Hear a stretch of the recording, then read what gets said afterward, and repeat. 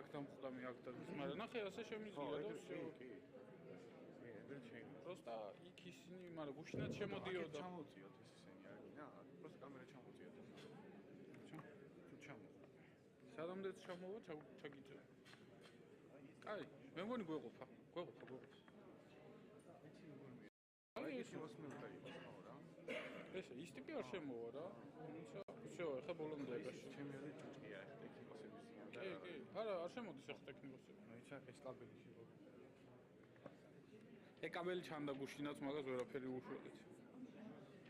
აი ხო შემოდის. დაბლაი და всё.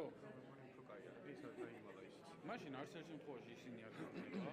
ხო იყოს ეს. იმობში კამერას არ შევეხები და იქ არ იქნება. აქ სპიკერი სულ იდგება? ანუ სულ დგას? არა, თავიდან იდგა. ხო და მე ცოტა რომ შევკრათ ხალხზე არა? ჰა? ანუ მე მოგცე და აქ არ გინდა რომ ჩანდეს? აი ეს აი ვარ ცარიელი რო არ იყოს რა ეგისა რა. просто აი ესე გავჭედოთ მე და მორჩა რა. მე თუ ეხლავე იყოს. პრინციპში შეხო სპიკერს ისედაც მოძებნა რა. სპიკერს ისედაც გახსოვს. ხო, რაც მინდა აღვე, აქ ზურგიდან სპიკერი. მაშინ ეს ამ ცოტა ტექნიკოსები მოვჭრა. ცოტა კიდე აქ ჩამოვწია და უყური ნახე აი ეს ის ტიპი არ შემოგვივიდეს ან დაჯდომისას ან რაღაცას. მოდი იცი რა უკნა. ჩემი ხა და მე რა ვიცი. აი ესე დასაჟმო წამოვლენ. მოდი რომ დაждებიან მე. მაშინ ამ თავს ვთქვი, ეხლა მანახოს ვინ არის. გადმოდი ჩემზე და მე კამერას ისე გავასწორებ, ანუ სულ იქით გავწევ. იმის ამზე სიტყვაზე და იმის ამის დაჟინებით დავჩენებ. რა ტიპი არ გამოვაჩინო და ჩემზე არ ვიცოდეთ რომ იქნება მე ბოლოში არის მე რა ვიცი ხო ვინა. ხო. მაგრამ ბოლოში რო ადგეს, ანუ მაინც მე უნდა გამოგაძოლებინო, რა ყველა შემთხვევაში ჩემზე გადმოდი და მე ვეცდები რომ ტიპი არ გამოვაჩინო არც ერთ შემთხვევაში. სულ რაღაცა დავარღვიოთ, თუ ეგეთი პონტია არ უნდა გამოვაჩინოს რა.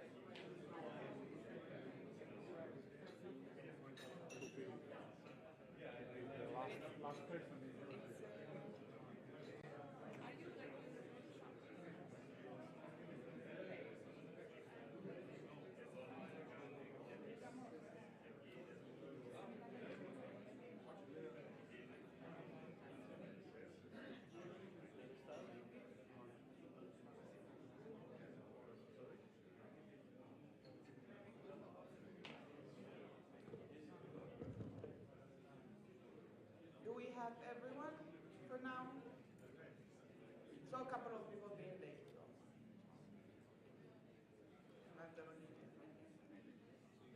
Okay. I see still people coming in. So I'll wait. It's the time. Good morning, everyone. So some speeches were delivered yesterday of welcoming. I'll do a short one on behalf of the European Liberal Forum. We're very happy to be here representing ELF from our side and to co-organize this for the third year along with our partners.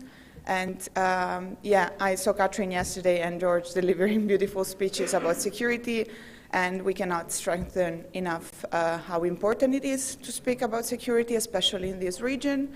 And we, as European Liberal Forum, would like to give voices to citizens, to youth, and to our politicians in order for you to speak about it, and then for us to take that into Brussels and into the European Parliament. So that's our role today. If you want to learn more about what we do in Brussels as European Liberal Forum, please come to me or my colleague. And yeah, that's it. Thank you very much. I'll pass the floor now to Shamil. Thank you.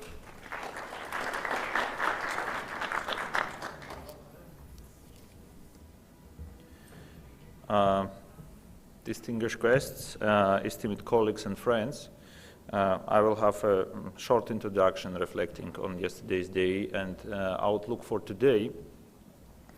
So good morning and welcome to the second day of Black Sea Security Conference.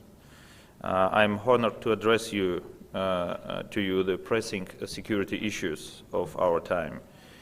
Yesterday's discussions focused mostly on European or the enlargement of European Union and NATO, and they underscore the strategic realignments taking place across our continents. Today we will turn our attention to the vital subjects like our connectivity, trade and energy routes in South Caucasus and in the Black Sea region. And they, as of my opinion, they are equally important for regional security and economic stability. But before we dive into today's discussion, I would like to take a moment again to reflect on the broader context in which our conversations are taking place.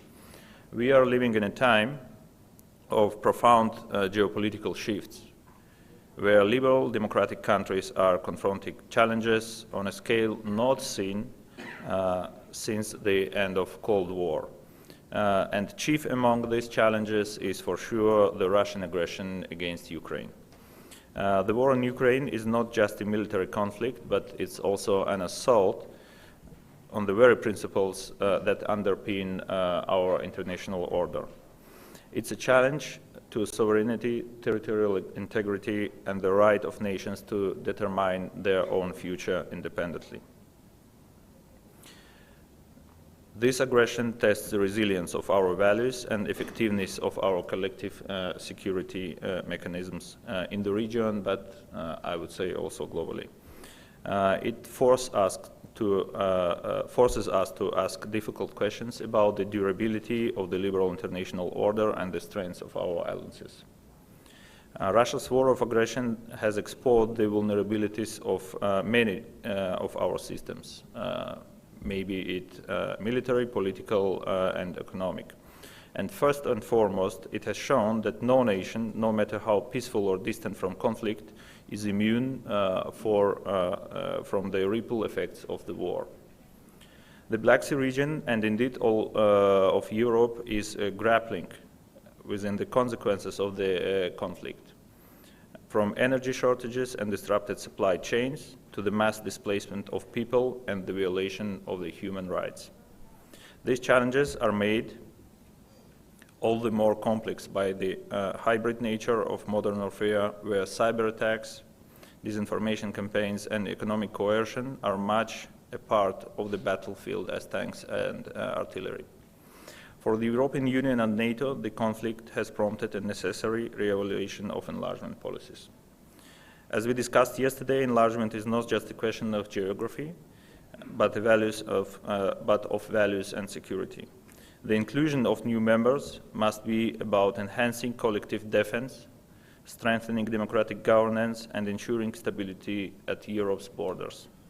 In this context, countries in the Black Sea region, including those in the South Caucasus, are increasingly seen as integral parts of the broader European security architecture. Their futures, their security are inextricably linked to the European ones.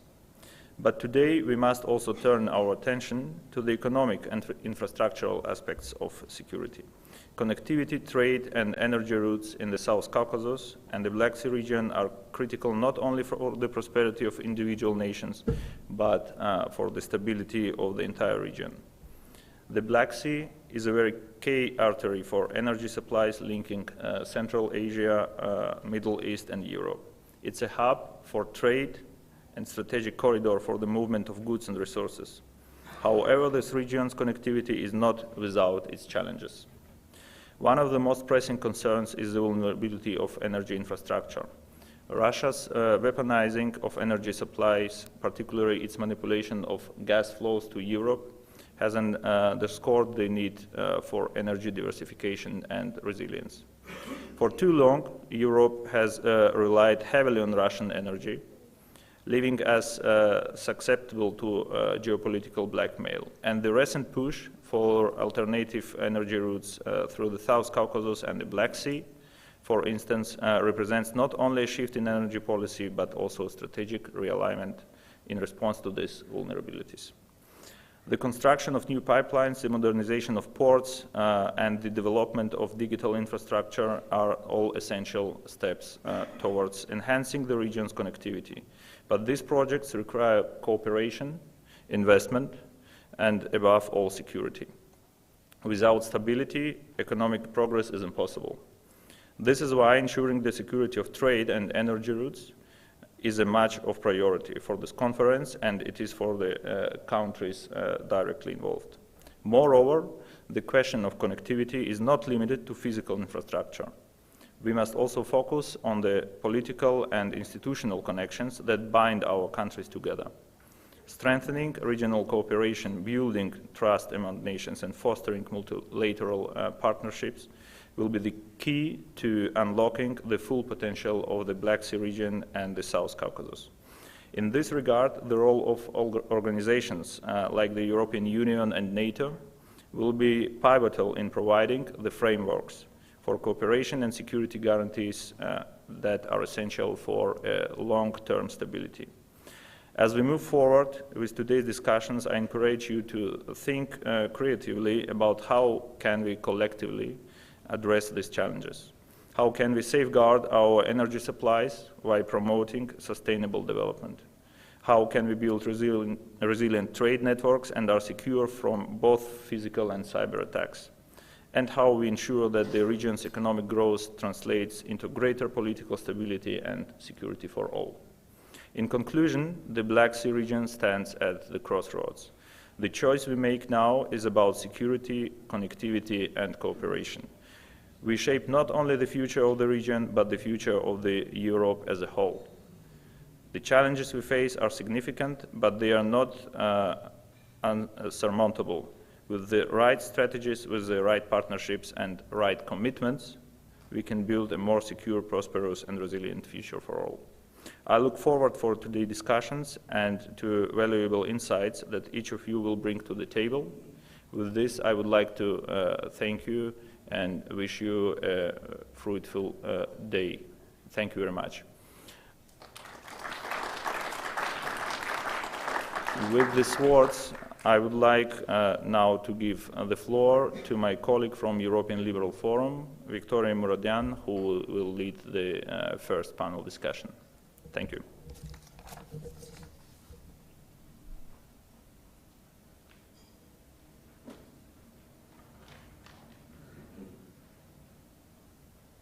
Well, good morning, everyone.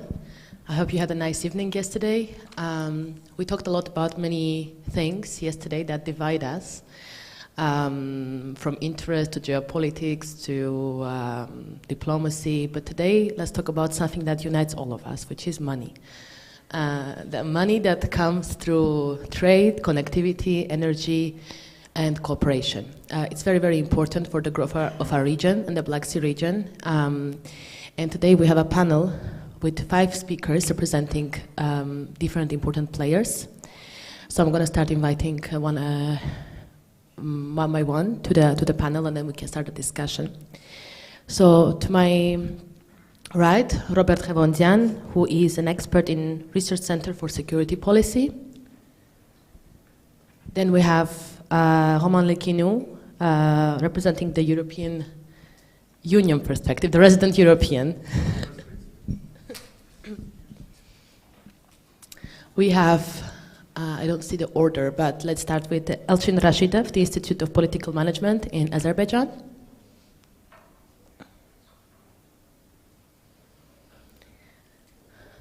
Then we have Josep Berikashvili, Security Policy and Nationalism Research Center at the University of Georgia. And Dr. Filiz Katman from Energy, Politics and Market Research Center in the Istanbul Aydan University.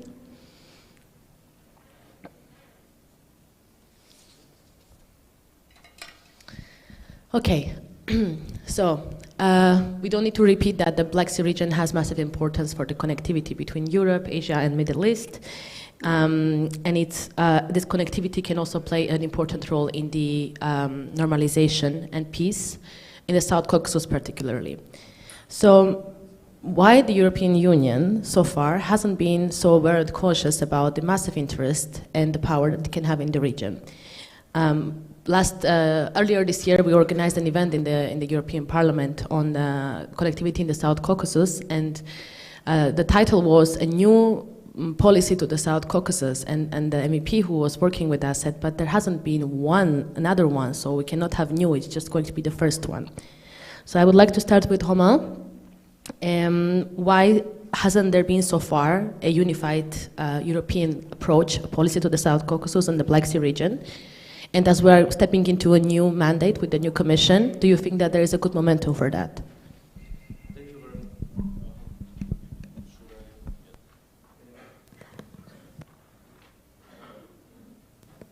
Now, yes. Okay. Thank you very much for this question.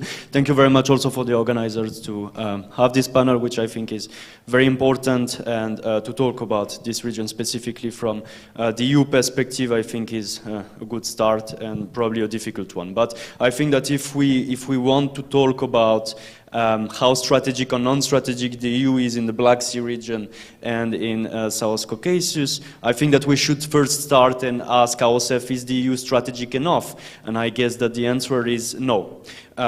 We have been evolving, there has been transformation, that's for sure, since 2022 especially with the Russian full-scale invasion of Ukraine, but it's probably not enough. In my opinion, we still have two problems. The first one is the problem of no strategic coherence. We are converging in terms of strategic interest, but we still have divisions, and I'm afraid that in the next few months and years we might have even greater divergences because of unstable politics in many member states, including big ones, mine also.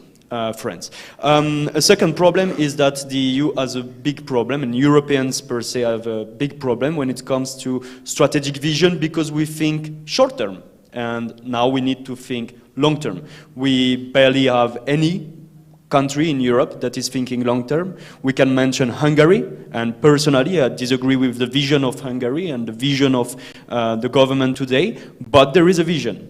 Other players in the European Union really struggle to have a vision. This is what we have as a problem. Now, if we talk about the Black Sea and if we talk about the South Caucasus region, I think that we need to distinguish between before 2022 and now. Before 2022, how it looked like, I would mention three problems when it comes to the EU aspect and the EU accession and the EU strategy here. First is the lack of strategic involvement. The kind of strategy of the EU in the region was something specific on very soft security issues, and I think that it was a problem. Second was a failing Eastern Partnership policy with no enlargement perspective, even for the countries that were willing to enlarge, willing to join the EU. And the third one was the absence of the EU in major developments, especially security. And here I'm thinking of the total absence of the EU and of European countries when it comes to the tensions, the war between Armenia and Azerbaijan, and especially France being out of Minsk Group, for example. Now, after 2022, I think that there is an acknowledgement of this strategic importance of the Black Sea region, of the South Caucasus, but still very few concrete steps. I mean, we can see there is no strategy still today. We are working on this, the European Union is working on this, but as of today, 3 years after, 24th of February, there is no strategy yet. EU member states struggle to produce strategies.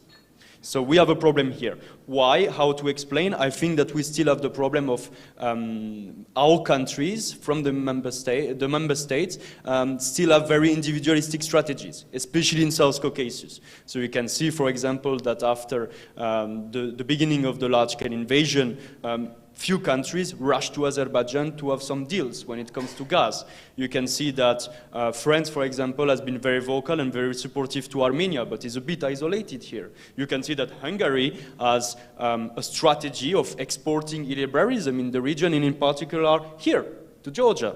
So we have very individualistic strategies, I guess. No strategic coherence. The second problem I see is that we still refuse to talk about Turkey and have a discussion, a strategic discussion with Turkey, and what are our relations. We don't want to talk about this. We don't want to talk about EU accession. Are we still on? And we know that from the European Union, this is a no-go now. We don't want to talk about this.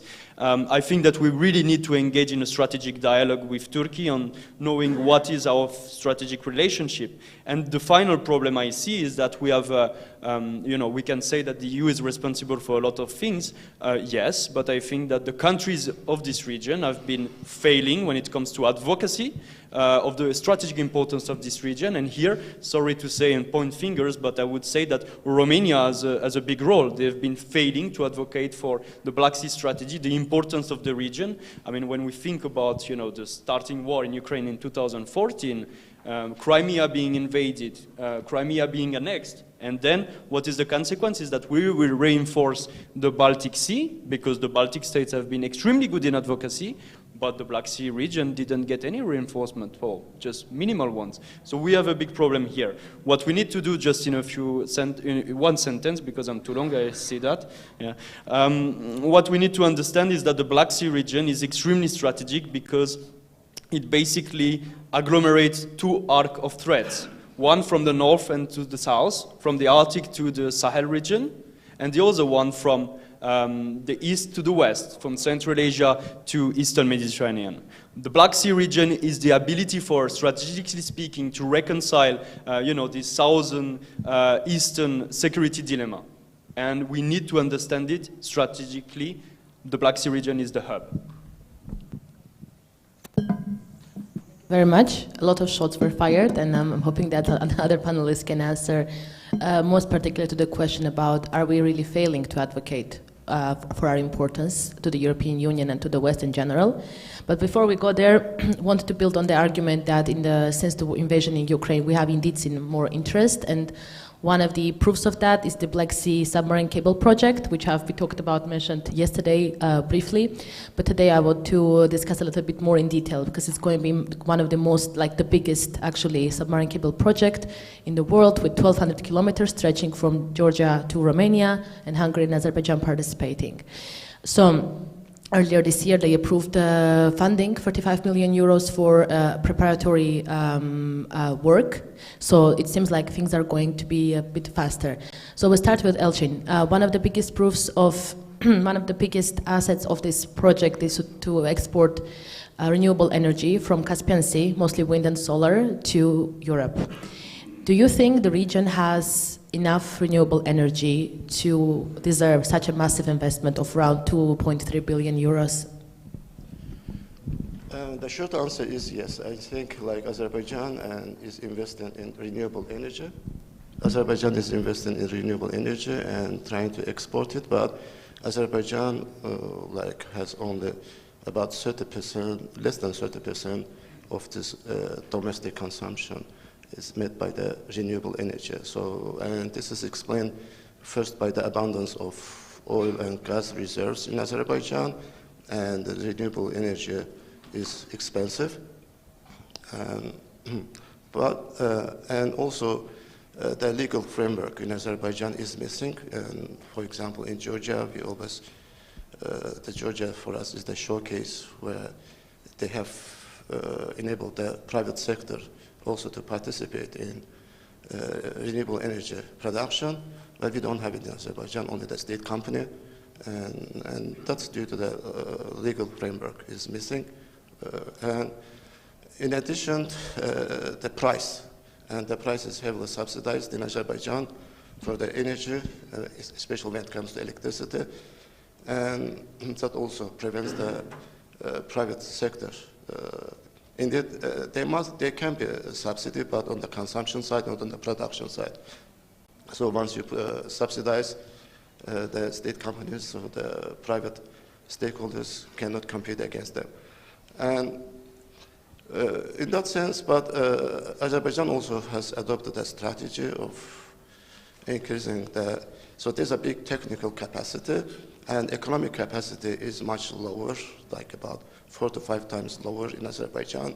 Economic capacity, that means like now it's economically is not feasible to produce the electricity at this price, but for the future, probably like when the hydrocarbon reserves get depleted, so probably we expect the prices go up, and that will also attract more renewable energy, so the economic potential increases up to technical potential. And Georgia and Armenia, they have huge reserves of, when it comes to water resources, and Azerbaijan also has solar potential because of this dry, arid, like there's more sunny days in part of Azerbaijan.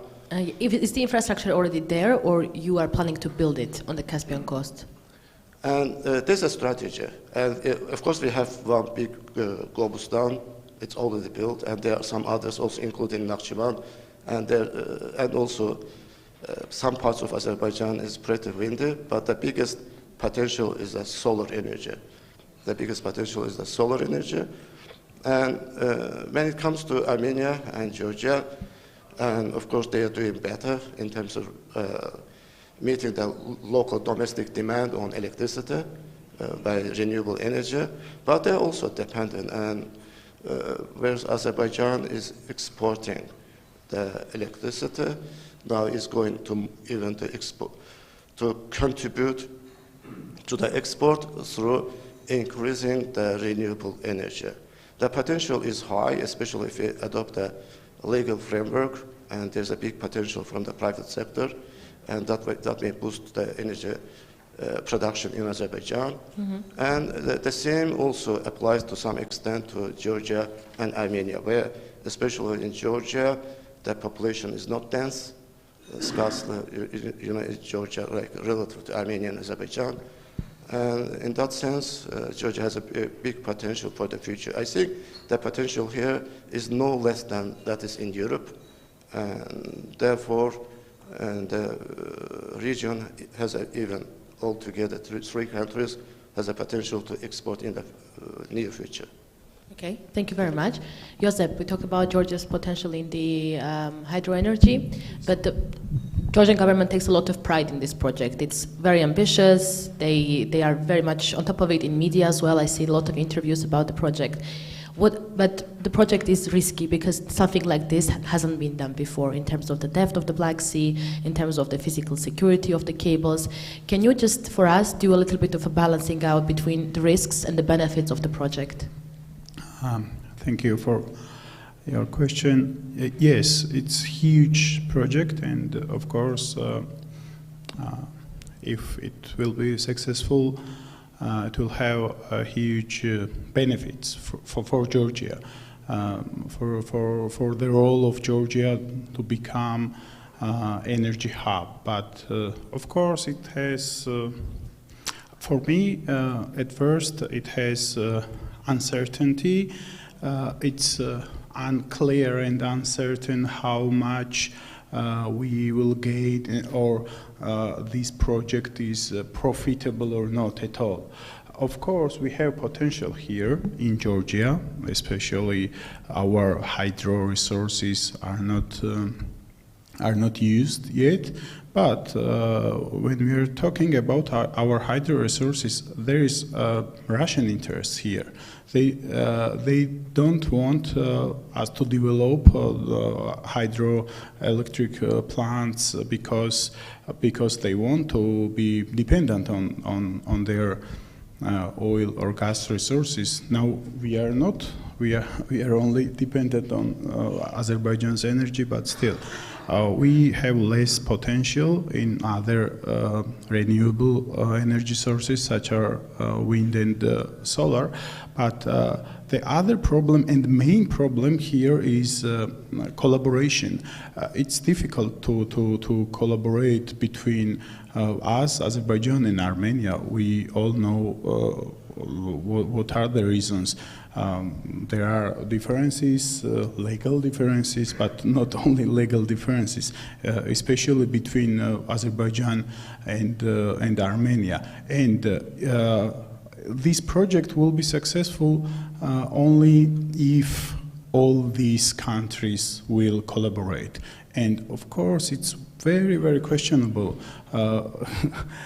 And on the other hand, in the Black Sea, it has its own risks because Russia still has its own interests, unfortunately, in the Black Sea region, and it's a question of physical vulnerability of this cable. And there is also questions about environment, biodiversity, but these are other questions.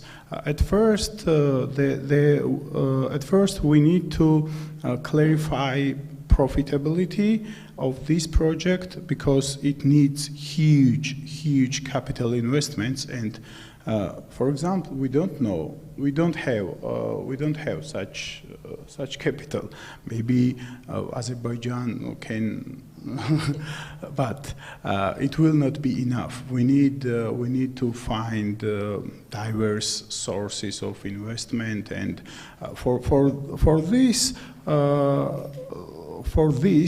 we need to be very, very clear about profitability of this project. Strategically, yes, it's important, but for Europe, for the region, but it should be profitable. Economically speaking, yeah. Thank you very much, Joseph. Robert, wanted to accept the challenge of your colleague from Georgia. Is there any chance that Armenia might join this project eventually or not? Because we talked a lot about Armenia having big potential for renewable energy. Thank you, Victoria. I hope I will have opportunity to continue about concrete steps for strategic development offered my colleague. But what about your question? Armenia has its own opportunities, resources for joint regional programs, and it's not only renewable energy, but Armenia want to build new modular nuclear power plants. With for it, Armenia is negotiating with United States and South Korea now, and we want to export our electricity. As example, the project gas for electricity with Iran. In 2023,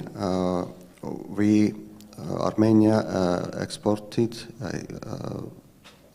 365 kilowatt hours electricity to Georgia also, and furthermore, we now build a new electricity station for change frequency of Armenian electricity and export more electricity to Georgia in future. Another country that we have to discuss in this big equation is Turkey. And Dr. Katman, Turkey plays a very important role in the Black Sea region in terms of regional power that can change a lot of dynamics between those three smaller countries as well, and including Iran, and also with this dual relationship between the West and Russia as well. Recently, we have seen a lot of accusations that Turkey is helping to export a lot of sanctioned oil from Russia to Europe. And there have been other instances of this duality of relationship. So how does Ankara actually plan to manage the dynamics between being closer to NATO and the European Union and also trying to withhold its position as a regional power and dealing with Russia as well? Thank you, Victoria. First of all, thank you for inviting me. It's great to be back in Tbilisi once more. And I should also clarify that, like our American colleague yesterday, it's only my personal opinion. It does not represent any authority in Turkey or any organization. So with regard to Turkey, as we can see from the map, Turkey is located between or among the continents, Africa, Asia, and Europe. So we always talk about relations with the East, relations with the West, but we also forget we should also develop relations with the North and South, which includes Russia, Ukraine, Moldova, and also African countries. So it is four-dimensional relations that Turkey should build, and it has all of these dimensions have different characteristics, have different factors. So Turkey should consider the fragilities and also opportunities when Turkey develops relations with each of these dimensions. It is both an opportunity for Turkey in order to have a leverage towards the other dimensions, but it's also a disadvantage because you are walking on a very tightrope while trying to keep your balance. But we have a very good example. We call it in Turkish foreign policy courses. During the Second World War, Turkey developed a strategy. We use a concept, active neutrality. What does active neutrality mean? During the Second World War, Turkey signed agreements, bilateral agreements with France and UK in order to promise each other that whenever one is attacked, the other ones will help each other to counter that attack. In the same time, while Germany needed certain critical minerals from Turkey, Turkey had also cooperation agreement. It was a trade level agreement with Germany. But also Turkey signed a non-aggression pact with Soviet Union. So this created a very good potential for Turkey to avoid the war. Turkey did not join till the very last moment. It was a very pragmatic move to join the war at the very last moment in order to be invited for United Nations conference. But before then, Turkey did not actually participate. But at the same time, Turkey kept its relations, her relations, with both of the parties of the Second World War. So this is the best example to explain why Turkey has been developing relations in these four dimensions. It's a kind of balanced approach. When Turkey has a tendency to move one direction with full force, there's a criticism from the other aspects. So a balanced approach, it's a kind of must for Turkey because of its strategic location, but it creates lots of advantages. Like Victoria mentioned, Turkey has been always asked for a kind of mediator role. But sometimes the identity of Turkey may create a challenge while handling this mediator position, like in the Palestinian case. Turkey has a very red line with regard to Palestinian cause, defends the Palestinian rights. It may create some challenges with regard to relations with Russia. Turkey has always said that territorial integrity is priority for Turkey's relations with any countries, because Turkey has been suffering with regard to that threat. Territorial integrity of Turkey is a must for Turkey, so Turkey should cap those kind of active neutrality or four-dimensional process in foreign policy. It's a must, and in all areas, trade, environmental issues, climate issue is a very recent challenge, psychological aspects, cultural aspects, social aspects, and also political aspects. I think one thing is also missed, that we have 5 dimensions, not only one dimension in the foreign policy. Very much, please. I think as long as both parties don't mind, which doesn't seem to be the case except for some EU member states, Turkey has the right to do that in a way. Romain, back to the European Union position. We discussed the fact that it took a long time for the EU to understand the importance, but if we speak about facts, what are really the priorities, strategic priorities for the European Union in the region? Does the EU need South Caucasus and Black Sea as a transfer zone from Asia to Europe? Do we need for energy? What are the main areas where the EU has a massively important interest for its own security and economy? Thank you.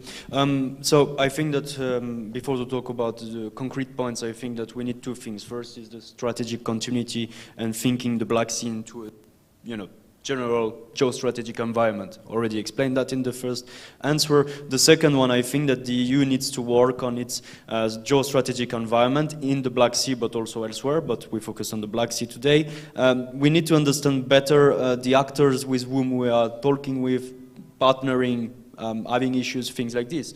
And I think that today the EU has a priority, especially in this region, to have a more realistic and a more pragmatic approach with the countries of this region. Because the international scene is changing very rapidly, and I don't think that we still adapt to this reality.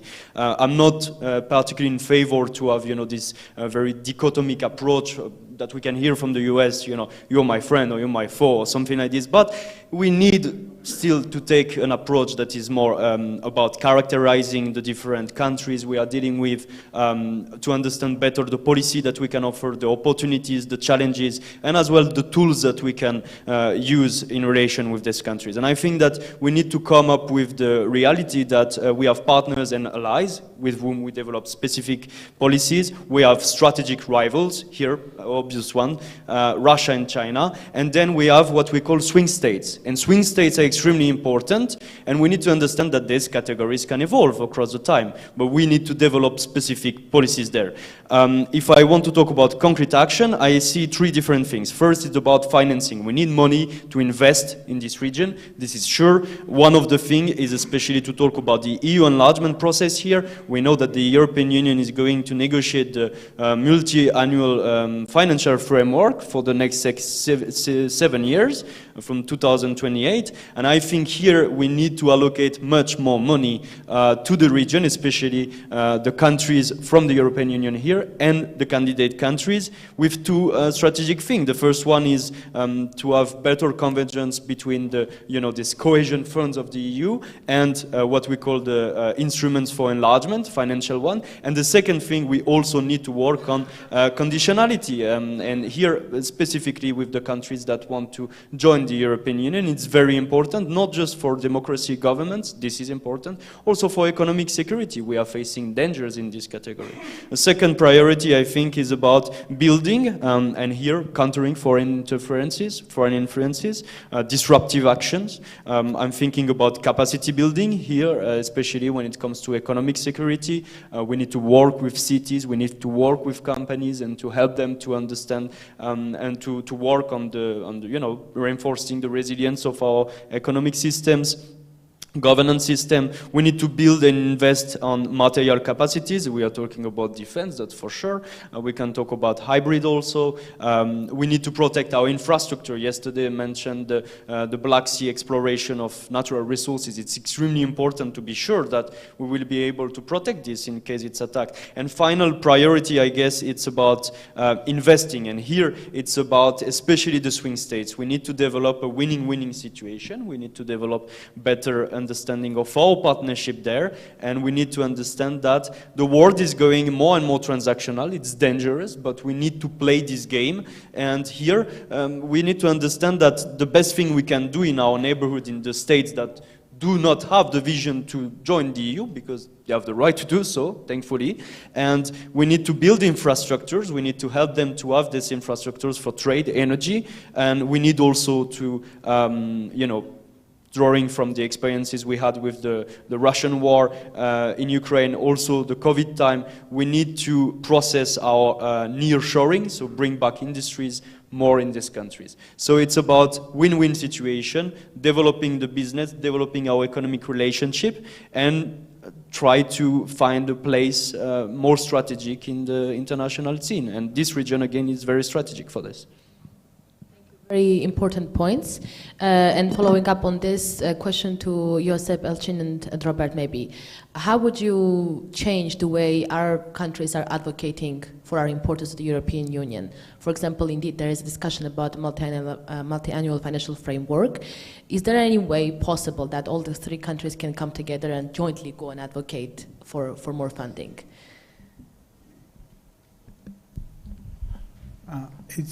It's very difficult question, and not only a difficult question, but it's difficult to find solutions to this question, because conflict between Azerbaijan and Armenia is ended now, but I think both countries need time to start speak each other. Regarding Georgia, Georgia had always had willingness towards European Union, but nowadays we have our own difficulties with this government. In Armenia itself, recent developments during the war and after the war, we see that they are trying to go again towards Europe and towards European Union. It's important, in my opinion. It's very important, but we, as Georgia, we also need to make sure that our path in that direction is stable, and we all are waiting to upcoming elections this month. And what about Azerbaijan? Azerbaijan has, they don't have intentions of EU accession or something like that, but they have their resources and their importance, and they can to encourage European Union and countries to invest in this region because of these resources. And it's difficult, of course, but we can somehow find a common language and common interests, and to encourage Europe to invest in this region. Thank you very much. Do you want to comment, Elchin? Also, Yes, and I think, of course, advocacy is good, but maybe not together. There are some obstacles, like for the three countries advocating together, but separately and in a sequence. And Georgia used to be always a gateway for Azerbaijan, maybe also for Armenia to Europe, and now Azerbaijan is located on the east and more landlocked, and the same also applies to Armenia, which is on the west of Azerbaijan, but landlocked, but also through Georgia. Well, when it comes to Armenia, so both the Prime Minister and at the grassroots level also, there's a big, at this will so of the people also to move towards the Europe.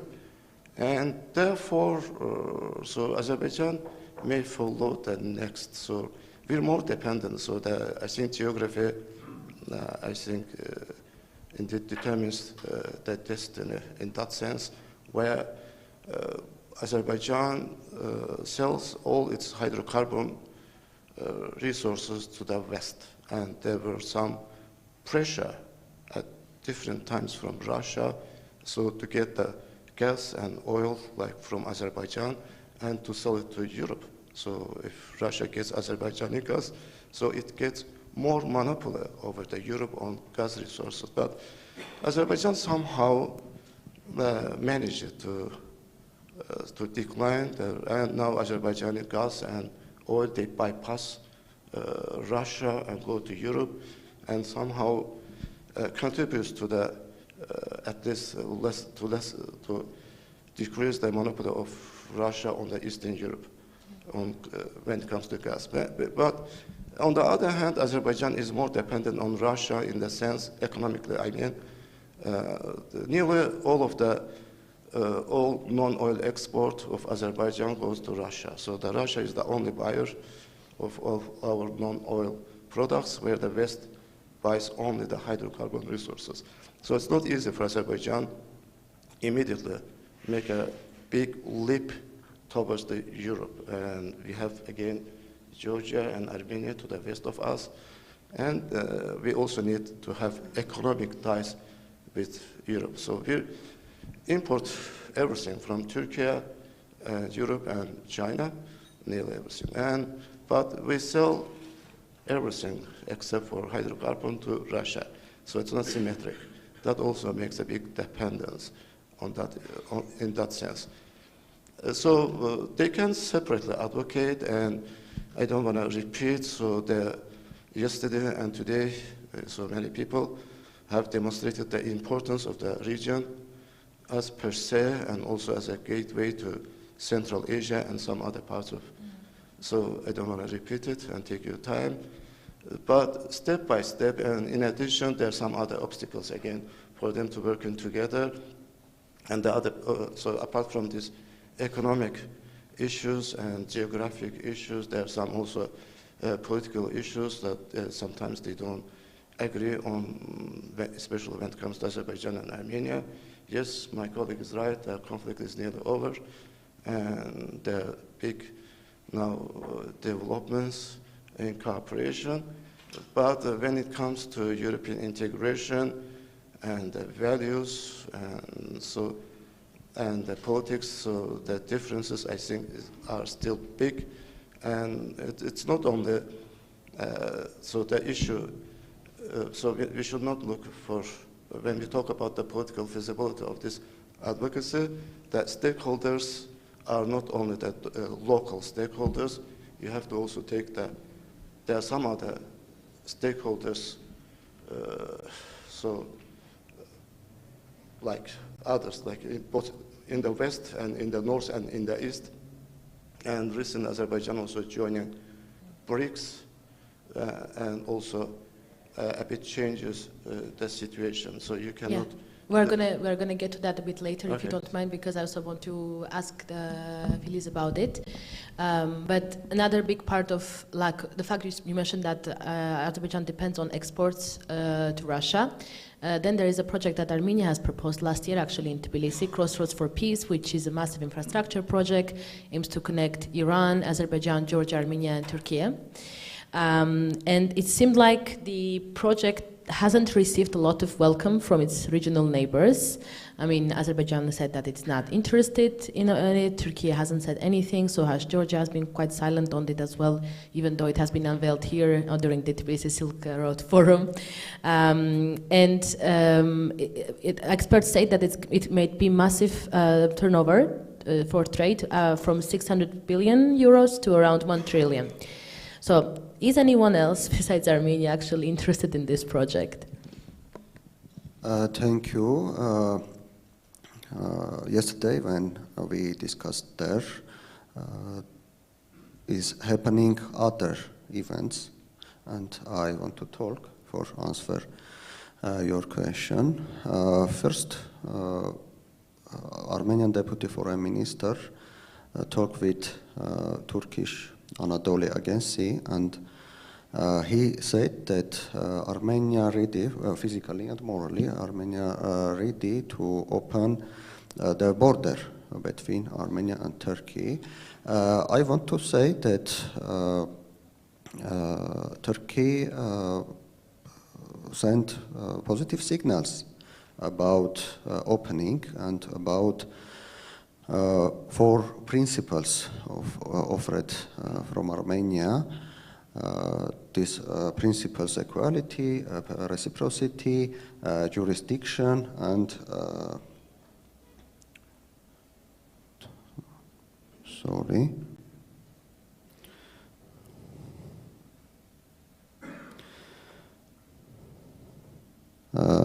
reciprocity, sovereignty, jurisdiction, and equality. I think that Turkey can positive impact can do positive impact on overcome of Armenian-Azerbaijani problems if normalization process between Armenia and Turkey will be earlier. Second event yesterday was in Brussels. Armenian Security Council, Armen Grigoryan, participate to a commission of NATO, and he answered of many questions about crossroad of peace. And third event about Iran. Iran yesterday announced about easy processes for Armenian cars to travel to Iran and transit from Iran, and announce about seaport Chabahar. Iran give seaport Chabahar Armenia to Armenian transit, for Armenian transit. And its events show that there are interests from other countries, and I want to remember that Azerbaijan never say negative about crossroad of peace. Only one time Aliyev said about crossroad of peace. He said that without Azerbaijani participation, that project is a paper only. And as can we see, crossroad of peace interesting other countries also. In a way, without any of the countries' participation, it's still a project on paper. But then why did Armenia try to present something completely separate instead of actually integrating this connectivity into Belt and Road Initiative or the Middle Corridor, for example? What is the value of having such a new massive project? The project of Crossroad of Peace, not against the project One Belt, One Road, or the project Middle Corridor.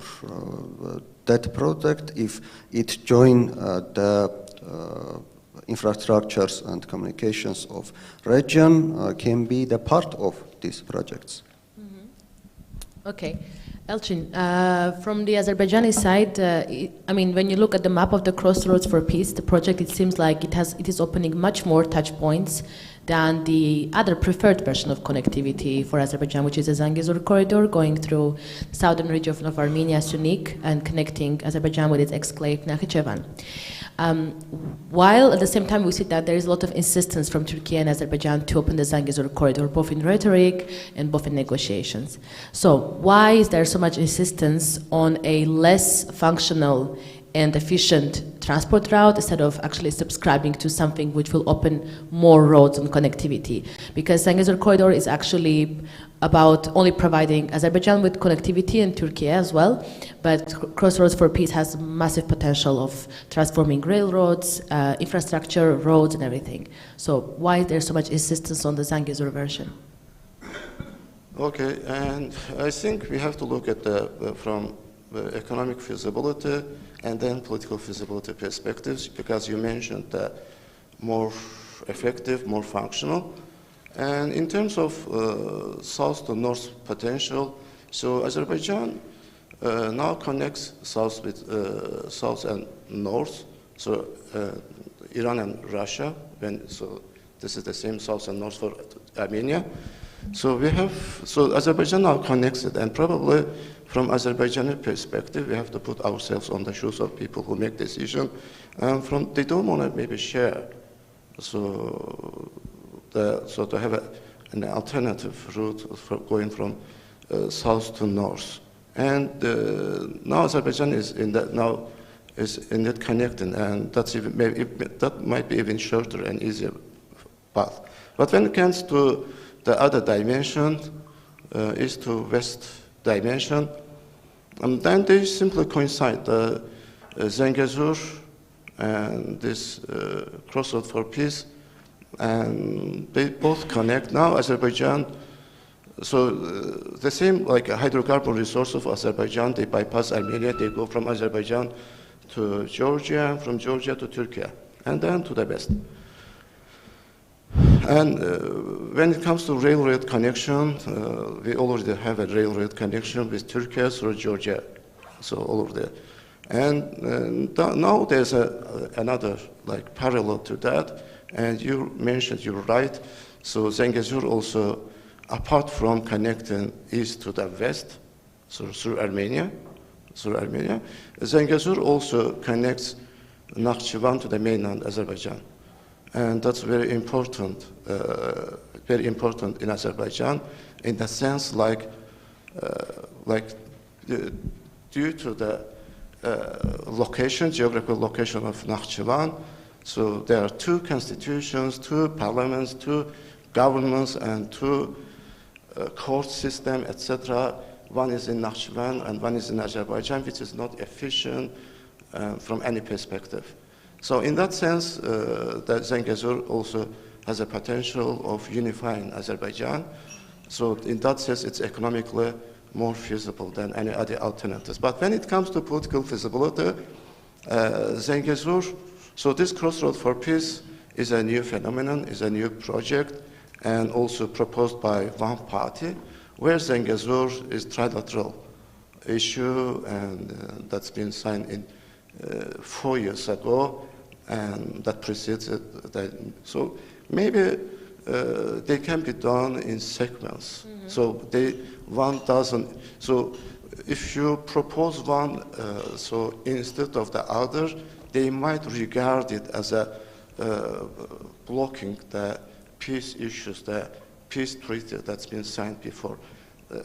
I am not sure because they have not made the point clear, but from that perspective, and again, when you talk about political feasibility in our region, you have to take the local stakeholders, but also the other stakeholders, including Turkey and Russia, and they've been also the part of this to this Zengezur issue some 4 years ago, and that's not been implemented yet.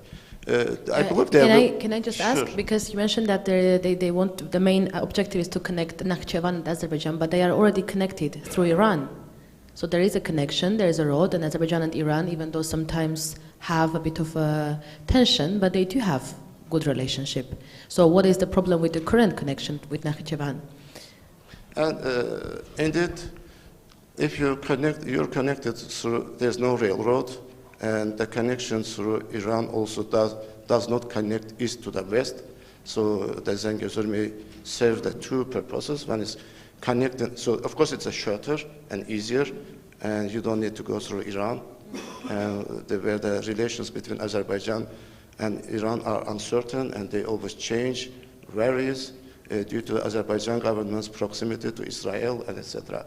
And so, in that sense, so the future is uncertain, and even their current also ongoing issues is and there's no railway.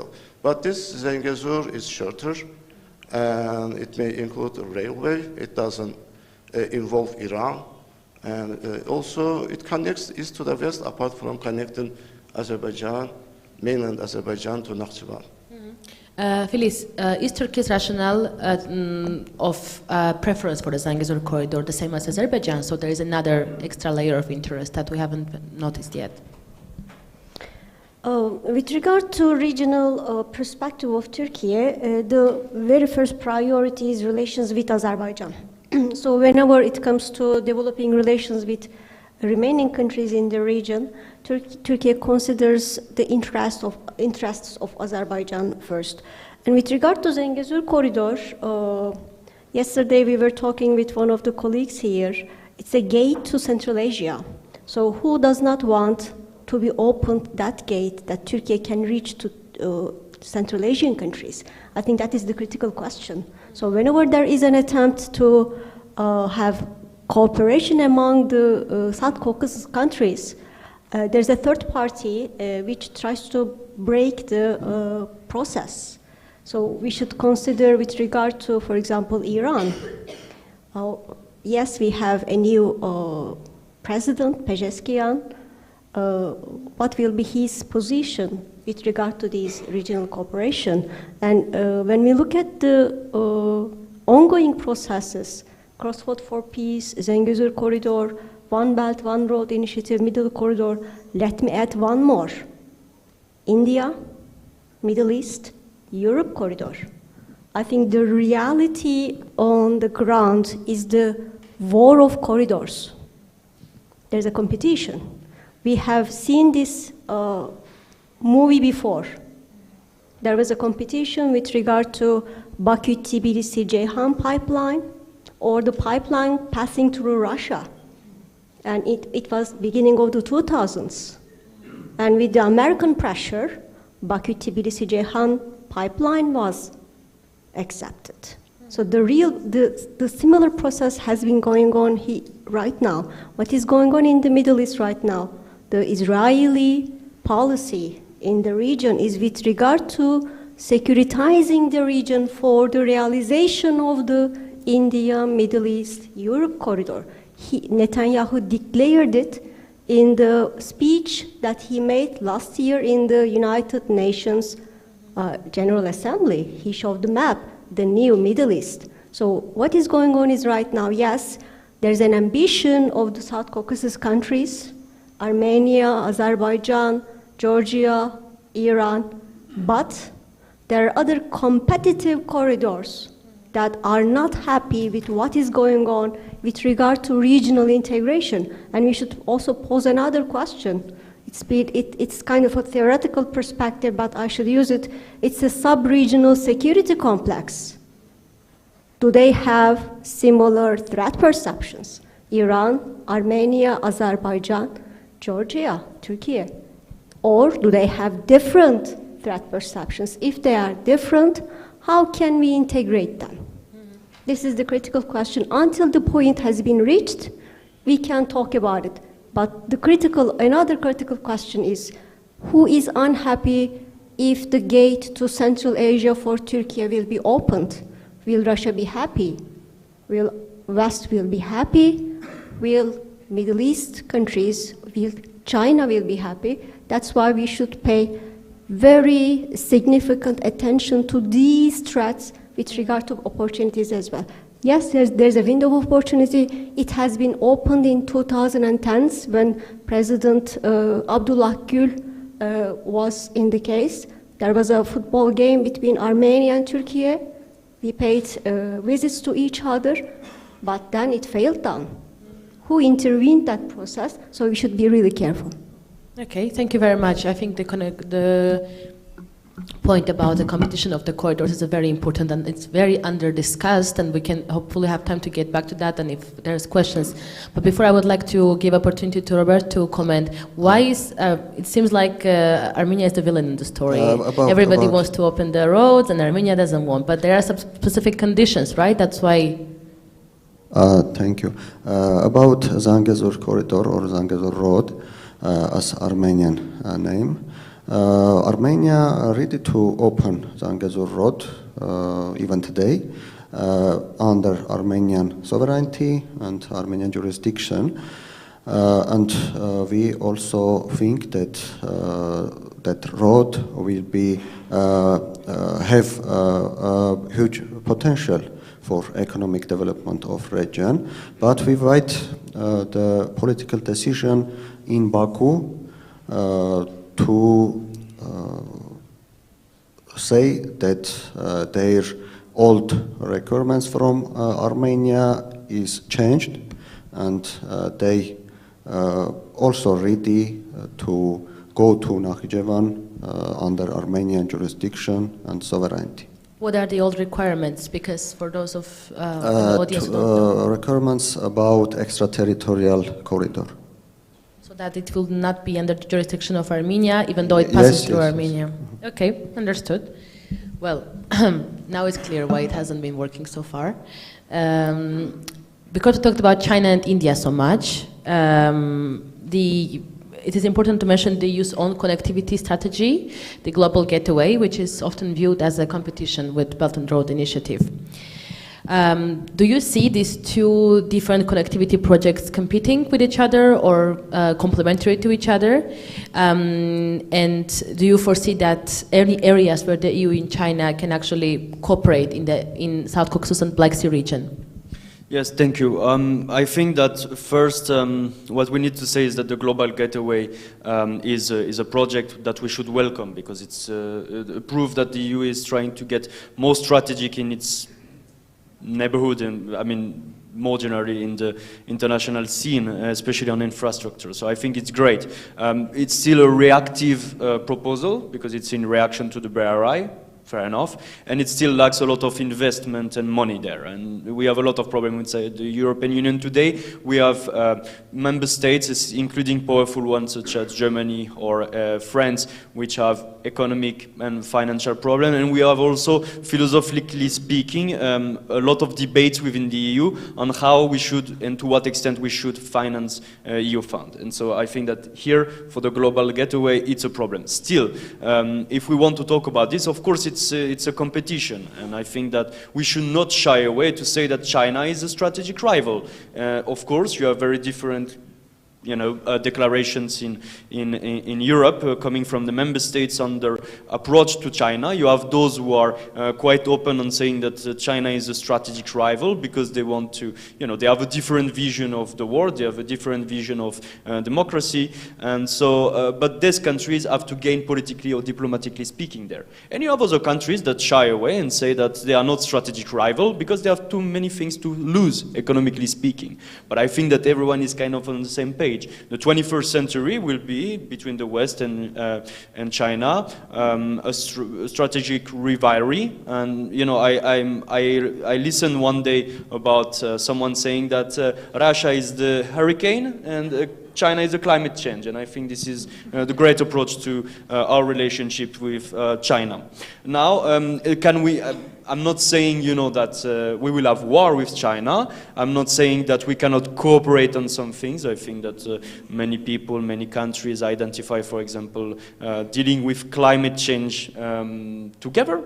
So probably we can find ways there. We can probably, I don't know, try to make the Black Sea more clean together.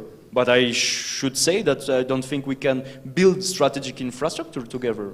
And I think that, in a country that Europe wants to get close to, like Georgia, when there is this building of a nuclear port, I think it's a very concerning development, and it might be very unstrategic to my opinion. But so this is about it. But when it comes to how we have the competition, I think it's totally right. And I think that the countries around the Black Sea, in South Caucasus in particular, needs to be vigilant about this because, Europe is trying, the European Union and its member states, they are trying to find safer ways to ensure raw minerals, to ensure energy, to ensure strategic resources. We need to have more leverage on infrastructure. It doesn't mean that we will control every infrastructure. We've been through this many times. I mean, for French people, for example, the Suez crisis is a big strategic moment where we needed to find alternatives. I think it's the same today, which means that we need to work on several things. We need to work on controlling our own resources. It means that It's convenient for me as a French, but guys, we need to invest in nuclear civil energy. We sell a few, so if you want to discuss, we can. We need to invest in mining. We have resources when it comes to raw materials. We need to think about mining again. We need also to, I mentioned that before, but we need to process our industries back. Because we know that we can have disruptions with China. We need to talk about the possibility of China invading Taiwan in a few years and to have major sanctions to them. So we need to nearshore our industries. We need also to find alternatives, and here I agree very much, and we might have strategic division again in the European Union with Central Eastern member states willing to invest in the middle corridor. I think we should, but also southern member states willing to invest mostly in the Indian corridor. Because it's going directly to the Mediterranean. And here you will have Italy already quite vocal on this, you will have France, and you will have Greece. And so we need to think about all this. But in this region, we need to think that it is very strategic. It doesn't mean that it's the only strategy we have. So we need to work together to make sure that we all benefit from this, and we all maintain security for our position in the 21st century. How far Global Gateway is actually from becoming a serious project, tangible one? Because so far it seems like on paper and in speeches, but the real developments of planning are not really out there as much as China does a very direct diplomacy negotiations with countries on Belt and Road Initiative. So how far are we from seeing a tangible Global Gateway?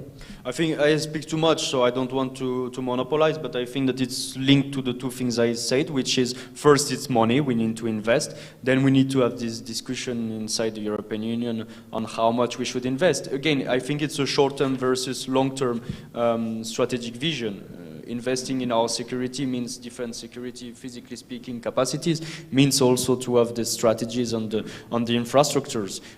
You have some countries that will say that it's safer to, be prudent on money. I understand that. But the situation is that Europe is strategically weak today, and maybe the need is to invest massively in several directions to be sure that we are not in danger in the critical 3 to 5, 8 years. That's one debate we should have. The second is really to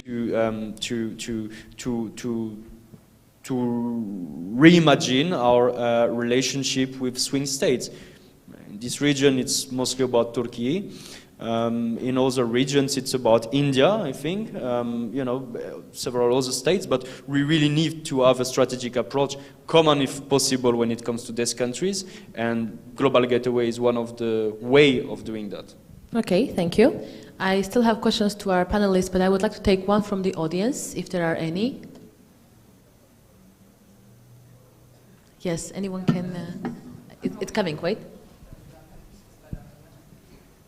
Can you present yourself, even though I think everybody was on the panel yesterday, but... Yes, I can present myself, Gelinde News. I was with NATO for the past 25 years, and now I'm my own independent NATO and security expert. 2 quick questions. One to the colleague from Armenia. What is your view on the future of Armenia-Russia relations? And one to the colleague from Turkey. How do you reconcile what you called active neutrality with NATO membership? So, let's start with Robert. Thank you.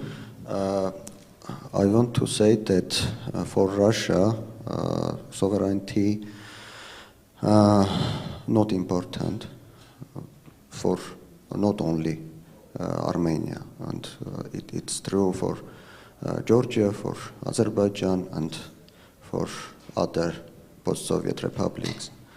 And Russia sometimes think about sovereignty with hostile.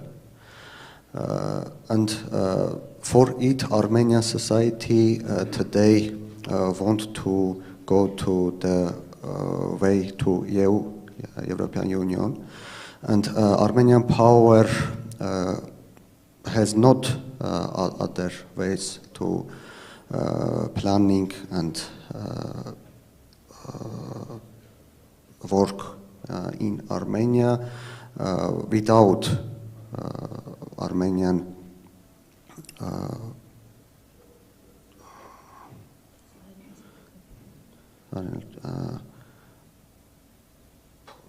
trying to do the part of European Union. And it means that Armenian-Russian relations will be not hopeful today, and I think that if Armenian power not change in short time, Armenian-Russian relations continue to be deteriorate. Yes, Yeah. yes, with troubles. Phyllis, you want to comment on the question on active neutrality?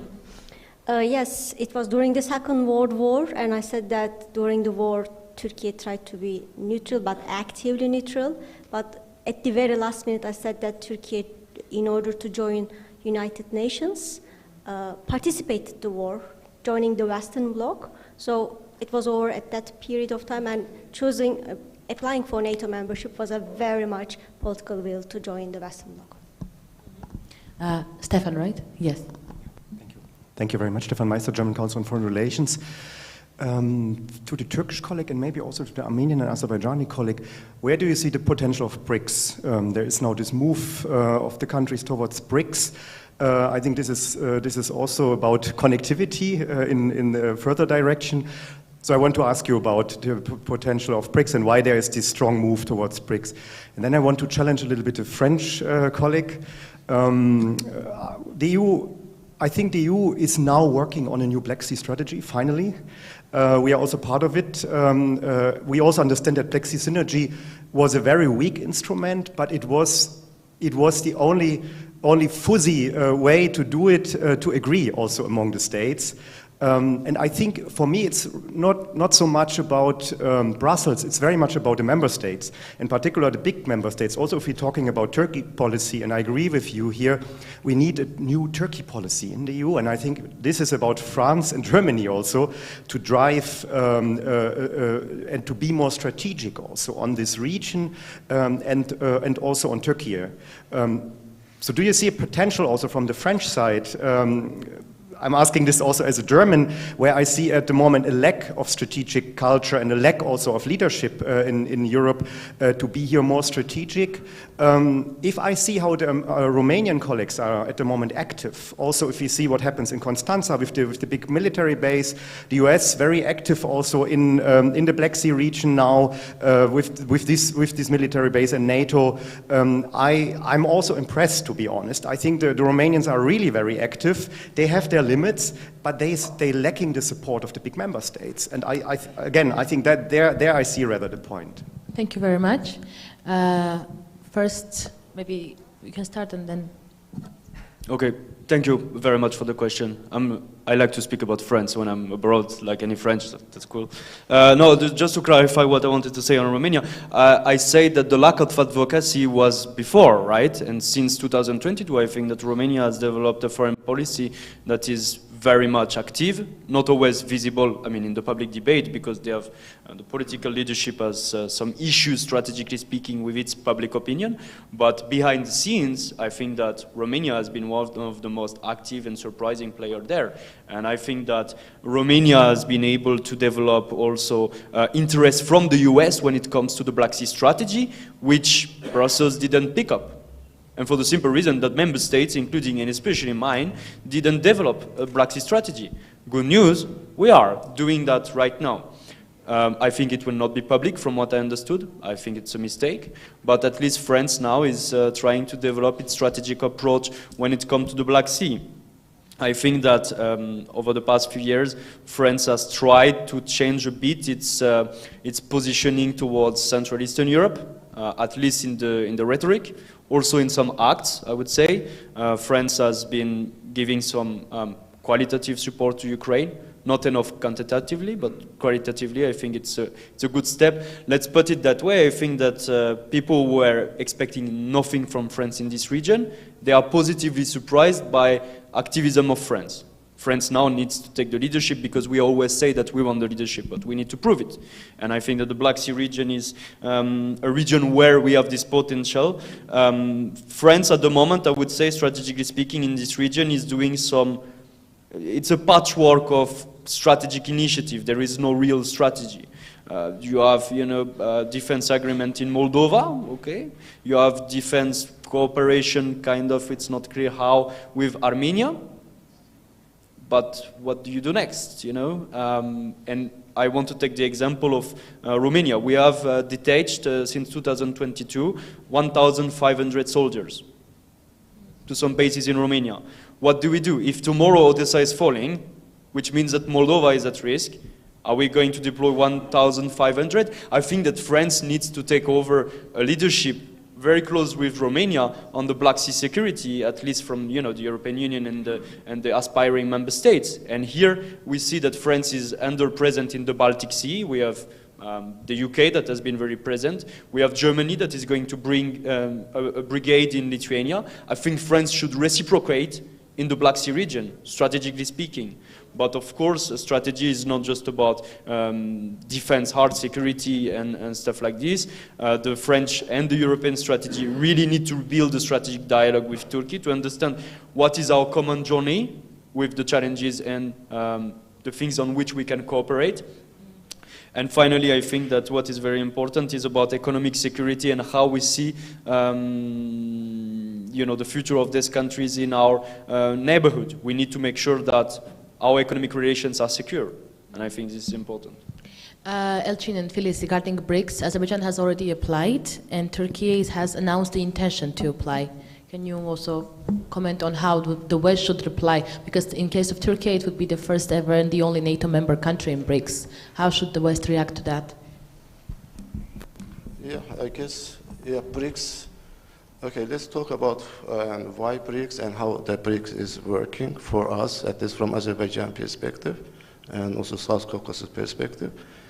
And, on the eve of this, any world war, so the world countries, so especially the small countries, they have to take side.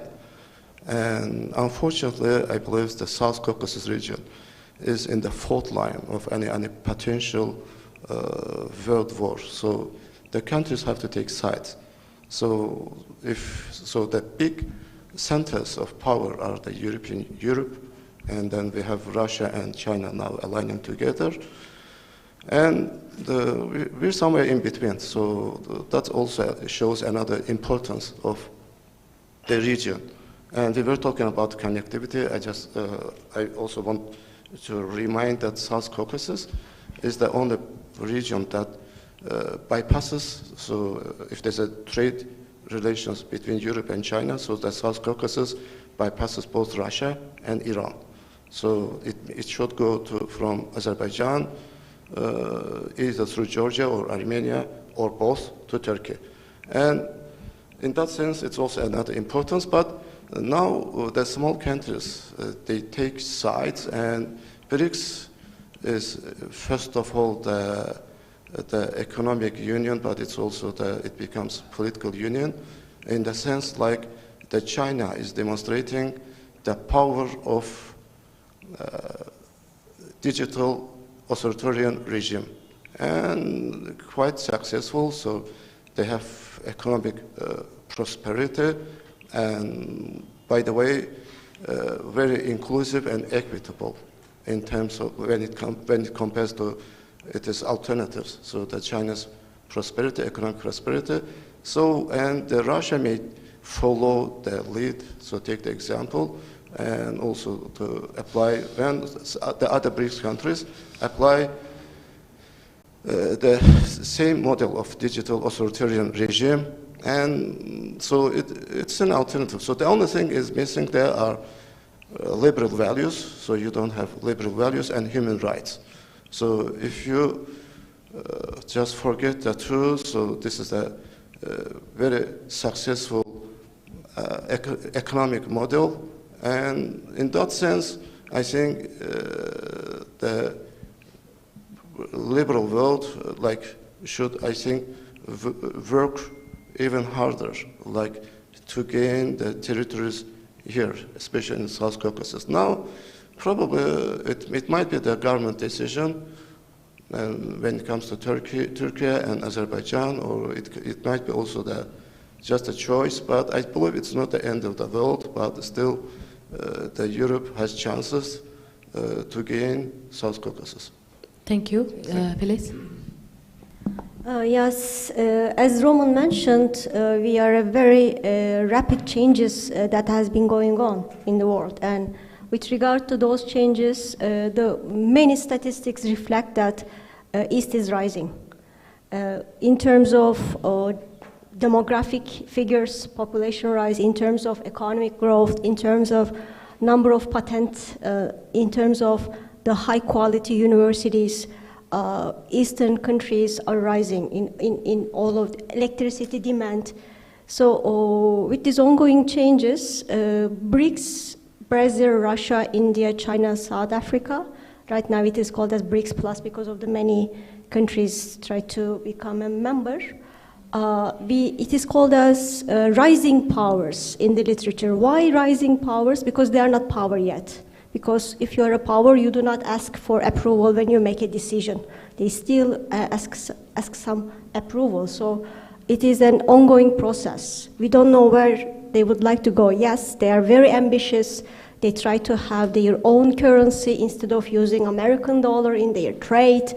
But do we know the threats towards BRICS? There's a big question mark. Because we don't know what kind of challenges we are going to face in the 21st century.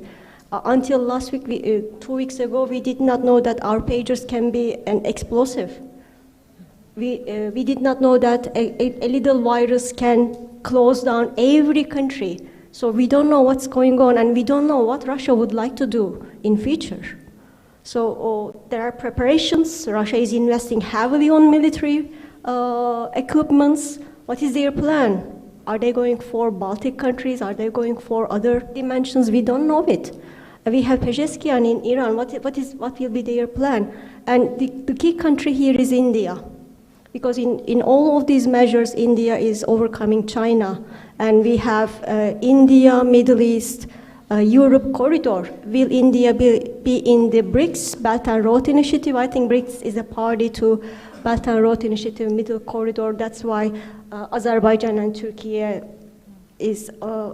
a potential to join. But what will be the choice of India? Will India be manipulated, quote unquote, by America, by United Kingdom to choose one side? I think the key question is that, and we don't know what will be the Taiwan. I saw in the program that a possibility for a Taiwanese speaker. I think there are some issues which has not been clarified yet, and the threats are not clarified yet, and whether these BRICS Plus countries, there's a huge membership potential here, but do they have the same vision towards the future? Do they share same challenges? One is in Latin America, one is in Asia, one is in Europe. How can meet at the very same point? And when it comes to territorial integrity, do they see each other at the very same page? I don't think so. So there are risks, but Turkey has seen that there are changes, and East has a bigger potential than the West. So Turkey tries to be proud of it, but I think there are some challenges which we do not have any clue at the moment with regard to those corridors which are competing with each other. Even for the European Union, actually, when there's a geographical logic of where it starts and where it ends, there are still massive differences in the way countries perceive threats and adversaries. In making a political union out in 3 continents might be very challenging. Josep, I would like to ask you a question about relations between Georgia and Armenia, because we talk a lot about how difficult it is to make peace between Azerbaijan and Armenia. But Georgia and Armenia relationship hasn't been set either. And this year in January, I think both prime ministers have signed a cooperation agreement. And it seems like despite the odds, Georgian Dream government is more prone to working with the Armenian government right now. So how do you see this relationship evolve in the next years, considering that the 2 different paths both countries have been taking?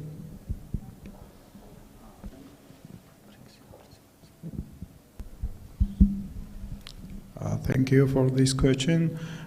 Yes, there have been tensions between Georgia and Armenia, but we maintained peaceful relations, and we don't know what they signed in that agreement about strategic partnership. And I think everything will depend on the future, nearest future. I want to mention again these upcoming elections in Georgia. Now we are choosing our path. I mean, Georgia and Armenia also. We are not rivals, and I don't believe that we will be in the future, but everything will depend what we will choose. In October, we have elections in this month, and it shapes somehow our future. If we are going to go towards European Union, for Armenia, this path towards European Union is more difficult. I understand because of its relations and because of its neighbors to other countries and trade ties and everything, but for us, it's only about our elections and government willingness. People of Georgia, very vast majority will know, are going to go towards Europe, and yes, our relations between Georgia and Armenia depends on it. Depends on this election and upcoming month when we are going to decide not sides but our future and our path. What is the view from Yerevan? How does Armenia see the relations between Georgia? Because I think for the longest of time Armenia felt a little bit isolated, seeing that there was a massive defense cooperation between Azerbaijan, Georgia and Turkey. Thank you. Armenia and Georgia have common problems, and Armenia and Georgia can be the part of international organizations for me only together. For example, the Eurasian Economic Union, Armenia is member and Georgia not member, and we has huge problems about customs processes, logistic, and so on. And if we want to develop in this region, we have to do our visions and our work together. Other example, we have geopolitical problems. For example, Russia. What do Russia in our region, for Armenia, for Georgia, for Ukraine? Aggression, hybrid attacks, domestic instability, and about BRICS, about a question. BRICS in Brazil, in India, in China, I don't think that Russia can do same steps, and I think that BRICS has economic potential, but it will be realization only if Russia not continue to try to befall BRICS other place against West. And Armenia and Georgia also can be part of BRICS if BRICS would be the economic organization and would work for economic development. And the moment there doesn't seem to be a contradiction between having association agreement with the European Union, for example, and being a BRICS member. There is such a conflict when it comes to Eurasian Economic Union. Yes, we were talking about competitions, but this is more than competition. This is, I think, geopolitical. About geopolitical acceptance, or so I don't see Georgia in any ways in BRICS or in customs union. Of course, yes, we need when we are talking about relations between Georgia and Armenia, we also mean economic relations, and we need. Maybe we can sign bilateral agreements because Armenia, as a landlocked country, is much dependent on Georgia through roads and everything. So we can think about bilateral agreements, but I don't think and I don't see Georgia as a member of customs union or BRICS.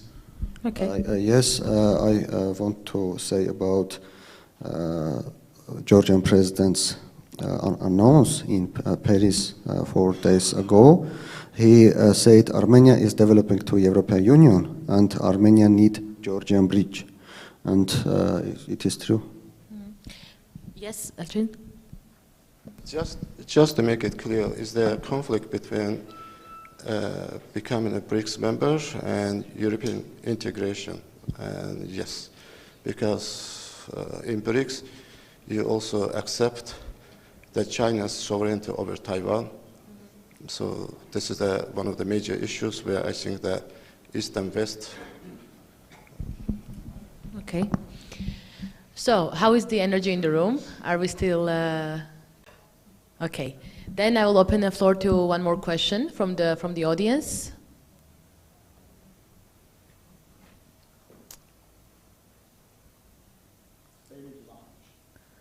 Are you hungry already? Okay, then if you still have a question, you can raise your hand. I will have one more question for Filiz. Turkey tries to position itself as a mediator and regional power in the Caucasus, but much of the credibility of Turkey when it comes to mediation depends on normalizing the ties with Armenia as well. So if there's a massive conflict with one country and then very friendly relations with another, Turkey cannot be perceived as a fair mediator. So do you think that the relations between Armenia and Turkey Turkey actually will normalize in the near future? Is it going to be a slow, torturous process, or is it going to have a massive breakthrough, meaning that it has a very important connection to the connectivity and energy? So Turkey would be interested in accelerating the normalization. If there's a political will in both sides, yes, I can say that. With regard to the current administration in Armenia, they have shown the will, but as I have said, there are many other parties who are intervening the process, who are unhappy with regard to closer relations among the South Caucasus countries. And and we have a new initiative, the Union of Turkish countries. So it's a big breakthrough if it becomes a kind of a new actor in the region or a new initiative in the region. I think there will be some countries who will try to block it, who will be unhappy about it. So that's why, since the opening Zengezur corridor is a gate to the Central Asian countries and for the unification of these countries, Turkish countries, that's why intervening the process with Turkish-Armenian normalization process will come from those countries.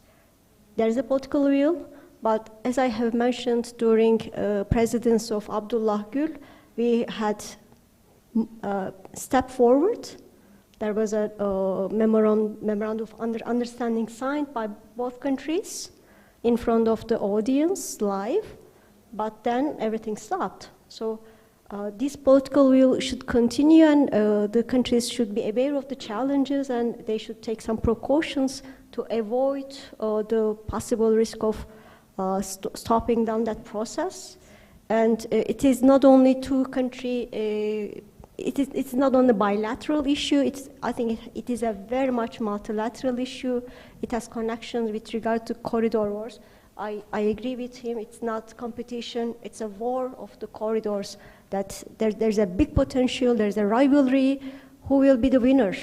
Will it be China? Will it be still the West? Will it be Russian-Chinese joint declaration? They have already declared 20 days before Russian invasion to Ukraine that we will change the system together. We will make a new system. The current system, current law, current institutions are not functioning. We will change it. Will they be moving that forward? They have recently restated that. If that is the case, what will be the position of the other countries with regard to supportive or unsupportive of these actions? And once more, the challenges, I think we are still sleeping. We don't know those challenges with regard to digital age, with regard to artificial intelligence, with regard to, there's an ambiguity in the air, in all terms, economic, political, security, in all dimensions, there's an ambiguity, and until the ambiguity is over, and how the ambiguity will be over, with a war or with a cooperation, that is the critical question, I guess. Mm-hmm. In the case of Russia and Iran, it's very clear what is their motivation of not wanting Turkey and Armenia to normalize relations. But there's another country which hasn't been fond of this normalization, which is Azerbaijan. Elchin, can you comment on that? Is it actually in Azerbaijan's interest for Turkey and Armenia to reconcile? I think yes, and this is not a new issue, and like since the conflict arose in like more than 30 years ago, so there were debates in Azerbaijan whether relations between Armenia and Turkey is in the interest of Azerbaijan or not.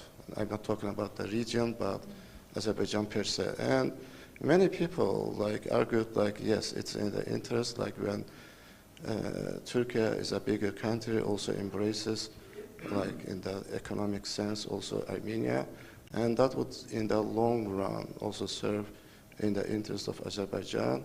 But now when the conflict is nearly over, even though we may still there might be another war, but let's say at least the previous conflict is over, and I think it is because that also the normalizing the relations between Turkey and Armenia also helps the Azerbaijan's integration to the West through Armenia to Turkey. Robert, is it the same perception from Yerevan? If in Turkey will be a political decision for addition of your speech, there is a road for testing connection between Turkey and Azerbaijan. Even today, this road since Markara, Bagrat to Georgia and Azerbaijan. This road that there is, and we can testing this communication while the border of Armenia Azerbaijan is closed, and both Azerbaijan and Turkey can see and estimate the opportunities transit from Armenia. Roman, you had a comment, I think, as well? Yeah, it was maybe more a general comment, because I think that one of the key issues of the Europeans right now is that we don't understand why we're not anymore at the table of discussions, why we are not anymore able to control basically the international order. And you can see that with the recent declarations of Macron or Draghi saying basically that Europe is on the possibility to die. And what I think is that we've seen different experiences. 2014 in Ukraine, still France and Germany were leading kind of negotiations. It was fake, but we were still thinking that we were in charge of, these things. If you see, since 2022, we are not there. I mean, we struggle still to support Ukraine to the extent that we should. Middle East, the crisis today between, Israel, Palestine, Lebanon, we are not there. Armenia, Azerbaijan, we were not there, and we will not be there if there is a new problem. So that's the reality that we are facing, and we need to understand how and why the status quo countries, the West, can survive and can convince people, convince the swing states that they have something to win if the system is staying in place, and also in the same time convince our own members. I recall you that we have some countries within the West that are drifting away. I mean, this is clear from Hungary or Serbia. They really believe that the West is over. So I think we really need to go back to, the basics and to see how we can do it collectively and having sit at the table at the 21st century. And for a conclusion, US presidential election is coming soon. And the very problem that we are facing is that one of the candidates is basically saying that he doesn't really believe in this international order and the status quo of the international relations. This is what we will face collectively, potentially. Feliz and Elchin, going back to comments made by Robert, why there is no interest in using this test road? Do you have any information? I think it is very much related to what is not provided with the public, that the ongoing negotiations between Turkey and China, between Turkey and Russia, between Turkey and Iran. We don't know what is under negotiation, and because of that, I think we don't know why there is a step forward. And until that information is coming, or any signal that is coming that which direction is going to take place, I think we cannot comment on it. Okay. Elchin? Yes, I agree with Dr. Katman on the thing, like it's a multilateral issue. It's a multilateral issue, and we have now one project, so under different possible conditions, the Zengezur may connect East and West, and that can be an opportunity, also another opportunity to connect Europe to China, bypassing Russia and Iran, and that's a feasible project, and probably the issue over control can be solved through negotiation and the control over that. But that's a step forward, and that is also part of the bigger project, and the bigger project is a new project, and so many may regard it as a displacement of the already agreed project of Zengezur Road. So in that sense, maybe I hope that parties have more constructive approach and do a step-by-step development. Okay, thank you. Seeing that there are no questions from the audience, I would like to proceed to concluding remarks. Connectivity in general is much more than just about physical infrastructure. It's a twofold concept and includes relations, diplomacy, geopolitics. So I would like you to conclude your remarks and your positions in 1 minute if possible, but focusing on two important elements. What are the next immediate steps that countries in the region and in the case of the European Union should take to make sure that the potential of the region's connectivity and energy security actually fulfills itself? Let's start here. Thank you. In my opinion, the processes should be continuously, and I think that Armenian-Azerbaijani negotiations, Armenian-Turkey negotiations, and especially elections in Georgia is very important for a short time. Romain?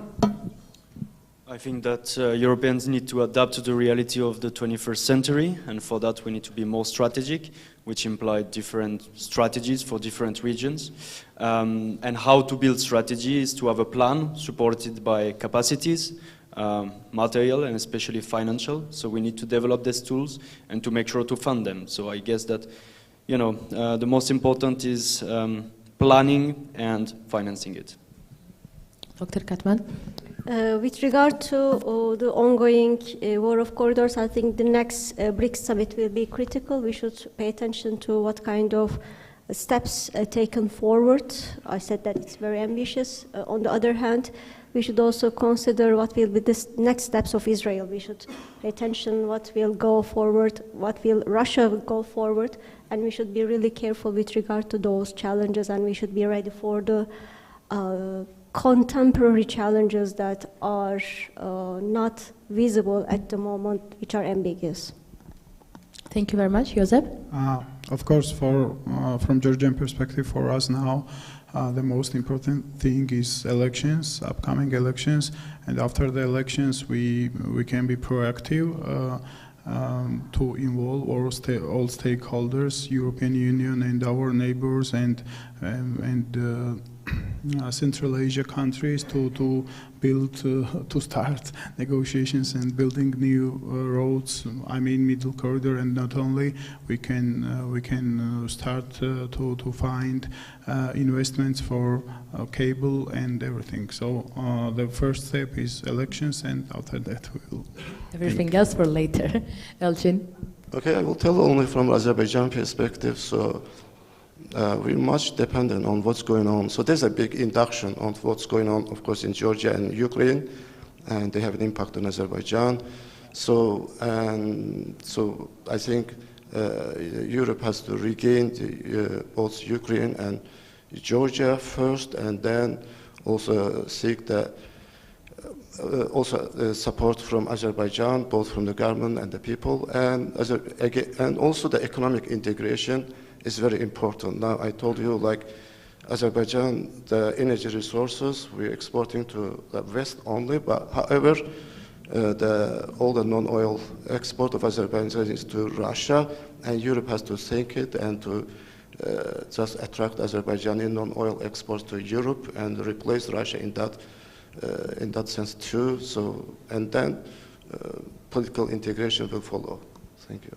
Yes. Yeah, when my colleague said elections, I forgot one thing to say. I think we should be ready to answer the following question. Are we ready for a second possible Trump era? What will be the new world if the Trump comes into power? What will be the relations with Russia? Will Russia be more aggressive? Will the China trade war turn into a real war with regard to Taiwan? I think those are critical issues. Thank you very much for a very interesting panel. I think we have covered a lot of ground, a lot of multilateral relations, bilateral ones. I really appreciate that we had a chance to sit all of us together in one panel and have a very productive discussion. I'm hoping that next year, if we are here, if some of us are here, we will not be forced to ask the same questions, but new questions. Thank you. Just before you go to lunch, just one quick comment, can I? Yes, sure. European Liberal Forum, which I'm representing here, is the political foundation of the European Liberals, and we are also a think tank. We have 57 member organizations from all over Europe, including also South Caucasus. We do a lot of policy work, a lot of research work, and advocacy work as well. If you go to our website, liberalforum.eu, you will be able to find a lot of publications, some of whom I brought here with me, and with my colleague Fiona, and some of those who are online. Lots of policy work on Caucasus, Black Sea, Romania, energy, digital topics, etc. So please feel free to visit the website and check. Thank you very much, Victoria. Thank you very much to all distinguished speakers. Just a small remark. Going to the lunch, please do not seek for the food where it was yesterday. Today our lunch will be on the rooftop. So there is a sign when you go to the foyer of this hall. There is a sign through the stairway. You will arrive to the rooftop, and the lunch will be served there. So have a nice lunch.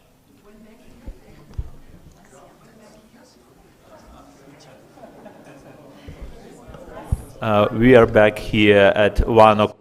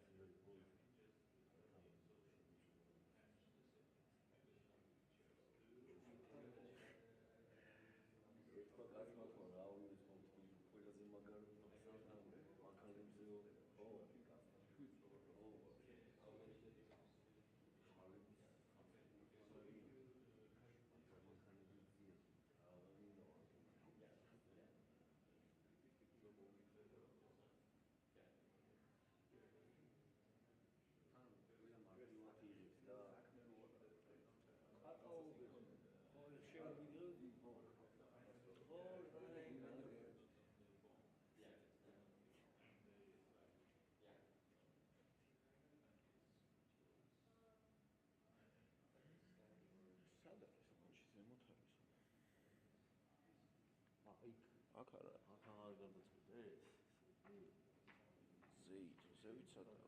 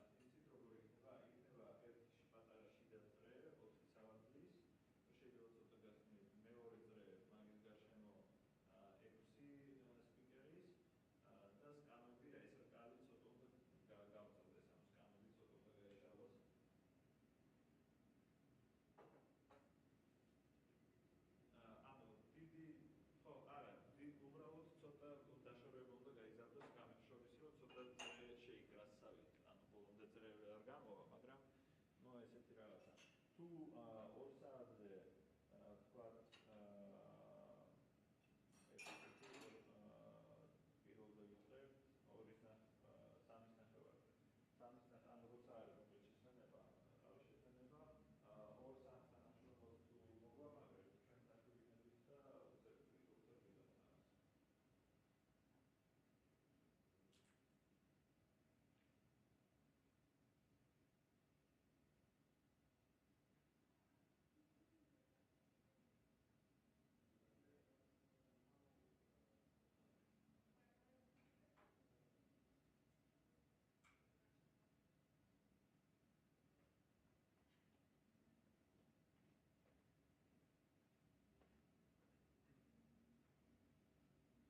მოგვამაგრებთ ჩვენ საქმიანობის და ანუ უბრალოდ კარგი, მოდით მაშინ მოდით წერან რომელიც ერთი თქვით, კაფე ბრეიქიდანაც ერთი მოგვამაგრეთ და არაფერი დიდი არ არის, მოკლედ თქვენ ალბათ აქ არ ხართ და ვერ წარმოგიდგენიათ როგორ უნდა იყოს და მე წარმოგიდგენია და ხო, არა მე გულისხმობს აქ სეტინგის. ხო, უბრალოდ ორი ადამიანი რომ ერთი რომელიც თქვით და ერთი კაფე ბრეიქიდან მოგვიწერეთ და აქ მოკლედ ერთად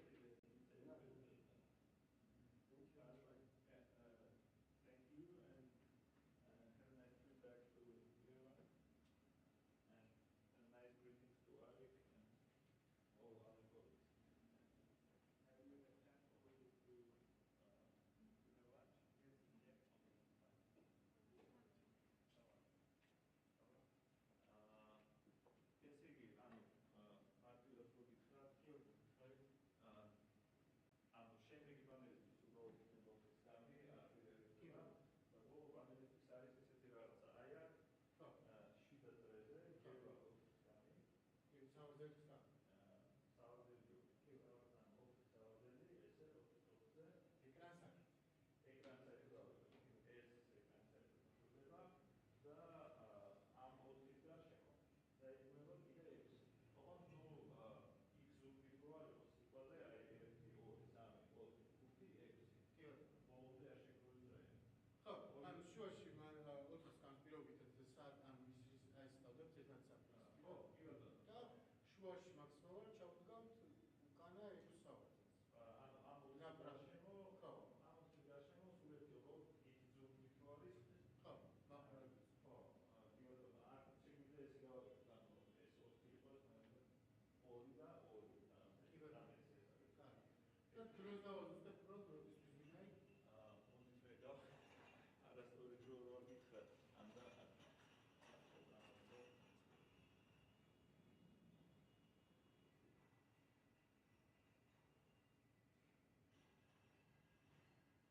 შემდეგი გამოსვლებისთვის იდეა. ხო, ანუ უცხარი თქვენთან 4 სკანი უნდა 4 საათზე ვინაუბრალოდ ანუ ორი მეთოდები ყავდა.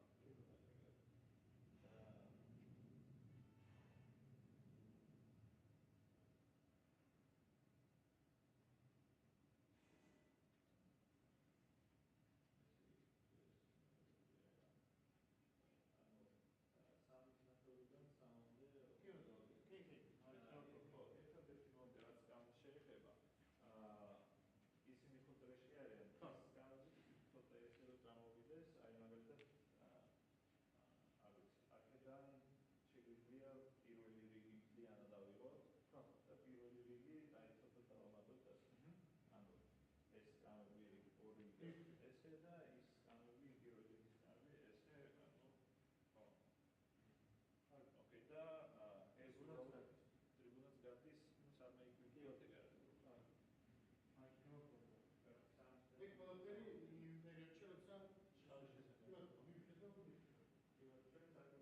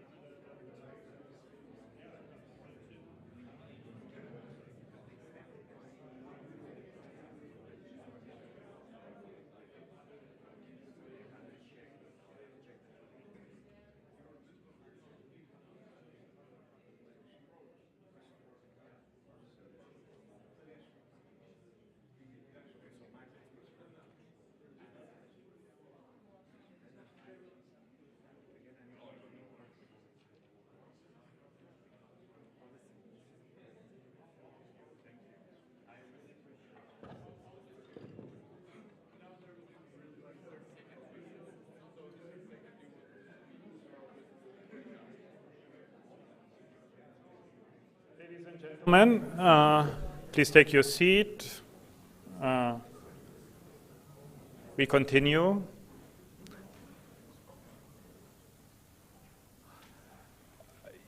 Yeah, welcome back to the last but one panel or session on this Black Sea Security Conference. My name is Stefan Malers. I'm the head of the Konrad Adenauer Foundation's Office for the South Caucasus. Thank you for your interest and for your attention now.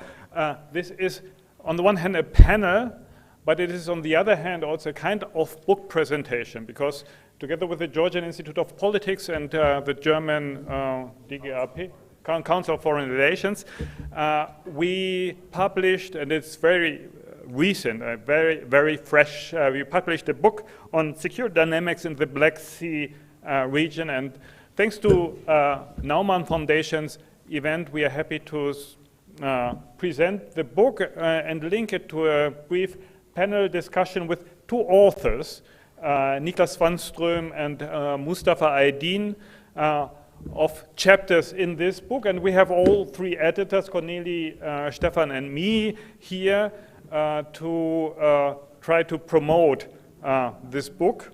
The idea came up in 2022 when we, as a Adenauer Foundation, together with our partner from Georgian Institute of Politics, organized a Black Sea Security Dialogue event in Tbilisi. And we thought, reflecting on Russia's aggression to Ukraine, we need to start a process of reflecting on different dynamics in the Black Sea region related to security and others. Then we decided to have this book because this is filling a gap, because it's the first comprehensive, really, publication that was published after Russia's invasion, full-fledged invasion of Ukraine. And is, I think, filling a void very importantly. The articles to the book, they were compiled in 2023. 2024, we were very busy with editing and layouting, and now we are happy to present the book. We were in Brussels last Thursday to have the first presentation there.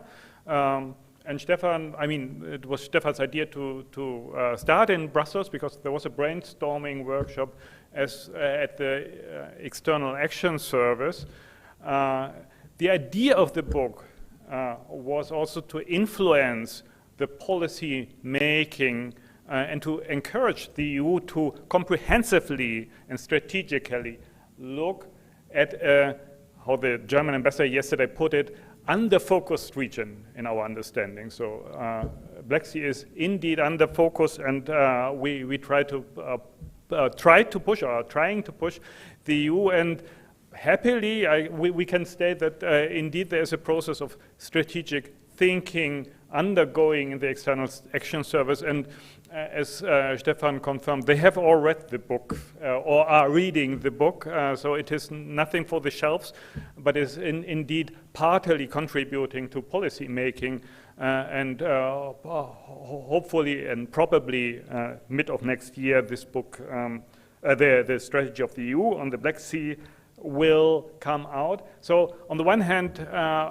with this book, we want to influence the policy making process. On the other hand, also the discourse on the Black Sea, and the panel discussion is now an attempt to influence the discourse on security dynamics in the Black Sea region.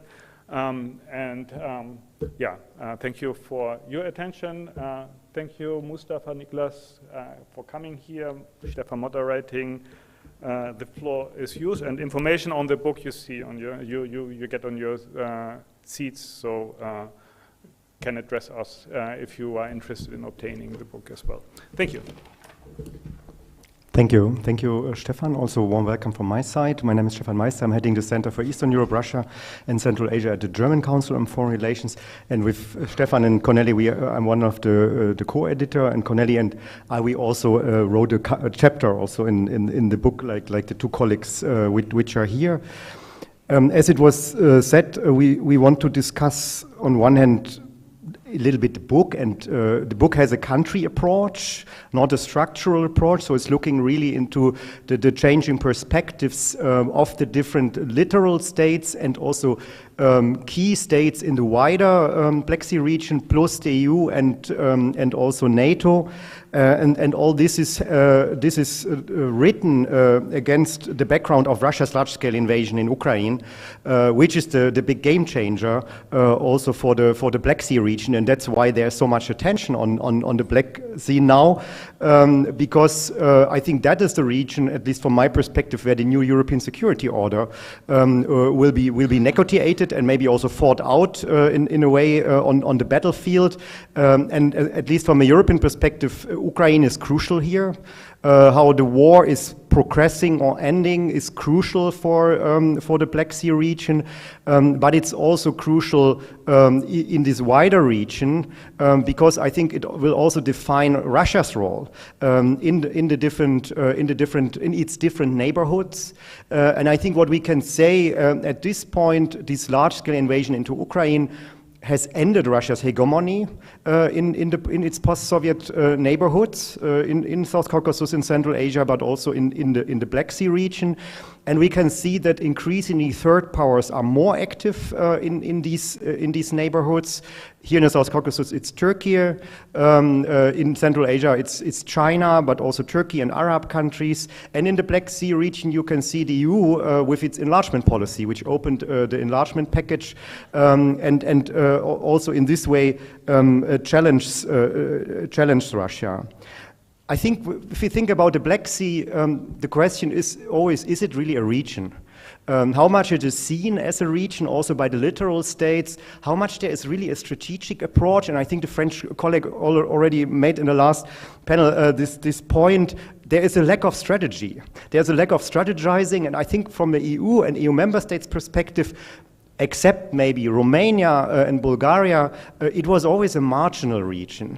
But if you look from a Turkish perspective and also from a Russia perspective, it is a center for projecting power into other regions, into the Middle East, Russia with its Syria campaign, into the Mediterranean, and also into the South Caucasus and further in the Caspian region.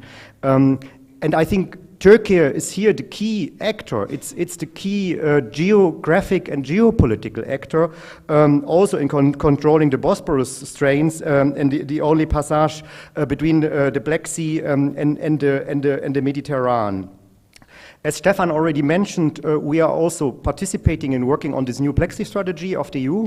So we had a workshop last week in Brussels with the Commission and also with the External Action Service, and by next summer there will be a new EU's Black Sea strategy, which will follow the Black Sea synergy, which was until now, I don't know if you can call it a strategy, but at least the EU policy towards the Black Sea. It had a review just recently, and now it's really about a full-fledged strategy for the Black Sea with a rather approach we choose in the book, which is comprehensive security. So that means looking also into energy security, strategic infrastructure, connectivity and trade, human security. So looking also into these kind of affairs where the EU is maybe stronger than on hard security. And I think what we also see, and I think this is the focus of this panel, how regional but also global actors position themselves towards the Black Sea. And we discussed already a little bit China. Now it seems to got a bit about Anaklia and seems to invest also there. We will see if this really will happen in the end. But we see that China is investing in strategic infrastructure, or at least in some key strategic elements of infrastructure. So we see that also like a global actor is moving into the region, and I think this is somehow the pretext for the discussion today. just shortly introduce the speakers we have. We have Cornelia Kakacha, who was already mentioned. I think everybody knows him here in the room as the director of Georgian Institute for Politics, but also professor for political science, and Jean Monnet chair at the Ivane Yavakishvili State University in Tbilisi here. We have Mustafa Aydin, Mustafa is there, professor of international relations at Katia Has University in Istanbul and president also of the International Relations Council. And we have Niklas Svanström, director of the Institute for Security and Development Policy in Stockholm. Niklas will talk about China, Mustafa about Turkey, and I would start with maybe with Cornelia. Let's go from the smaller, or let's say from the regional to the middle, and then to the global level. And I want to ask you all three, maybe for the initial statement, so how this 2020 war, which is a game changer for Europe, but not only for Europe, I think it has regional and also global impacts, how this has changed the perspective for Georgia and the South Caucasus in your case, on the Black Sea, and how it impacts also on Georgia's and the South Caucasus countries' policy towards the Black Sea, but also towards other players who are active in this region.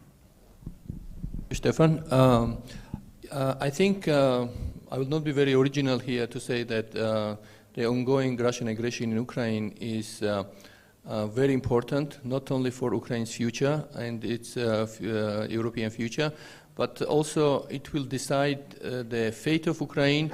And it's also very important not only for regional security of the Black Sea, but also regional security for European Union as well, as you mentioned. I think in that sense, of course, we don't know when this war will be over and what will be the outcome of this war, but one thing is clear, that outcome of this war will influence regional dynamics here, as well as rules-based international order. So, of course, all littoral states, including Georgia, which is a smaller state, for Georgia, as well as some other countries, this is very important, what could be the outcome of this war. And I think if we follow the Georgian foreign policy the last probably 5 years, we see even before the Russian invasion, we already see some smaller kind of changes. But of course, after Russian invasion of Ukraine, we see that the ruling party actually tries to a little bit, change their foreign policy. At the beginning, it was kind of like more seen like kind of balancing act, when Georgia, which formally we still seeking like Euro-Atlantic future, and Georgia got last year the candidate status, and we still have a cooperation with NATO. But what we see in de facto, we see there's some changes, and even more after the Russian invasion of Ukraine. There's objective and subjective reasons why this is happening. Objectively speaking, Georgia is like vulnerable state. It's a small state, and it doesn't have a capacity actually to have a strong resilience, especially if Russia it decides to invade the country second time.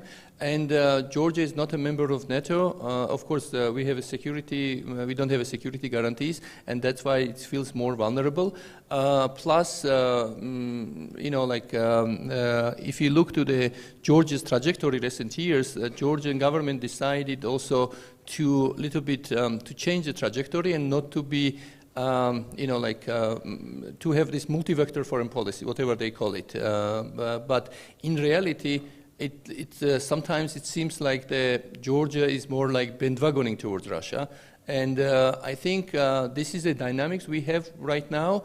And a lot of things also depends how this war will evolve. And now the Georgian government at least tries to somehow to sell this policy as national interests of Georgia, which also, pragmatically speaking, maybe it's not a bad, theoretically speaking, but problematic. The major problem is that this kind of foreign policy, when Georgia is trying to to balance, I'm really doubtful that Georgia can pursue this kind of foreign policy. In order to do this kind of, you should be at least middle power, like Turkey. Turkey can do that, you know, like that's a bigger country, member of NATO. But in case of Georgia, which is too much dependent on Western support, I think this is problematic, and we already see this. If this trend continues, we will see that Georgia is getting more isolated from the West, and then, as Stefan mentioned here, we have new actors in the region, like China, Russia, some other illiberal actors,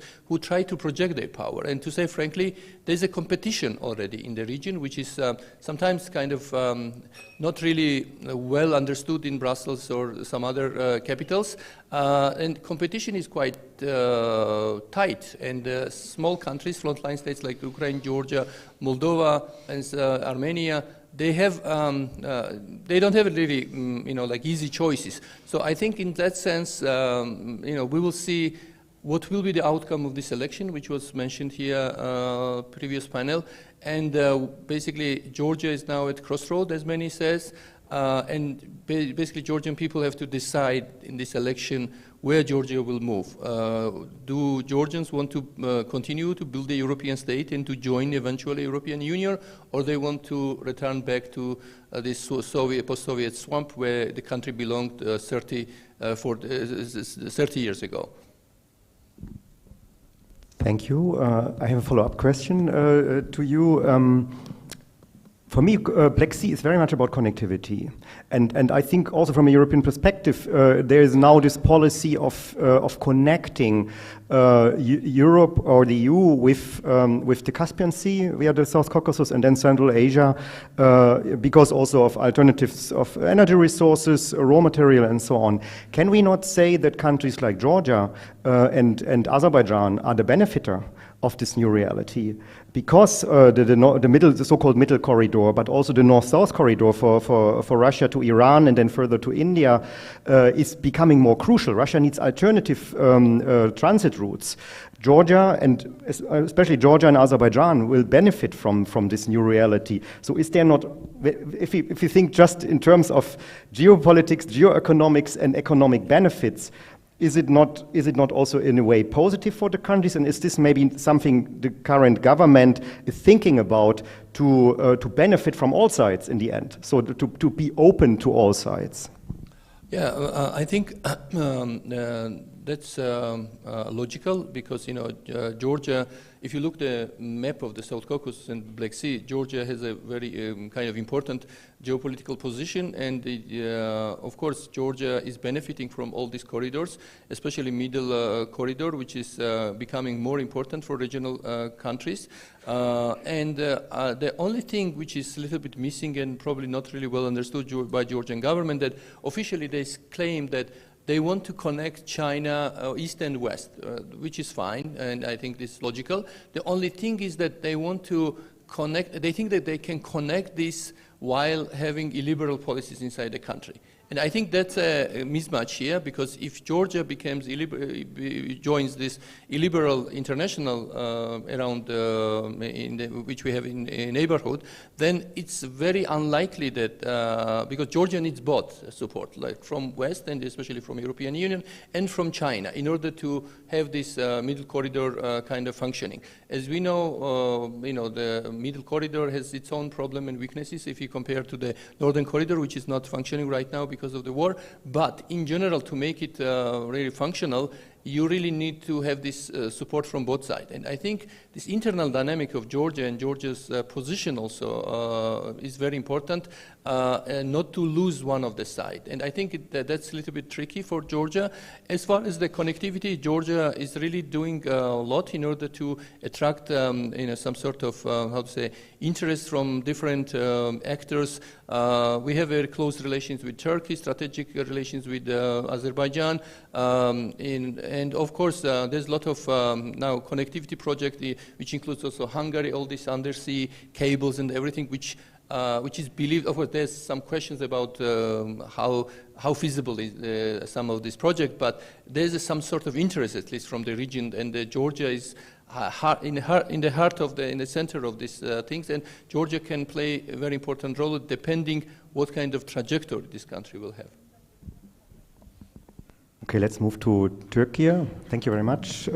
Konali mentioned Turkey already as a middle power, but I think Turkey has also the ambitions to move beyond its neighborhood. It's very active also in Central Asia. In this Turkish world, I think it's quite active. But looking into the Black Sea, I would ask you the same question. So how the perspective of Turkey on the Black Sea has changed with this war, and how it impacts on Turkey's policy towards the Black Sea? So what has changed in its approach towards the region, or maybe not? Yeah, maybe not is the good ending here in the question, because as I was thinking about this, the question, so many things has changed, and yet nothing has changed. Because from Turkish perspective, all along, since the end of the Cold War, the first priority has always been security and stability in the Black Sea. The stability that, as understood by Turkish decision makers or Turkish analysts, might have been different from what a Georgian or Romanian might understand the stability. Turkey has been a veteran of a Cold War in this region. And even before the Cold War, Turkey has been a veteran of centuries of conflict in the Black Sea, focusing on the Turkish Straits and the Black Sea. So our understanding of stability differs from many other countries' understanding of stability. We don't see stability in the arms of the European Union, for example. We don't see the stability in being part of NATO, for example. The stability, especially in the Black Sea, means balancing, containing, and living with the Russians. This is a hard-learned lesson of centuries old. It's nothing new for Turkey and for Turkish decision makers. Having said this, the war in Ukraine in 2022, thinking about the dualities in the Black Sea and the groupings, Ukraine-Russia fighting would have been the worst possibility for Turkey in the Black Sea, because these two countries have become strategically important partners for Turkey. With Russia, Turkey has developed different sets of relationships, cooperating in different issues, different theaters of operations, but at the same time competing and actually challenging Russia in many theaters of operations. One thing that many people usually miss when talking about Turkey's Black Sea policies in recent times is that Turkey has other identities, other dossiers, other places to be focused on. And those relationships affect Turkey's approach in the Black Sea, and particularly Russia. I'm specifically talking about Turkish-American relations, and especially Turkish-American relations in Syria, where the United States is cooperating with the Kurdish groups, which Turkey thinks as an existential problem. When you have this existential problem, then your first priority is to contain it. The way that Turkey finds to contain this challenge is to befriend Russia in Syria, which opens up a place for Turkey to be active there.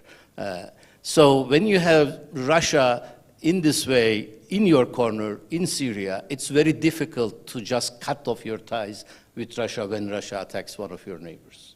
So that's just one more complication, nothing to do with the Black Sea. But coming to the Black Sea, as much as Russia was a delightful partner, let me put it that way, for Turkey in different theaters, Ukraine has become one of the important strategic partners within the Black Sea for Turkey. Just one example is just before 2 days before Russia attacked Ukraine, Turkey signed a defense cooperation agreement with Ukraine, showing everybody was expecting a war, but signing a deal such a late period of time shows a willingness that Turkey does not accept Russian dominance in the Black Sea. Apart from that, I know Turkish position in the Black Sea has been criticized several times, but it's the Turkish understanding that it's not appreciated enough and understood enough from its Western partners. Turkey became the first country to recognize the conflict as a war declared it as a war in the second day, and closed the straits to all the military shipping, and it's still closed. After 2 years, the straits are still closed for the military shipping. The importance of this for the Russian naval power in the Black Sea could be only understood when Russia lost 1/3 of its ships, naval ships in the Black Sea, and cannot reinforce them. Secondly, Turkey was the first country that supplied lethal weapons to Ukraine. When European countries were debating whether to supply lethal weapons to Ukraine for 6 months, Turkish drones was helping Ukraine to defend Kiev and approaches of Russia to Kiev. So I wouldn't, in that sense, describe Turkey's position in this war as a neutral. It is a very pragmatic, very compartmentalized, but it prioritizes the stability and security. And part of that is not to alienate Russia totally. Because we know alienating more and more Russia, it means more militarization and more lashing out of Russia, even beyond the Ukrainian border. So that's a kind of a priority that Turkish decision makers put in. What has changed over the time, that understanding between Russia and Turkey, I think, has been declining. This is not talked about. This is not acknowledged by the Turkish decision makers. But I see increasing signs that Turkey is gradually moving towards the Western partners and allies position. And that is being implemented because of Turkey's desire to kind of patch up its relationship with the European Union and the United States. And I'm finishing with here, there is 2 impediments here for this policy. One is the EU position. Nobody is interested to woo back Turkey into the EU. So if they don't want you, how can you go back to the EU? The second is the problem with United States, from both Turkish and American perspectives, are not being solved. There are issues of American cooperation with Kurdish groups in Syria, which continues, and Turkish ownership of S-400 missiles from Russia still continues. And none of these 2 sides are trying to solve it yet. And without solving these, there is no improvement with Turkish-American relations. So, for example, when United States are trying to aid Ukraine, they are using non-Turkish roads to go to Black Sea, while it is much easier to go through Turkey. They do this because they don't want to negotiate with Turkey. At the same time, you hear from the Turkish side, you hear, for example, the commander of the Navy to saying that we don't want to see NATO ships in the Black Sea, when reminded, of course, that Turkey is a NATO country, Bulgaria and Romania, so there are NATO ships in the Black Sea, in fact, already. But what he meant was actually he doesn't want to see American ships, more American ships in the Black Sea, but he doesn't say so, it says NATO ships. So unless Turkey is able to solve its problems with the United States, and unless the EU comes to the senses of wooing Turkey back into the EU agenda, there is a very little that can be done to change Turkish policy, current Turkish policy on the Black Sea. Thank you very much. Second round, we will talk a bit more about EU and NATO. I just want to ask you again about Russia, because I think what is the outcome of this war, from my perspective, is a weakened Russia. Russia is now has to put all its resources into Ukraine, and we see, especially in the South Caucasus, with the Turkish Azerbaijani cooperation, Second Karabakh War, but also afterwards, that Turkey is gaining more influence in the end, also in the wider Black Sea region. So does Turkey not benefit, or tries to benefit from a weakened Russia, also as a very transactional power? You cannot catch any Turkish leaders saying so, but yes, of course. Turkey and Russia have developed this very peculiar relationship pattern, what I call cooperative competition. They do cooperate with each other in certain regional or geopolitical regions to close those regions to outsiders. or outside competition. For example, the Caucasus, after the war, the latest war between Armenia and Azerbaijan, the two countries effectively close off Caucasus from influence from other actors, especially the Western actors. But at the same time, they do continue to compete. Turkey has been, well, up until 2022, Turkey had been the only NATO country, maybe with the exception of United States, that opposed Russia in different theaters of operation. In Syria, actively, with militarily, in Libya, supporting different forces, sending proxy forces also, and in the Caucasus as well. And again, Turkey was, consciously or unconsciously, Turkey was the only NATO country that shot down a Russian military aircraft for the first time since the Korean War. These are facts on the ground, but at the same time, they cooperate. It is, I think, understanding of both countries that they see that if one of them are becoming more powerful, it affects the balances in the Black Sea and the Caucasus. So when Russia becomes more, when Russia invests more on the navy, its navy on the Black Sea, it definitely diminishes the Turkish influence around the Black Sea. But when Russia loses most of its Black Sea fleet, it will definitely leave a space for Turkish navy to be more active in the Black Sea. And I think, if I'm not mistaken now, up until 2010-11, Turkey had the most powerful navy in the Black Sea, replacing Soviet Union then after the end of the Cold War. But by 2010-11, Russia made so much investment on the Black Sea fleet, they became the biggest naval force, but now they lost that again. And I'm sure this will be calculated and analyzed, and it will affect the policies after the war. It will definitely affect the balances. And this is, we can see already within the dynamic between a discussion between the leaders of the two countries. Who visits who asks what, and what is given in that sense. Thank you. Niklas, let's move to China. Let's bring in China into this game as a global power, which is not a literal state for the Black Sea.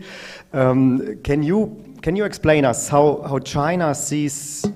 I think for China it's about Russia, and also the war in Ukraine is about Russia, and then it's about the West and its relations with the West and our reaction. At the same time, China is also a country who wants to connect, who wants to build different kind of connections to different markets and also economic partners, and impacting also on this. So where do you see here the Black Sea on the Chinese map, and how this war maybe changes also the Chinese perspective on Black Sea, or on the access to the Black Sea and further? First of all, I don't speak for China, obviously.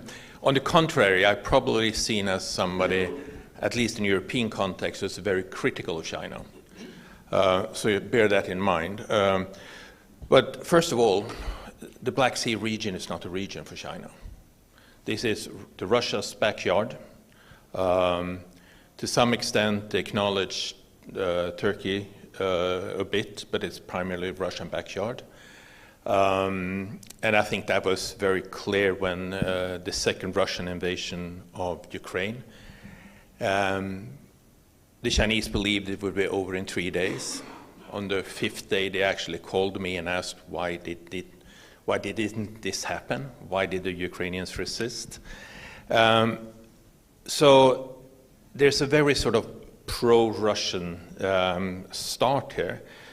But this has changed a lot for China, because the primary link to Europe, which is China's most important market, is to Russia. And now when the Russian connection is closed, they need to find a new one. And then, of course, Georgia and the South becomes much more important.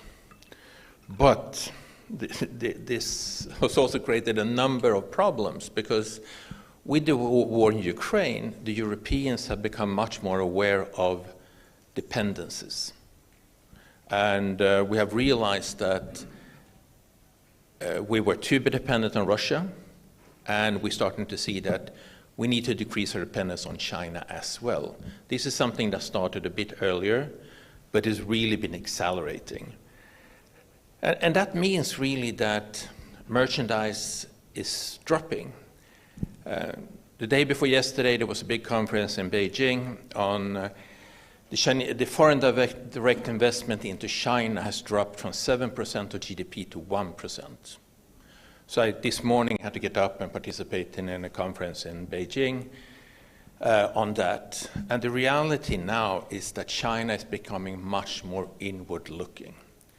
So the stock market just bumped up 7% yesterday. Today is a national day because of the heavy domestic investment. But this means that due to the war in Ukraine, there's a lot of limitations on the Chinese market. And the Chinese market is dropping quite significantly. And as I said, the biggest trade, the Sino-European trade relationship is the most important. It's at 739 billion euros. But that is actually a 14% drop. So, and this is very much in relation to the war in Ukraine. And that makes also the southern route less important, because the Chinese are starting to realizing that the European market will probably decrease further, which it should. So what we see here is a change in the Chinese thinking. I mean, before it's been keep the United States out of the region, keep Europe down. That has been the hope.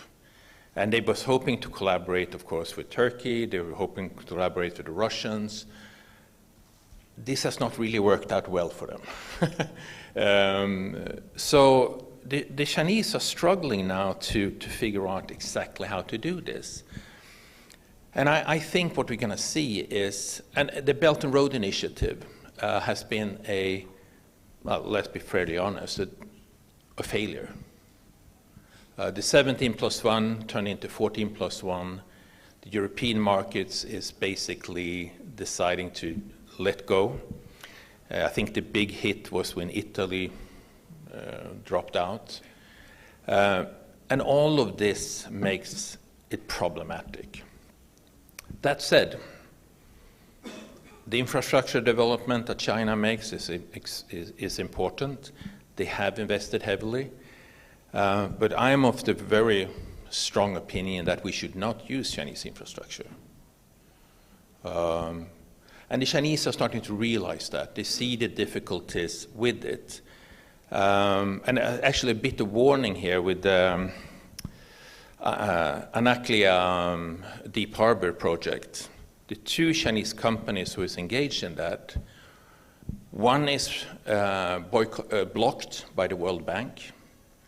The second one is blocked by the US and hopefully soon Europe because of its military constructions in the South China Sea and in Russia.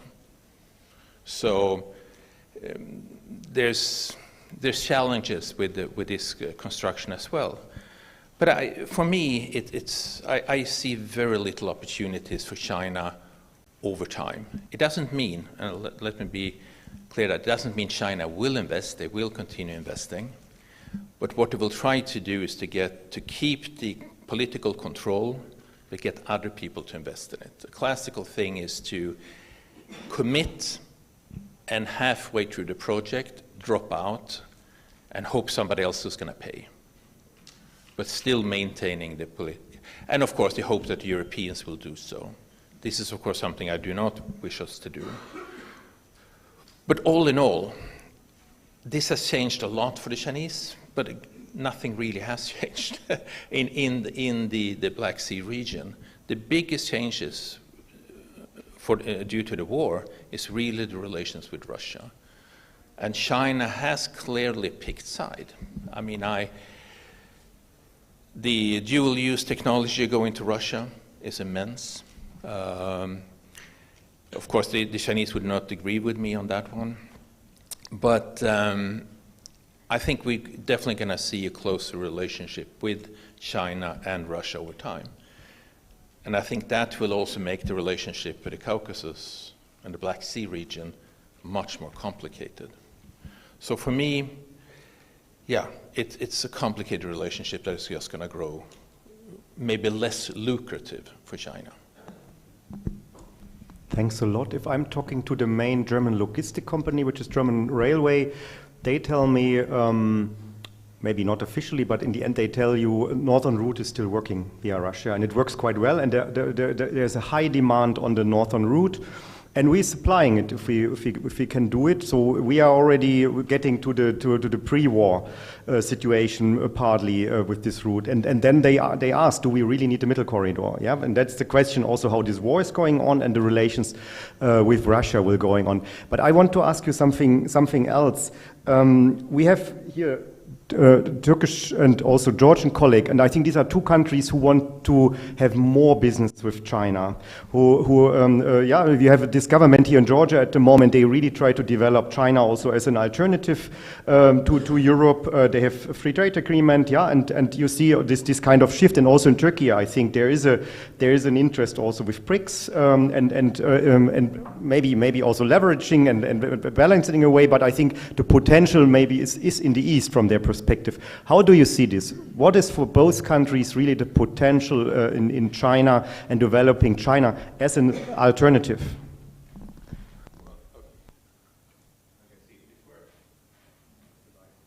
Now it's green. Yes. First of all, the term East. That's like calling West. What is West? East is West. Japan, South Korea, Australia. Is India part of the West? Is the East? Does it include Japan, Taiwan? So it's a bit more complicated than that. But for sure, a lot of the economic development as it looks today is in the East.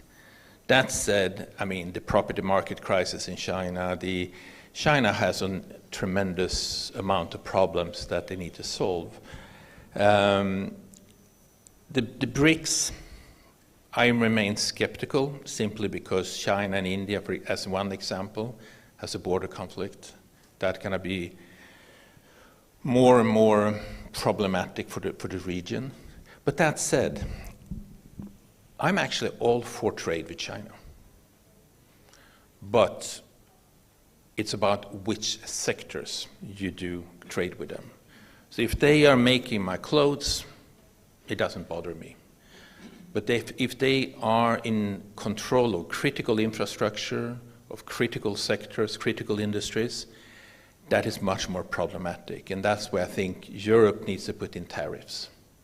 We need to start ensuring that we are limiting China's influence in critical industries. And that also goes for secondary partners. If Georgia, for example, would be a co-producer in the critical industry with China, I think we need to sanction it. That said, and let me be very clear on this, we have enormous problems in Europe because we are still so dependent on China. So this is not an easy fix. This is a long-term process. This is going to take decades. It's going to be quite expensive, to be honest. But I think our French colleague here mentioned that we need to do mining. I think that's right. We need to do nuclear. We need to start building, domestic European industry that is competitive. And I hope that Turkey and Georgia will be part of that. I mean, Turkey, as one example, would be a manufacturing hub for Europe, one of them. And I mean, we have other places in the south as well.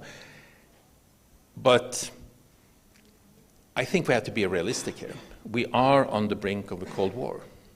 I would even argue we maybe have entered a Cold War, not the same as the first one, but it's going to be very difficult to sit on the fence. So I think that's something that definitely Georgia should consider in the upcoming election. Let's have a shorter second round, and then I will open up and want to ask you, Connie, let's start also with you about the growing role of the US and the EU in the Black Sea region. We see also the NATO bases in Constanza will truly the biggest NATO bases in Europe after it's completely finished. So I think we see that NATO is much more active now in the Black Sea region. We see the EU also with the enlargement policy and writing also a new strategy for the region. So understanding that it has to do something at least. Yeah.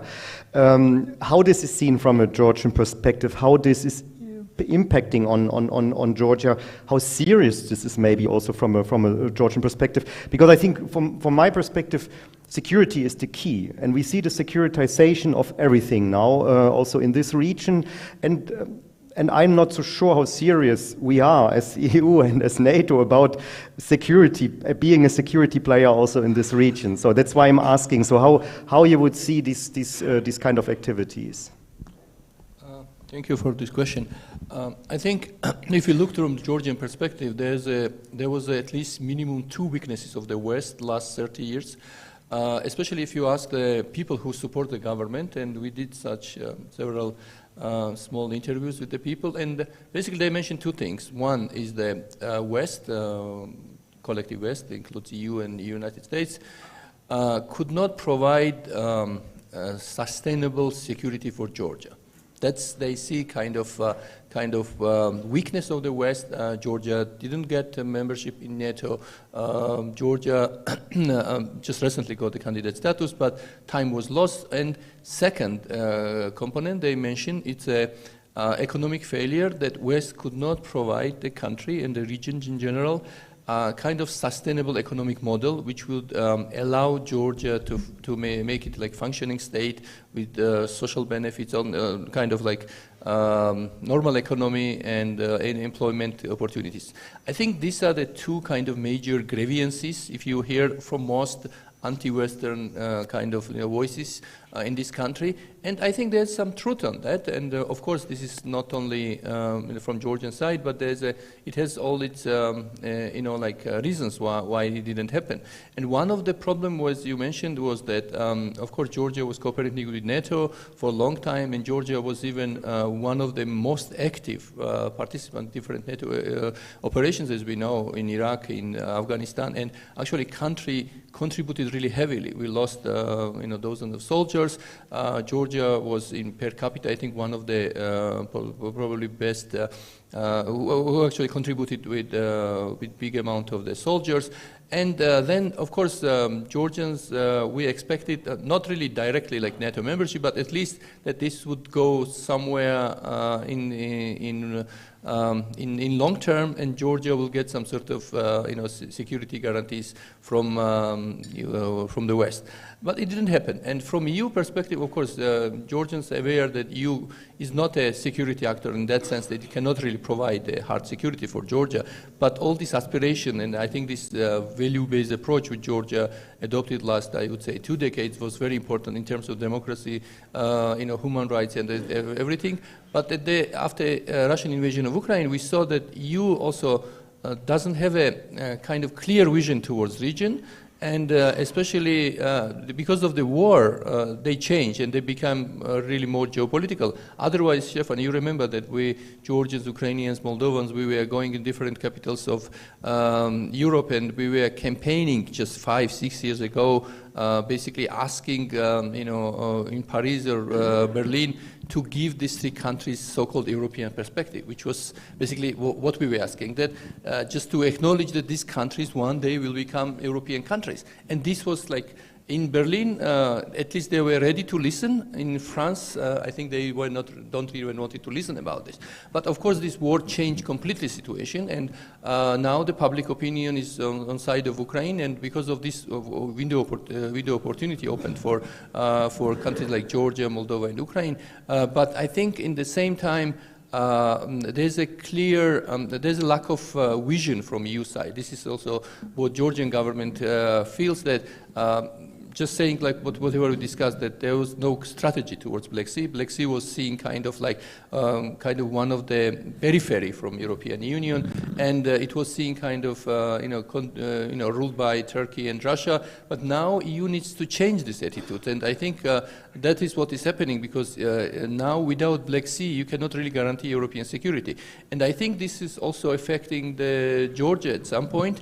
But now the problem is that when this change is happening and when NATO gets stronger in Black Sea and EU has some sort of leverage and there's an enlargement process, and Georgia started suddenly this EU kind of turn, which was absolutely unexpected, and I think this hampers Georgia's further cooperation with the West. And again, just not to repeat that, this election will be very important. If there will be change in Georgia, then Georgia can go business as usual, and then Georgia can be one of the forposts that used to be for the West, especially for the European Union, because EU also needs some sort of foothold in this region, and Georgia is really well suited for that.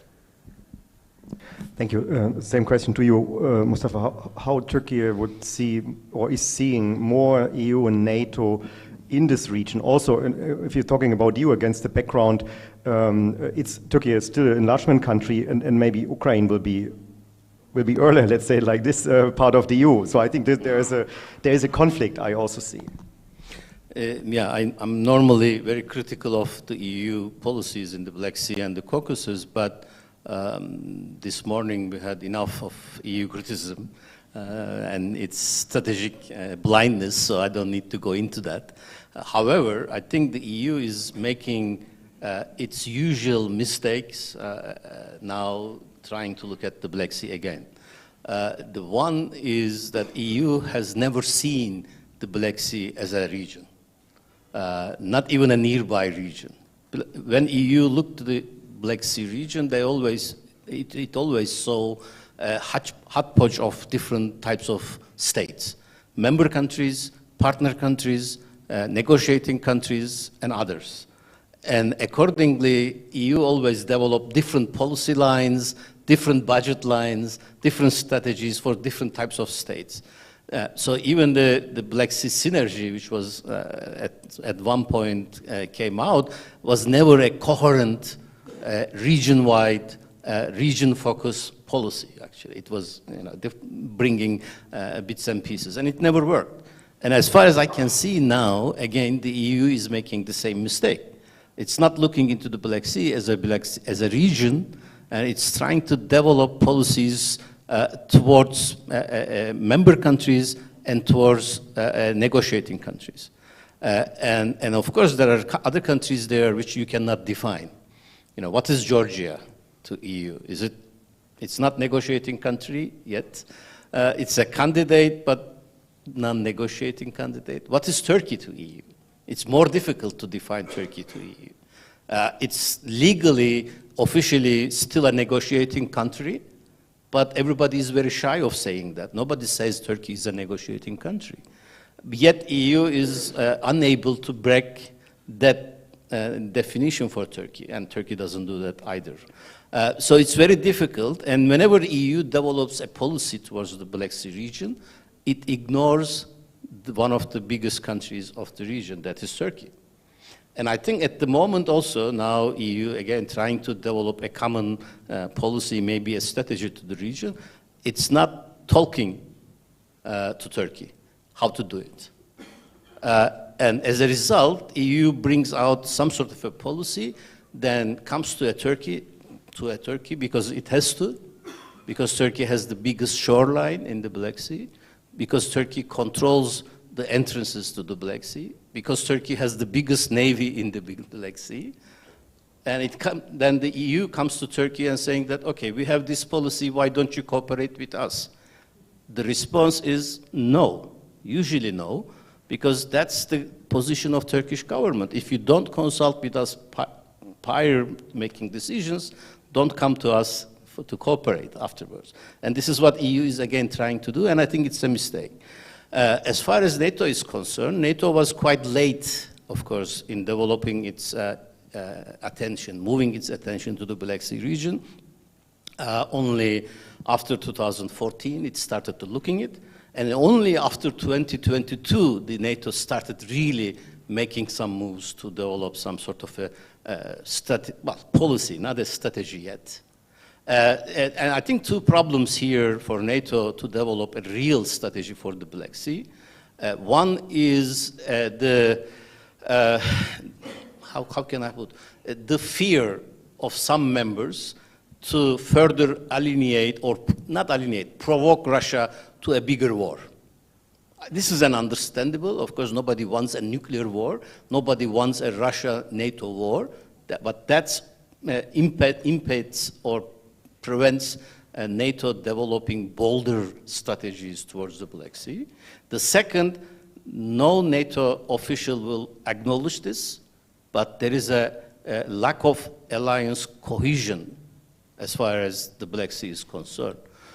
Turkey, for example, has supported Georgian and Ukrainian membership to NATO all along, even in the Bucharest summit, while other countries were saying no because of the Russian influence. Now the roles has changed. Now Turkey is more friendly to Russia and bringing the Russian interest maybe within the NATO to be thought about, but others are going more blindly, let me put it that way. But there is no alliance cohesion, and especially two of the more important countries as far as the Black Sea concerned, that's Turkey and the United States. There is no cooperation between Turkey and the United States to align their security policies on the Black Sea. Unless we achieve that, NATO would not have a very more influential policy in the region. Thank you.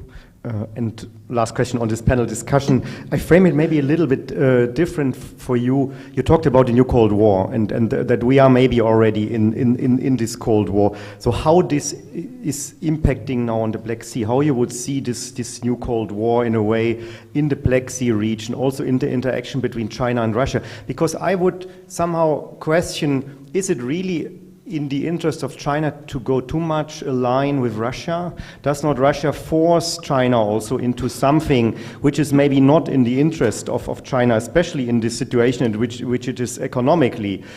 But I think this seems to be the move, or this is also maybe how I understand you. So, but the question is how this impacts on this Black Sea region when we're talking about this new Cold War.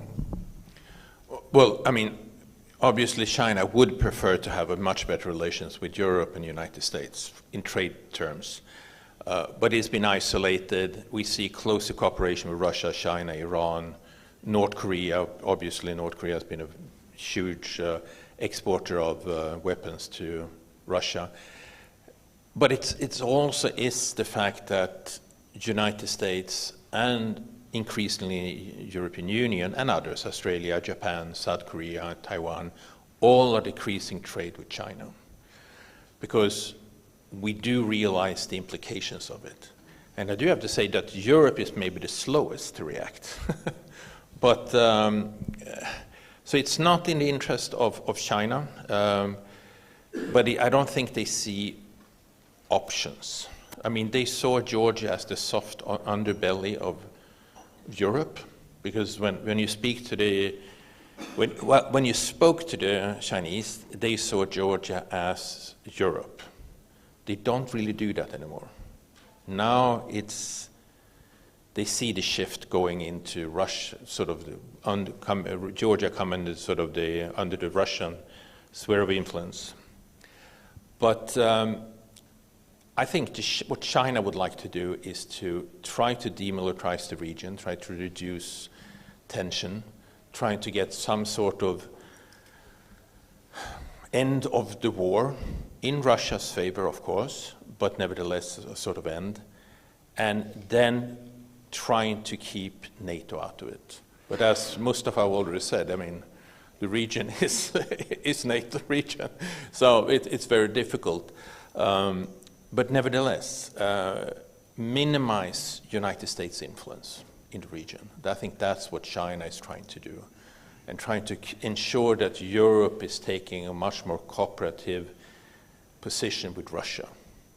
And they still have that sort of naivety that as soon as the war ends, we will open up the borders with Russia. Everything is forgiven. we can start doing trade. Well, hopefully that will not happen, and I think that that will be very unlikely. But yeah, there's a China sees this in economic terms, apart from the United States. And I think the geopolitical tension between the United States and China is becoming increasingly important. And it's going to impact the Black Sea region as well. So keep the Americans out, keep the Europeans down, and start trading in simple terms.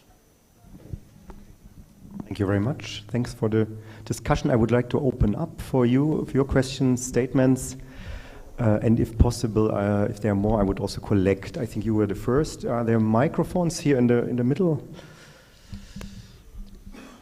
Are you okay, you also already have the microphone. Okay, then we start with you, and then you are the next, since you have the mic. Wonderful, just because I have the mic, otherwise. I want to follow up on... Can you introduce everybody? Oh, absolutely. My name is Ricardo, I come from Portugal, and I have a very close connection to the Brussels bubble. And that is the reason why I want to make a question to Nicholas, which is in that bubble, there's a lot of conversation about what is called de-risking the relationship with China. At the same time, and you just mentioned, China sees Georgia as a little bit of an entry point and an underbelly of Europe. And that, for example, happens with Hungary, where we have a lot of Chinese investment, and all of a sudden there's Chinese police in the streets of Budapest. So my question to you will be, even if this is all commercial and this is all economic in the eyes of China, how much is it for a country like Georgia to all of a sudden see, and particularly with the new government, and let's hope not, that kind of advances where now it's not a question just of economics, it's a question of society control and of security. Thank you. Cornelia, you can also react to this in a way. So here, the colleague now in the middle.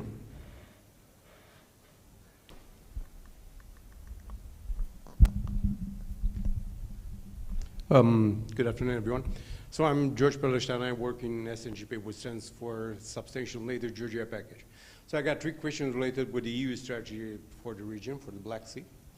And one related to what... Can you take the microphone closer? And the fourth one is related with the middle corridor. So the first 2 questions related with the European strategy are addressed to Dr. Stefan Meister, because you mentioned the European strategy. And if you were all involved in the development of this strategy process, would you please mention to what extent the countries in the region were involved in the development of this strategy? That would be the first question. And the second one would be related to what extent the development of the strategy or the draft of the strategy considered different courses of action corresponding to different outcomes of the Russian-Ukraine war. If I'm clear on my question. So to what extent different courses of actions were considered for the development of the strategy corresponding to different outcomes of the Russian war strategy when it was to develop the outcomes of the strategy, actually the ends, ways, and means approach. And the fourth question would be for Dr. Aydin. So you mentioned something related with Turkey not being considered as a negotiation partner. So when it comes about the development of the EU strategy in the Black Sea region, do you have in mind some particular axes that should be subjects for this negotiation? Thank you. Stefan?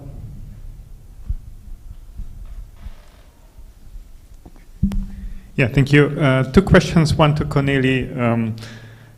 You rightly criticized the EU of a lack of a strategy related to the Black Sea. How about Georgia? The Georgian current government, and how would you assess the positioning of the opposition? So does Georgia have a strategy or a vision at least for the Black Sea, or did it have a vision for the Black Sea? And how would you anticipate the opposition winning the elections, then treating the Black Sea from the Georgian perspective? And the second question to Mustafa, you had heard Cornelis saying that Georgia is without security guarantees. I was in Batumi in March, and when I was there, there was a kind of friendly visit of General Yildirim, a naval warship from Turkey, being in Batumi, and I was wondering what this visit meant actually in terms of threat for Georgia.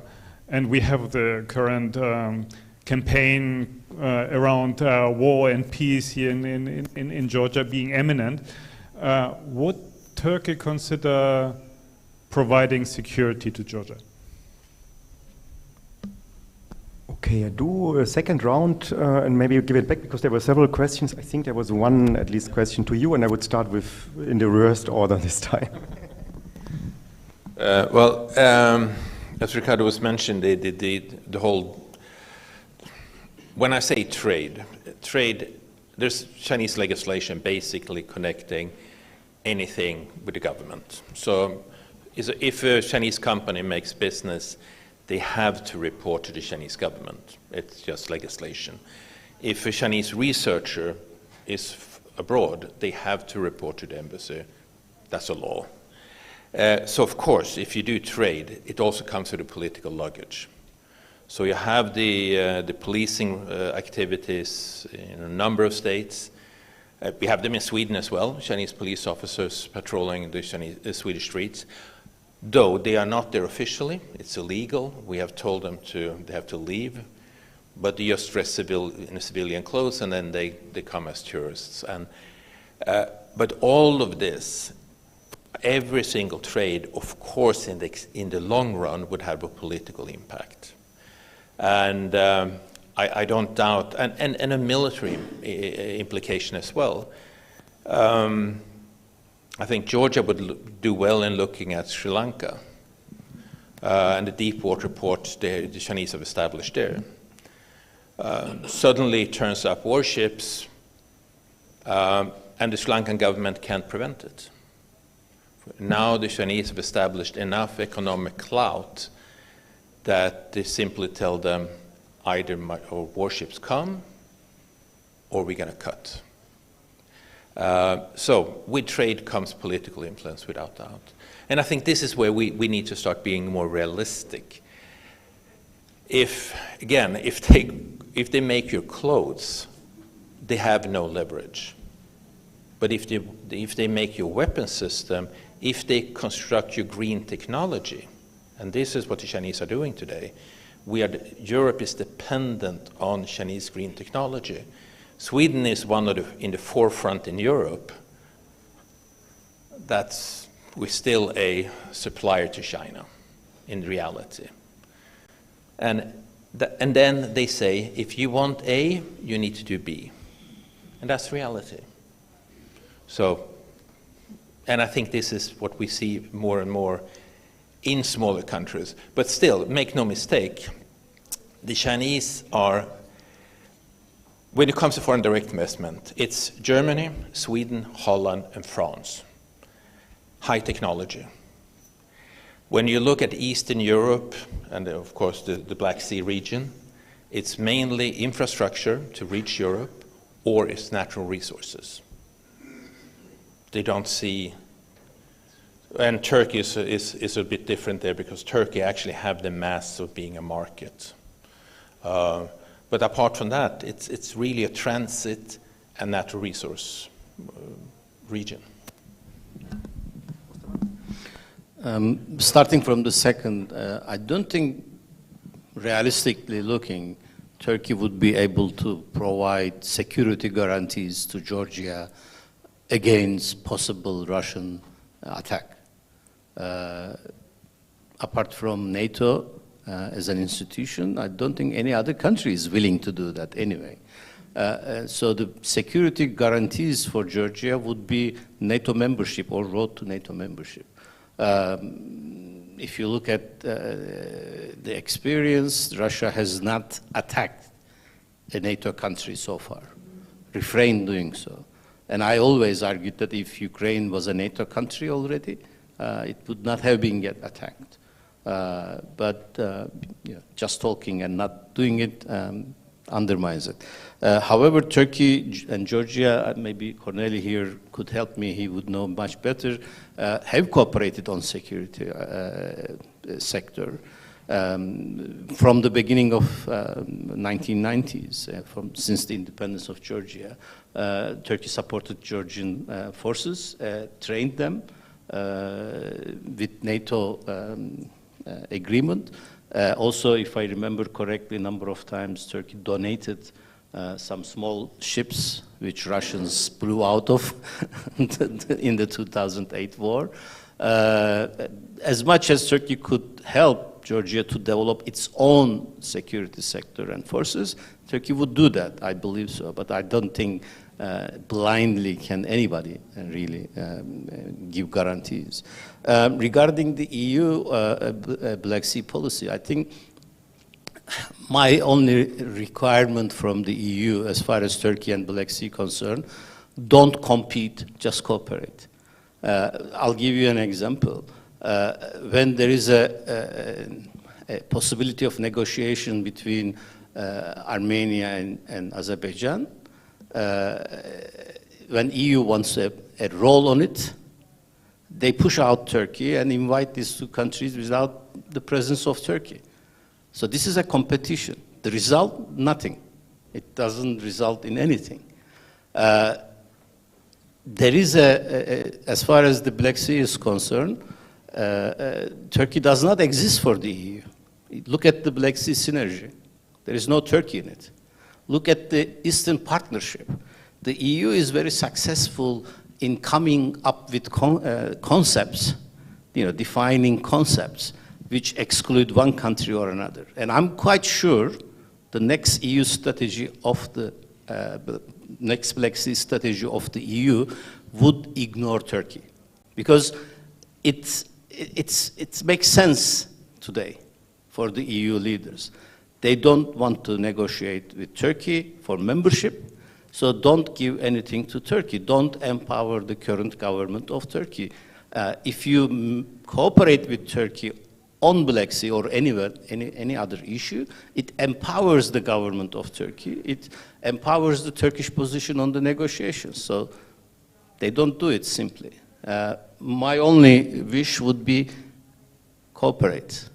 And I'm not sure they are really talking to Turkish officials, and I'm not sure they are talking to regional countries, leaders of the regional countries either. They are in Brussels, writing the text, and our friends are just trying to influence, bringing information from here, from region to the Brussels. But the people who are writing in the Brussels, they are not talking to us, for example.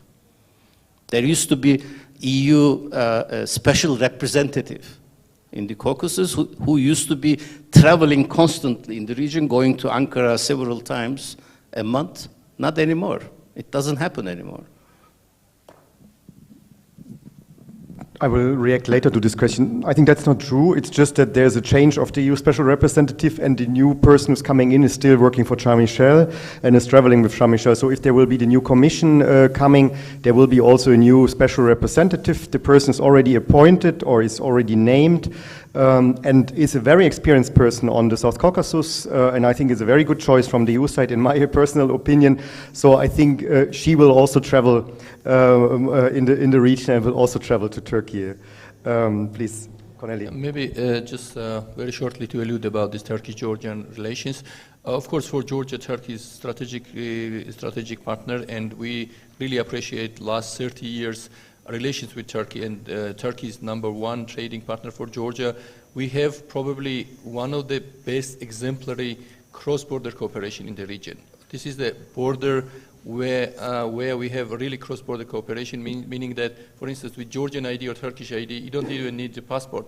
This is an example how the cross-border cooperation can work in the future for the South Caucasus. But at the same time, there's sometimes some misunderstanding or mistrust towards recent Turkish foreign policy, including Georgia and some other countries, because of course, there was when Russia invaded Ukraine, there was a lot of question in Georgia, if Russia will try to invade Georgia, who will provide, like potentially who can help Georgia.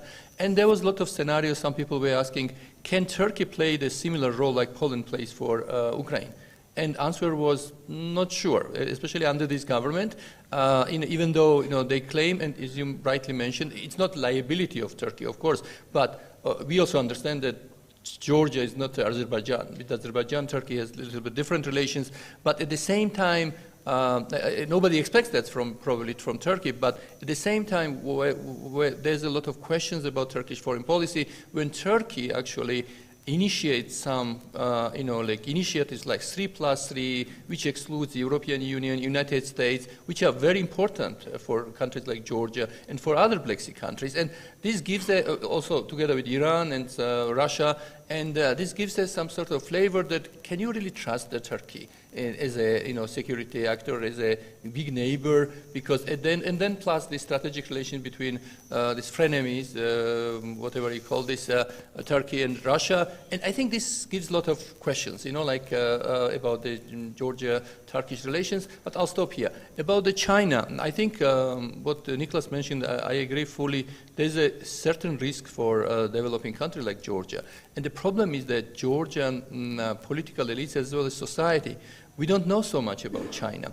Of course, some people, traveled and they know there's some stories about the third world countries in Africa, some other, like you mentioned, this Sri Lanka, some others. This is just popping up. But in long term, China was never a kind of, strategically engaged in this region, and probably even, as you mentioned, it is still kind of marginal, and they see it as a kind of Russian sphere of influence. But the problem is that that China managed last decades to penetrate so much in Georgia, including political elites. And just to give you an example, the former prime minister of Georgia was working when he was he was a prime minister, and then he was on for some time not in the position in his post, and he was working for a Chinese company.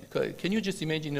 So they're managing it somehow, and I think this is a little bit dangerous, especially for a country which aspires to EU membership and NATO membership in long term, because but the problem, the justification from Georgian side is that maybe, I'm sure this is very naive, but the understanding is that China as a kind of big, brother of Russia, can influence Russia and to stabilize the region. And that's why probably, for instance, they justify why the Chinese investment in Anaklia port is very important, because Russia, it will be much more, Russia would accept it much better than, for instance, if there was a Western kind of investment in Anaklia. I'm not sure about that, but this is how the government wants to sell it. But in general, I think this is a problem because it also contradicts and it also alienates, the Georgia's relations with West, and also this link, strategic links. I think everybody agree that Georgia, as well as many countries, they need to have a good relations with China, especially in the economic terms. But to have a political links between ruling party and Chinese Communist Party, why we need this? I mean, do we have the Communist Party here and ruling?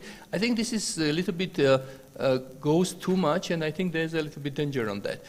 As far as there was a question also about Stefan asked me. I forgot what was the third question. About Georgia's Black Sea strategy, yes. I think that Georgia was doing quite well with previous government, Saakashvili. Georgia, I mentioned this in the book chapter I wrote. Georgia actually had a Black Sea strategy. We had a national security strategy document, quite well coined. But the problem is that when GD came to the power after 2012, I can say that they failed to produce any meaningful. They even didn't updated national security strategy. Can you imagine how many years passed? Almost like 12 years. They run the country, and there was nothing like that. So we don't know what is the national interest of Georgia right now. Who makes decision on foreign policy? We have no idea. We just heard about China thing. We just heard from the government prime minister. He said that we just made this agreement with China. Excuse me, but did we had some discussion with publicly or with some civil society? I don't know, academia, with some other people. Is it in our interest? I think there's a lot of issue with the transparency about the foreign policy, and I think this is also creates some problem. But in general, with Georgia, just to give a little bit positive side, Georgia is very much supports the economic projects, like all this middle corridor, everything, together with like Central Asian countries and Azerbaijan. But at the same time, I think that Georgia also needs its own strategy, especially there's so many changes now in Black Sea, and we need to have also our national security strategy and some other documents related to Black Sea, which will be very crucial for future relations with the neighborhood and also with global actors. On the two questions from the colleagues, so involvement of the regional countries into this strategizing or making the strategy. No, this is not how the EU functions, to be honest. So I think Mustafa is in this sense right. I think this is written at the moment in Brussels just by the bureaucracy, and then it will be there will be consultations with the regional countries after the strategy is written. But I think we also understand the bureaucracy is doing the strategy, but the policy is then done by the member states. And there will be also consultations first with the member states, and then there will be consultations with the non-member states in the region. So I think this is the process how it goes. I just say this very sober here. I think there is a discussion about Turkey. I agree with you, this kind of ignorance in a way, but I think it's everywhere now in the member states and also in Brussels that it needs a new Turkey strategy. It needs really some new initiative, but nobody wants to touch it. Yeah, I think this is somehow a kind of taboo in a way, but I think it's in the air and it will somehow come. But it maybe depends also on how Turkey itself is developing. Yeah, so I think it's also an interaction with Turkish policy. If we're thinking about the outcome of the war, if I'm understanding you right, and possible scenarios or how actions will then be guided, to be honest, I think the European policy is a crisis management policy. It's not a strategic policy. So it's very reactive. It's not projecting, this is what I'm criticizing. Since the beginning, we need a short-term, middle-term, and long-term strategy, also in terms of supporting Ukraine, also in terms of the other countries in the wider region, and also towards Russia. And this is not happening. It's really a very reactive approach, and there are kind of scenarios, but not really, to be honest. And there's also no agreement among the member states. For instance, how to deal with Russia in the future. I'm discussing this already since 2 years, that we need a new Russia strategy also as an EU and also as Germany, but nobody wants to touch also this topic. I was also just on Friday in the NATO headquarters. They are now working on a new Russia strategy, but it will be mainly a containment strategy. Yeah, so it will be all about containment. But from the EU side, I think it will also come that there will be a new Russia strategy. But if we remember the last Russia strategy, it was or this 5 points, or how it was called, also this global strategy, and then this 5 points. I think it's so broad that it is in the end more compromise, which every member state can agree on. But you also understand, if you have a member state like Hungary, you have also a problem to agree on any strategic approach. Yeah, and I think this is the challenge the EU has. So, is there one more question? I could take one more question. I take, yeah, lady there. Thank you very much. Just one question regarding the Russia strategy. I remember that previously there was a lot of, the approach was mostly based on working on public diplomacy, working with Russian civil society and the opposition. Do you think that the lack of an approach to Russia is because there is no solid opposition united on which, in a way, the collaboration can be based on? So the main work with Russia or on Russia is with the Russian opposition from the EU side. So there's a lot of financial support. The problem of the Russian opposition is the Russian opposition itself, yeah, in my opinion. So as initially a Russia expert, I would say I think there is no consolidated opposition, and there is no really I think there's a problematic position also towards Ukraine, in my opinion, and there is more fighting each other than really developing an alternative for Russia. And I would even say most of these Russian opposition people, unfortunately, nobody knows in Russia. Yeah, so they are not really relevant figures in Russia. But I think that's the main focus, in a way, of EU policy towards Russia, is focusing on the Russian opposition and also supporting them. I don't think that's the reason why there's no strategy or there's a lack of strategy. I think it's again that member states cannot agree on how to deal with Russia.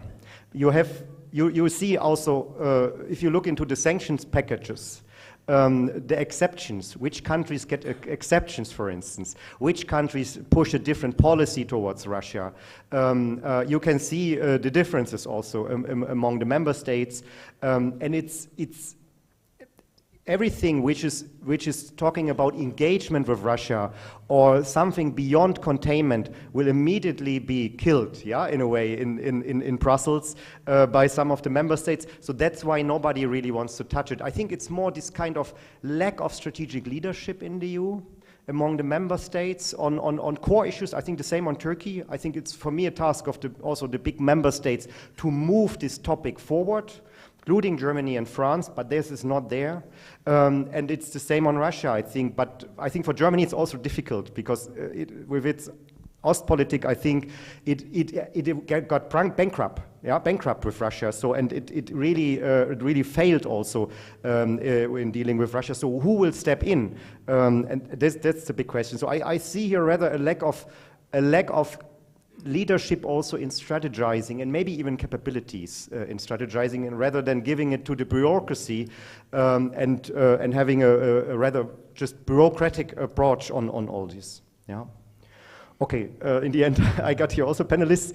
I want to thank you for this great discussion. I really enjoyed the discussion. I want to thank also the auditorium for your engagement with us. Thanks also to the Friedrich-Naumann Foundation for giving this platform for having this panel discussion and presenting the book, and also the Konrad Adenauer Foundation who has supported the book and also organized with us here this panel discussion. So thank you very much and have a nice rest of the conference.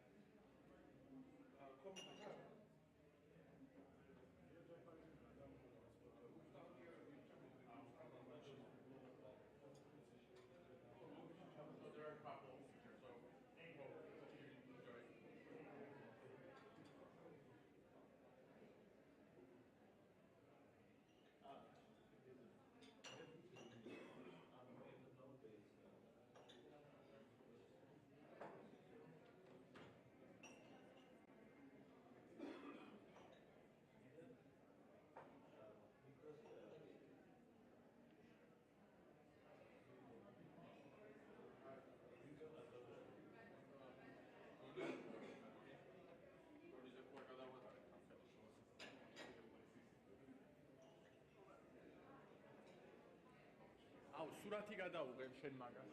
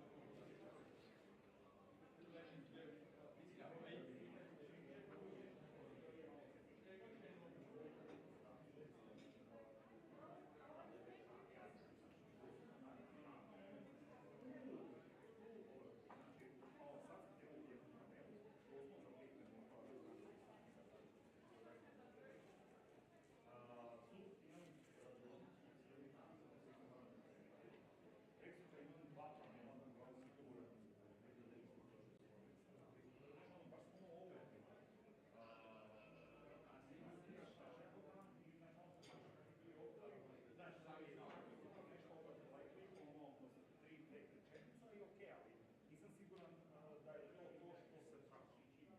Jel znaš uopće koji okvir je riječi se traži?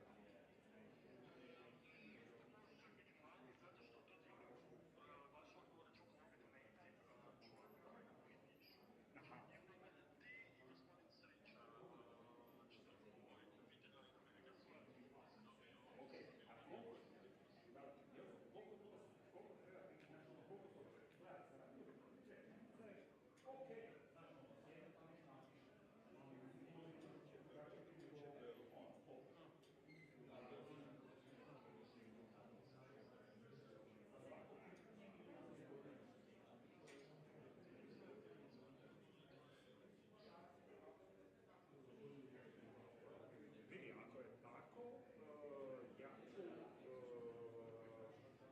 koji je pravi deadline, to me reci. Je li baš ono deadline sutra ili...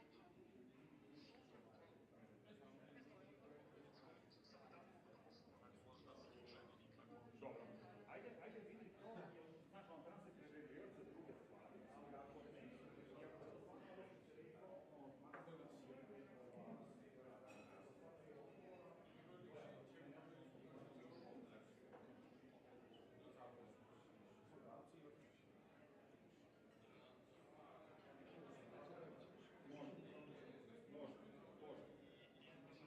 Može, ajde, hvala ti puno, hvala ti, slobodu.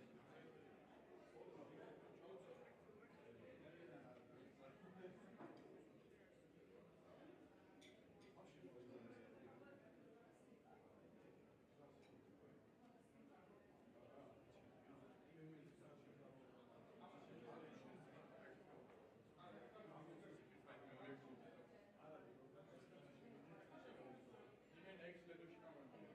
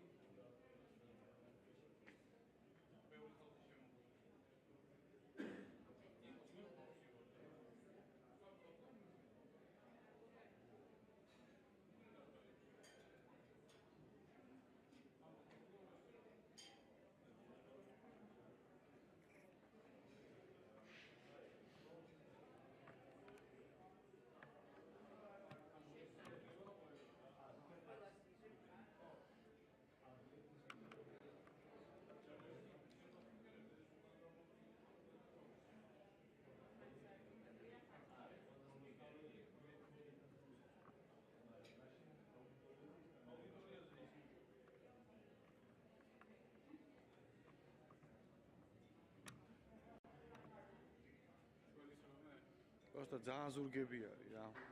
მოძალი იქნება აზრია რა. რა უნდა ქნა რომ ახლა მან ზურგი არ გქონდეს. არა. ძალიან ზურგები არის. აი ეს კაბელი რაღაცნაირად.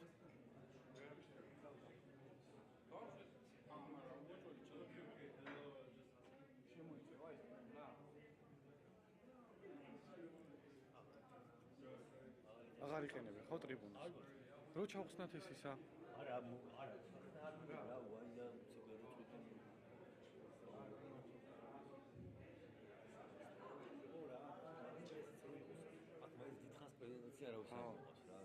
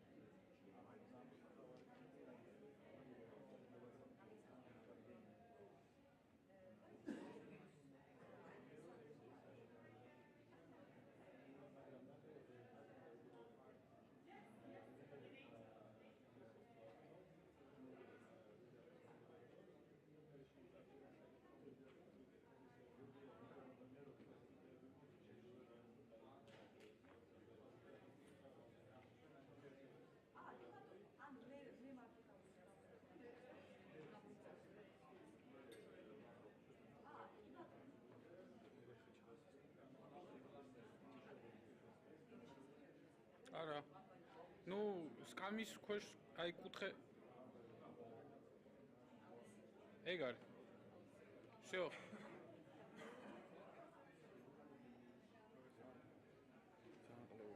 მაშლა რა პორტფოლის კამერა. ორა.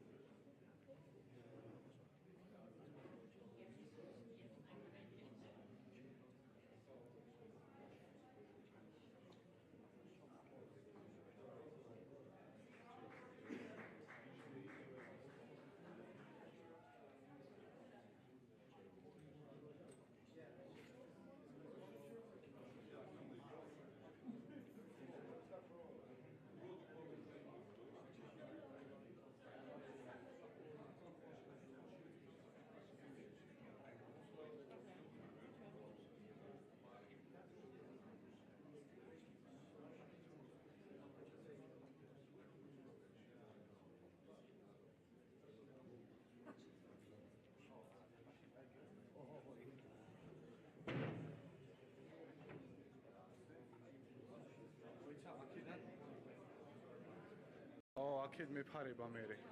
აქეთ მეფარება მე. მაშინ ჩამოწიე ესე. არა, ესე ეგრევე იყოს და ჩამოწიე. ჩამოწიე. კიდე, კიდე. მოიცა, ესე დავდგე, მაგრამ მაინც მეფარება. კიდე ეგრევე იყო, ჩამოწიე კიდე მაშინ.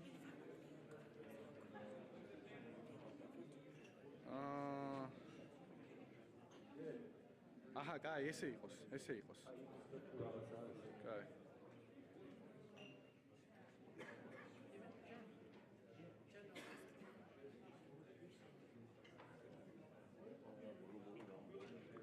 არა, ესე აღარ ჩანს ახლა.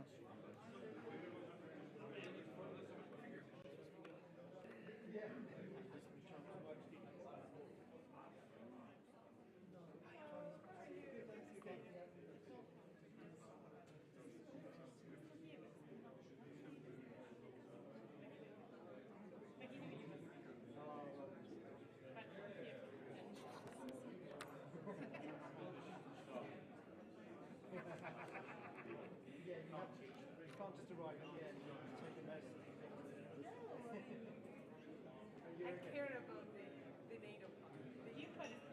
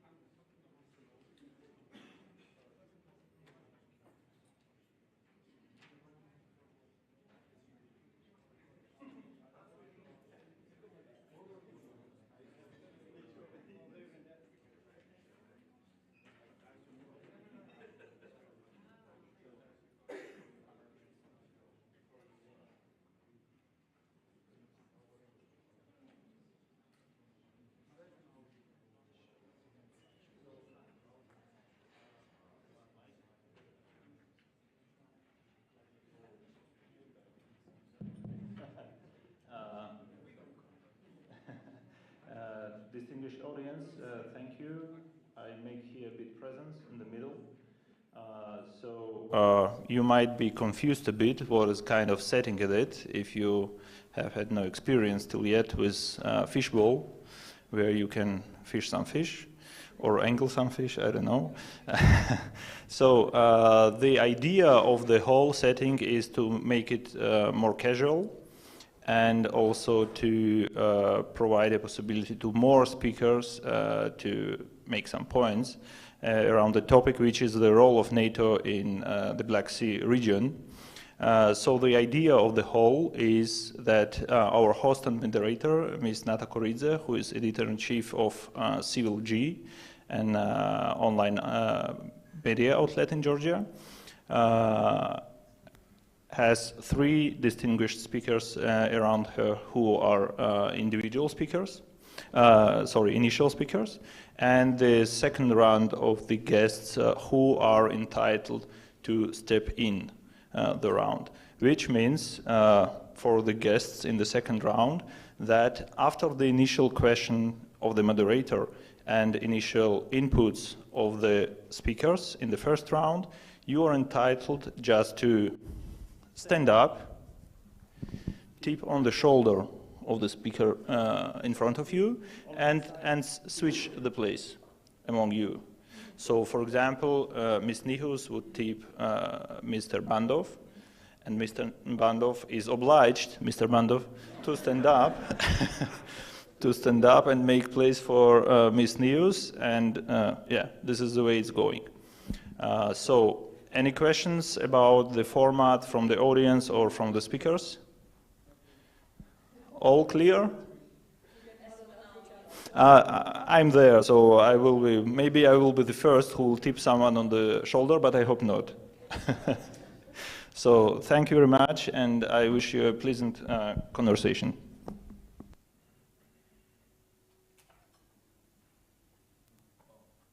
Is it? Okay, it works. Good afternoon, everybody.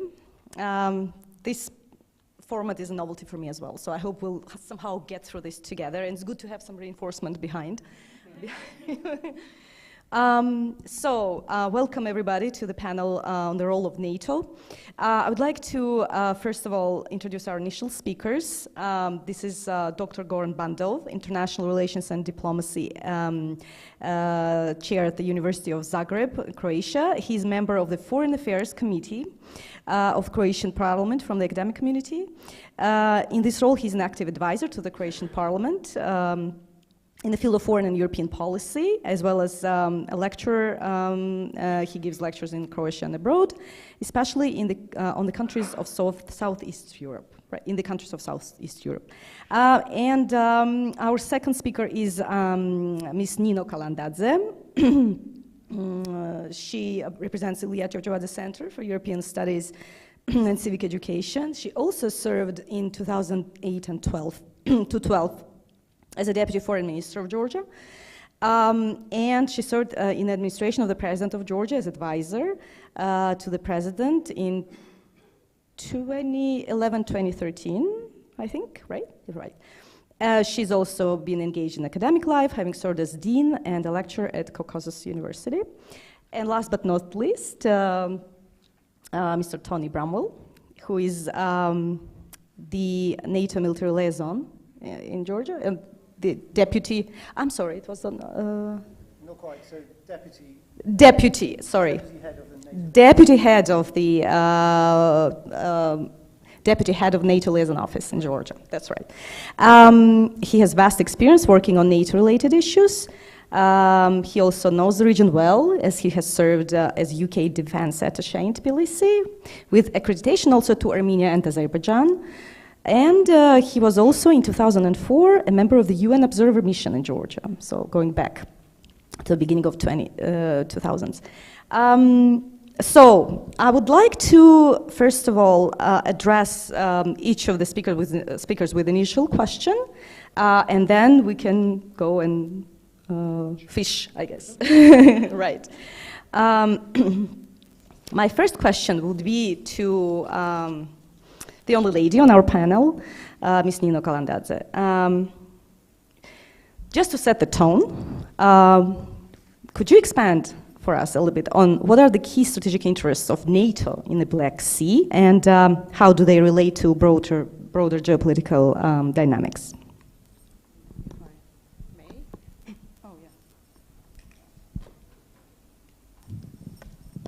Working? Yeah. Thank you for the question. Thanks for the conference. Thanks to the organizers and the thrilling discussions over the last 1.5 days. This is a concluding session, as I understand, and therefore will become more interactive.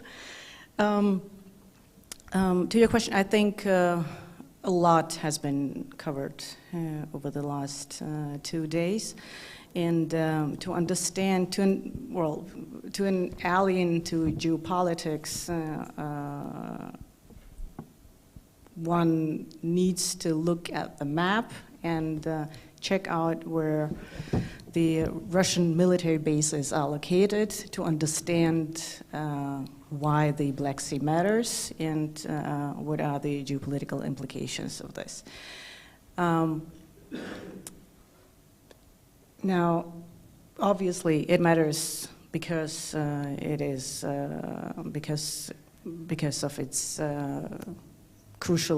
being a crucial connecting point between Europe, Asia, and the Middle East, but also because it offers to Europe the best alternative route for its energy supply, bypassing Russia. Now, controlling the Black Sea and the Black Sea region has always been a key strategy or a key part of Russia's strategy towards the Black Sea region, because in Russia's understanding and perception, whoever controls the Black Sea, because of the dependency of the smaller countries in the Caucasus region on the European markets, controls the bordering countries and controls the capitals. This is no surprise for us, because for us the turning point, or the Zeitenwende, as the topic of our conference says, was not in 2022, but rather in 2007 at the Munich Security Conference, when Putin, in a very typical for autocracies manner, pretty much clearly displayed what his intentions were and what the Russian strategy towards the Black Sea region was. And he made it pretty clear that for him the Cold War had never ended, and that he would not allow any economic or military presence in the Black Sea region because it would contradict to Russia's strategic interests. On the other hand, security and stability in the region obviously matters for Europe, and now it is clear to everyone. It wasn't always the case. NATO remembers. I think we have not left out any doors in Brussels or in the European capitals to not have it knocked on, trying to persuade our European and American friends that the Black Sea security mattered to the European security and the security in the region. It wasn't, well, even after, then the 2008 came, and our partners were still reluctant to see the obvious, and it was more convenient to look away and to try to continue with Russia's engagement policies, and it went on with the reset policies, and the energy projects continued, making Russia's corrupt pockets even more rich, the money that is now being used against Ukraine and against the West in Ukraine and in Georgia.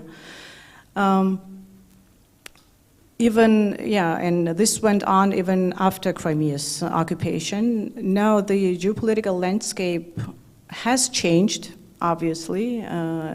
There is a better understanding of who is the enemy and that Russia is an enemy. Probably there is a better sense of understanding that engaging Russia is no longer relevant because pragmatically speaking, the interests are mutually exclusive.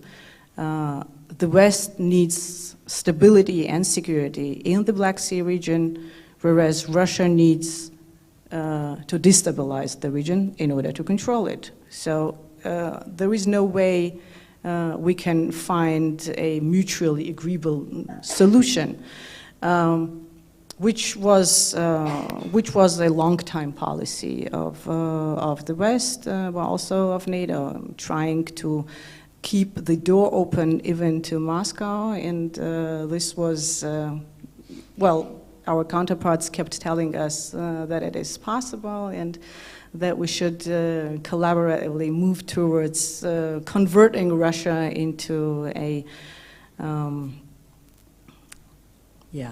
into perhaps not necessarily democratic, but a strategic partner.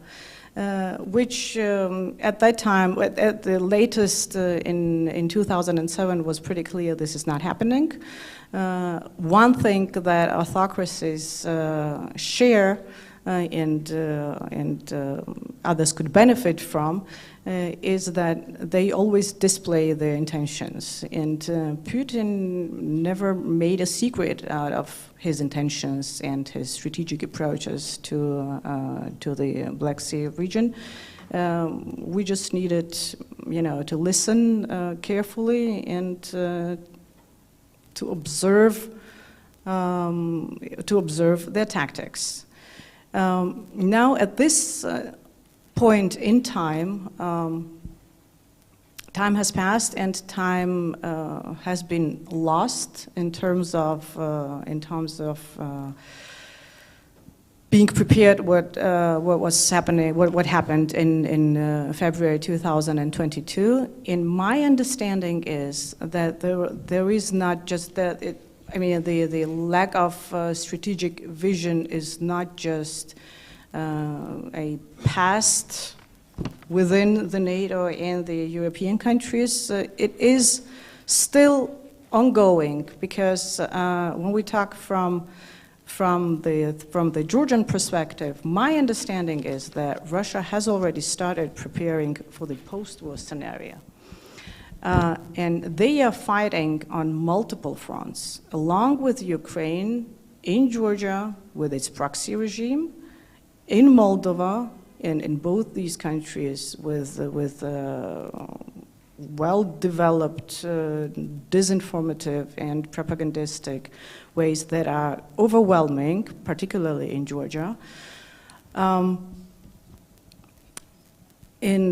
While talking to our European and American colleagues, my understanding is there is no backup plan in case, for example, Georgia fails now.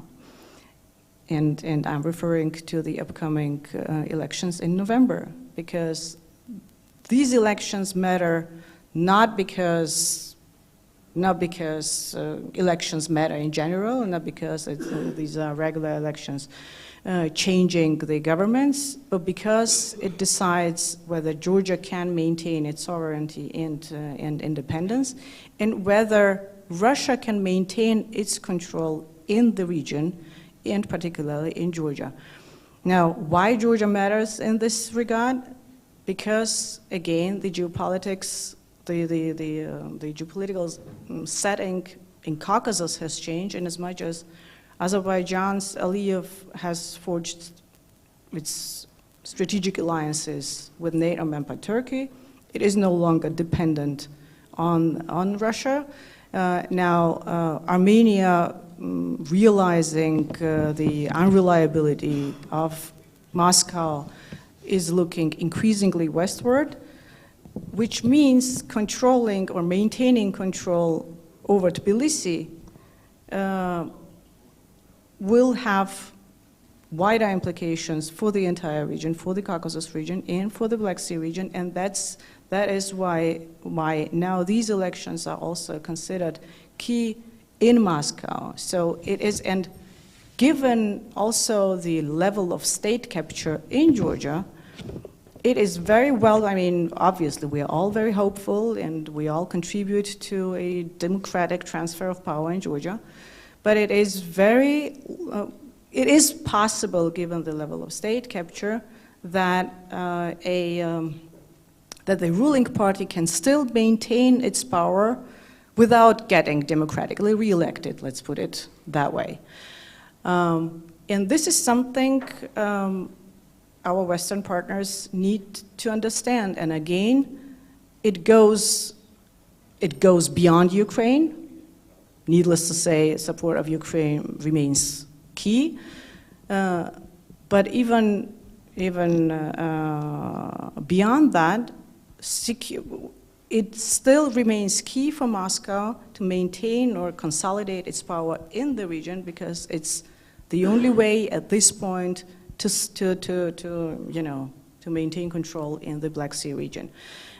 And this will have wider implications, not just for the countries affected, but obviously for the security and stability of the European Union in NATO's interests here in the region. I'll stop here, and we'll Thank you. to Thank you very much, Nino. seats. And thank you very much for also bringing up the fact that Black Sea is not just a body of water, but it's a strategic crossroads that influences trade, military operations, and regional stability. And thank you for highlighting that for us, as well as Georgia's role in the region. And we'll talk more about that during this panel. I'd like to now turn to Mr. Bramwell and ask how exactly is NATO addressing the ongoing security challenges in the Black Sea, especially against the background, of course, of Russia's brutal war in Ukraine? Thanks very much, Nata, and first of all, thanks very much indeed for the warm welcome and the organisers for this opportunity for NATO Liaison Office in Georgia to sort of give some thoughts. We had, and I won't make many apologies for reflecting on yesterday's morning session, because actually we covered a lot of this ground, and it was extremely well, if I can say so without coming across as too sycophantic, but extremely well articulated by Galinda, who now, of course, is freed from the shackles of NATO and can speak for herself. So, in addressing the question, I think, first I absolutely must pay tribute to the brave men and women of Ukraine Armed Forces and Ukraine in general, who, of course, are making all the running and doing the hard work of keeping security in the Black Sea region a possibility, and the rest of the free world free, because they're paying in blood, and we should never forget that. I think, reflecting on the word strategy, which has been used a lot, and kind of, as a native speaker, I find myself sometimes wondering if it's the right word to use in certain circumstances. We sometimes use it, I think, when we mean policy. Sometimes it's used when people really mean plan. And often, if a strategy can't be, or as one of the commentators or questionnaires yesterday remarked, if your strategy hasn't been enacted or won't be enacted, what's the point of it? So I think this point needs addressing, and of course what you're going to hear from me is about what NATO is doing, what its strategy is, and how it maintains that it is behind the strategy, and that it has a funded plan to bring it to life. And so we heard about the NATO strategic concept, finalized in 2022. You could say, the hard work of preparing that was done before the invasion of Ukraine.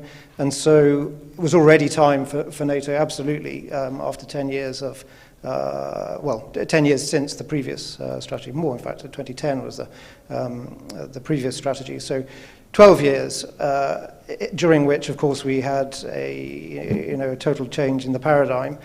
with the annexation of Crimea and everything that followed. So absolutely there was time for a fresh NATO strategic approach. In this respect, the word strategy I think is correct, but it's a concept, the NATO strategic concept. It's a philosophical underpinning of how NATO sees the threat and what resources and postures and approaches it proposes to deal with the threat. And I think, as perfectly well articulated, again by Galinda, it's become now a scenario of forward defense and deterrence, and I'll come back to that point on deterrence probably in a second.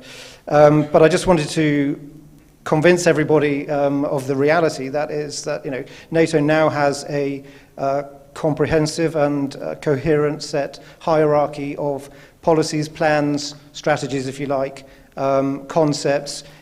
In some ways, it doesn't matter too much what we call them, but that we recognize that they fall into a hierarchy, at the top of which is the NATO strategic concept, and directly underneath which is the DDA, the Plan for the Defense and Deterrence of the Euro-Atlantic area, and that's what concerns us here. But sitting alongside that is the classified military plan, the NATO warfighting capstone concept. And then beyond that and below that is sort of my area of expertise, the Allied Joint Doctrine. And so, again, with little by way of apology, just to get a little bit more operational now, because enough people have considered the strategic environment or the strategic concept here. In many ways, and in practical ways, it's the operational level, the operationalization of the strategy that becomes pertinent when you consider what NATO is doing and will do for the Black Sea region and for the South Caucasus. So all of that said, I just wanted to highlight this hierarchy, its existence, and then of course that bringing it up to date, because already this is thinking that happened 2 years or more ago. That we had, of course, early in the summer, Washington Summit Declaration, which I think, of course, as declarations will do, particularly when consensus is, at the heart of your organization, won't necessarily make any extremely difficult decisions, won't make any extremely contentious claims, but the Washington Summit Declaration, signed up by 32 allies, clearly articulated more than 20 points. I started to list them that highlight, that identify, that pin down what NATO is doing to bring this strategic concept to life. Things like logistics, resilience, and mobility corridors. That the realization that you need to connect forces and through allied countries, through partner countries, west to east, if reinforcement and if the direction of the threat is indeed that way orientated. And so I won't rehearse, these 32 points. You can read them yourself on the internet, but it's just sort of to make sure that the point was made, because the question was perfectly well put a couple of times. Has NATO really got a strategy, and what's it doing about it? So yes, NATO has a strategy. It's a kind of concept. It's a philosophical underpinning. And here are, in black and white. Google them for yourself. The NATO Washington Summit Declaration. Criteria by which NATO holds itself. And I suppose most evidently emphasized by this enormous exercise we had, Steadfast Defender, earlier in the year, which, biggest exercise NATO has conducted in this region since the Cold War, and, walking the walk, I suppose, walking the talk. And showing how NATO can bring this plan to life. So that's enough about that. I think it kind of blends, though, with my second point, which is that, Dr. Galinda says defense forward and deterrence as a result in all domains. And this is where I think, again, being a little bit less strategically focused and more operationally focused, when NATO thinks about Black Sea security, is it a state of mind? To some institutions, perhaps it is. It could be, the connector that we heard about yesterday, the trade route. But for NATO, it's an all-domain scenario. It's the Black Sea itself, the water, but everything in depth, including partners like Azerbaijan and Armenia and Georgia, of course. And of course, of the 6 littoral states, 3 are allies. 2 are, have a stated agenda to become allies, and the 3rd is the adversary. So NATO cannot not have a position on the Black Sea, and this is why it was in the NATO strategic concept identified as a strategic interest for NATO. And so it's about the land and land forces, what physical apparatus NATO can bring to bear from a deterrent perspective on land, in the air, maritime, these littoral states, of course, under the water, in space and cyberspace. So, NATO recognizing 5 domains and some allies recognizing information as a domain illustrates that, if you take this lens of defending forward and deterring your ally, it has to be in all domains and multi-domain, perhaps even integrated with the rest of society. But militarily, of course, it's about these 5 domains.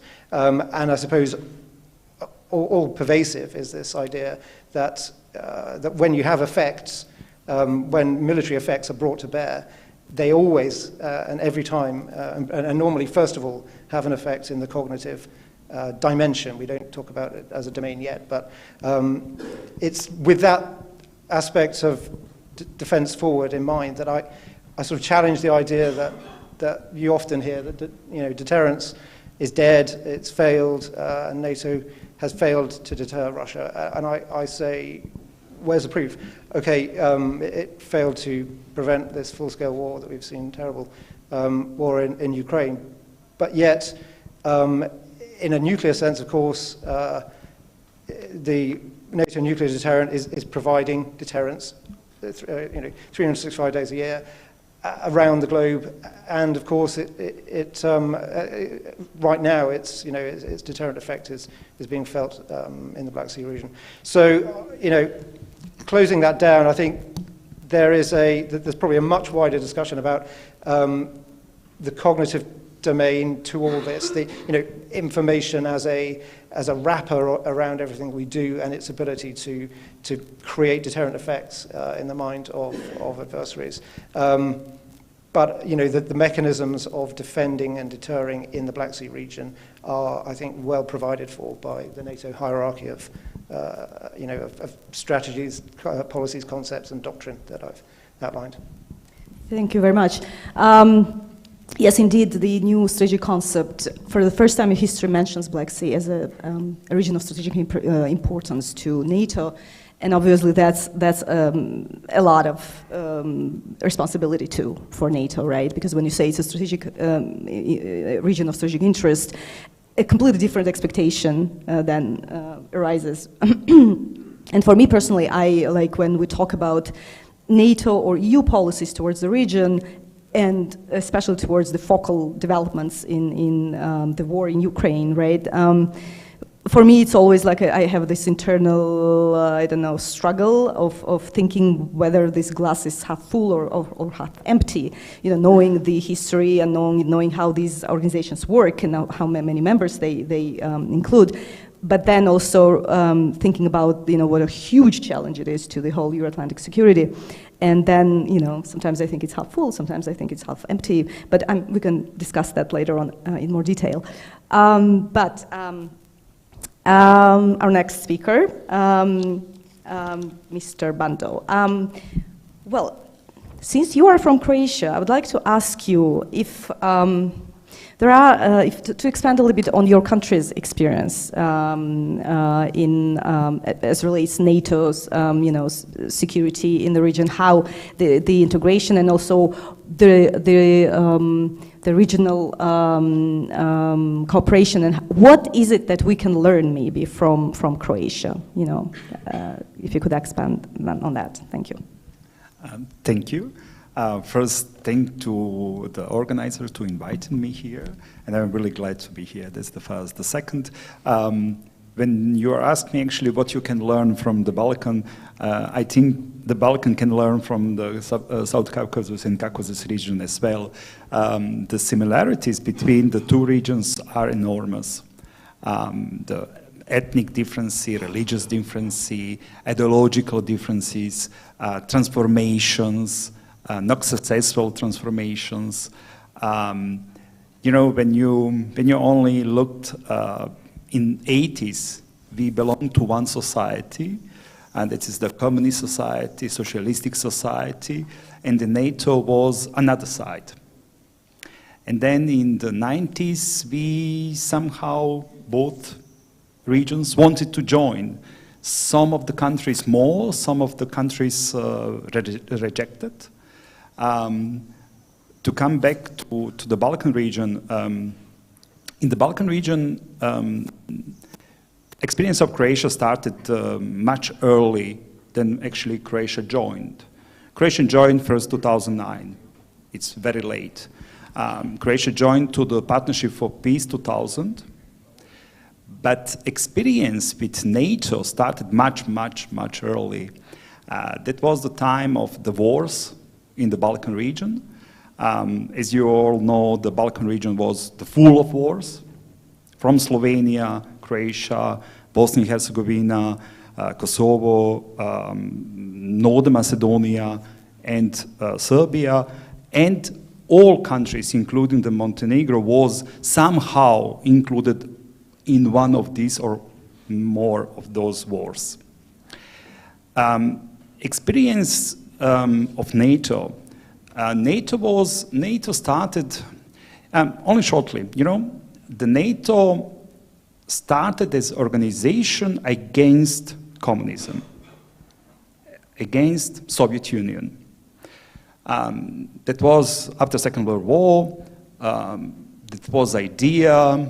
We will live now in the peace. In this peace, none of the allies from the Second World War will do anything, only peaceful. But after a short period, we saw that the Soviets tried to introduce the Soviet and communist idea in different countries.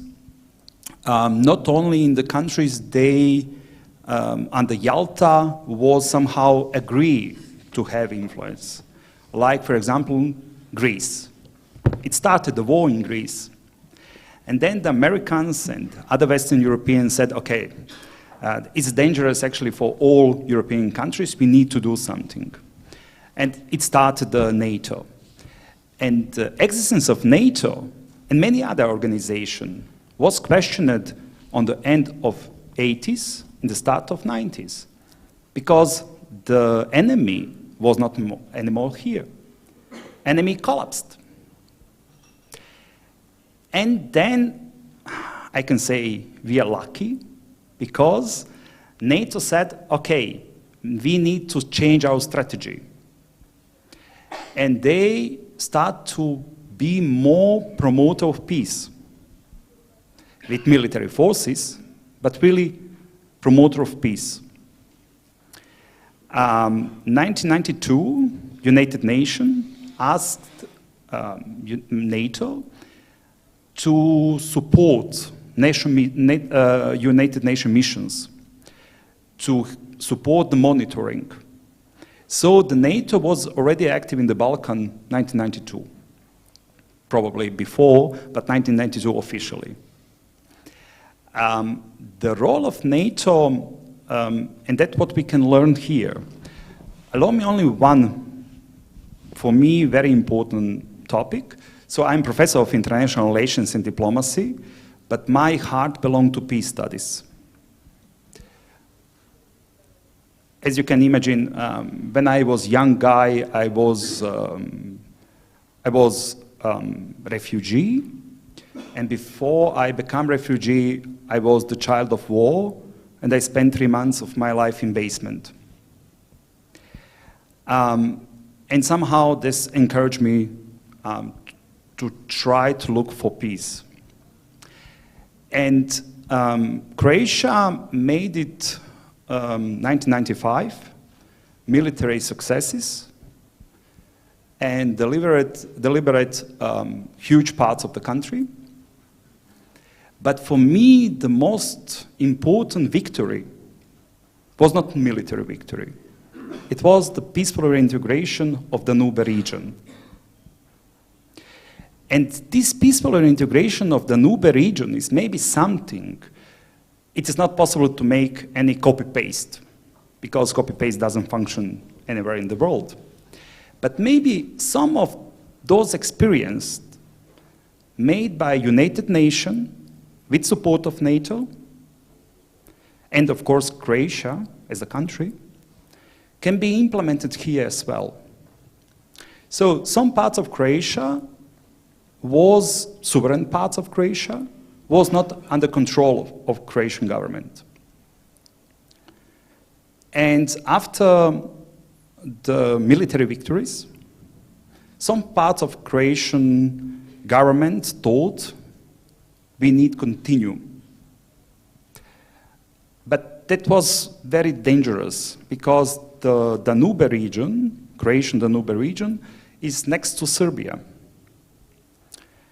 And it's come support, encouragement from the United Nations, but from NATO as well. Please try to do that on peaceful way, and we will support you. They talk, of course, with both sides, with the Serbs in Croatia, with the Serbia as a country, and of course with Croatian government.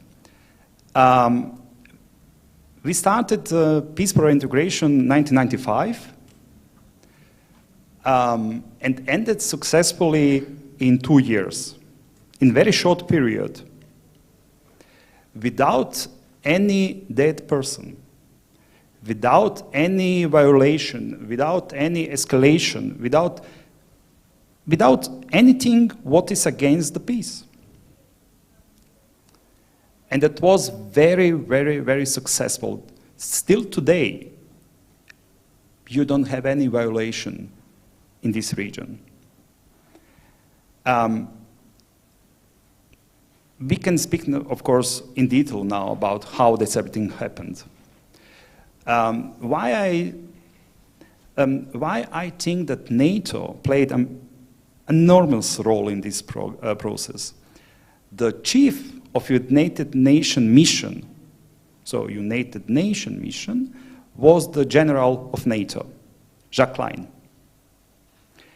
And all actors in the local level, they know if they make any mistake, probably he can call the guys from the NATO, from the Bosnia and Herzegovina to be engaged here. And that was clear for all actors in the wars. And that was the reason we were encouraged to start processes, peaceful processes. And, you know, as I said already, it's not possible to make any copy-paste, but maybe some of the measures, especially the soft diplomacy, was introduced by Croatia regarding the Serbs in Croatia. Maybe that's this direction the government here can think regarding some regions in this country, sovereign regions of this country. I think this kind of experience we had, and I need only to mention one very important detail. The role of Russia was very different in the 90s and today. And position of Russia was very different. Russia supported the process of peaceful reintegration. In case, of course, here, I'm not sure that Russia will support this process. it's different. But again, maybe some of this experience made by Croatia and Croatian government, supported by United Nations and NATO, it's something what is possible to implement here. Thank you. Thank you very much. Yeah, I don't think we doubt what position Russia, has been having. Actually, Georgian government has tried on many occasions to use soft power to, for rapprochement with at least the population of the occupied regions, but it's very difficult to do when you have the boots on the ground from the occupying power. So, but thank you very much for sharing this. I think indeed there are some similarities between our regions. The past wars, the fact that it's not. It's very versatile. There hasn't been a lot of homogeneity, yes. But I think that the Russian factor is something that makes a huge difference here. It's sort of an elephant in the room, I guess. Yeah. But Russia is not direct in the region, but indirect. Russia is very in the region, indirect. Russia has their actors, and they are doing that what the Russia want. So it is not so direct as here, but it's very present. And not only Russia. In the region of the Balkan, you have many actors very present. So we can continue with this, who is everything present there, but many actors are very present on different ways, and I'm not sure always for the good of the societies. And I'm professor of diplomacy, that is the reason I'm talking so. Thank you very much. After these initial questions, I guess I would like to ask our reinforcement squad behind if they would like to comment as well.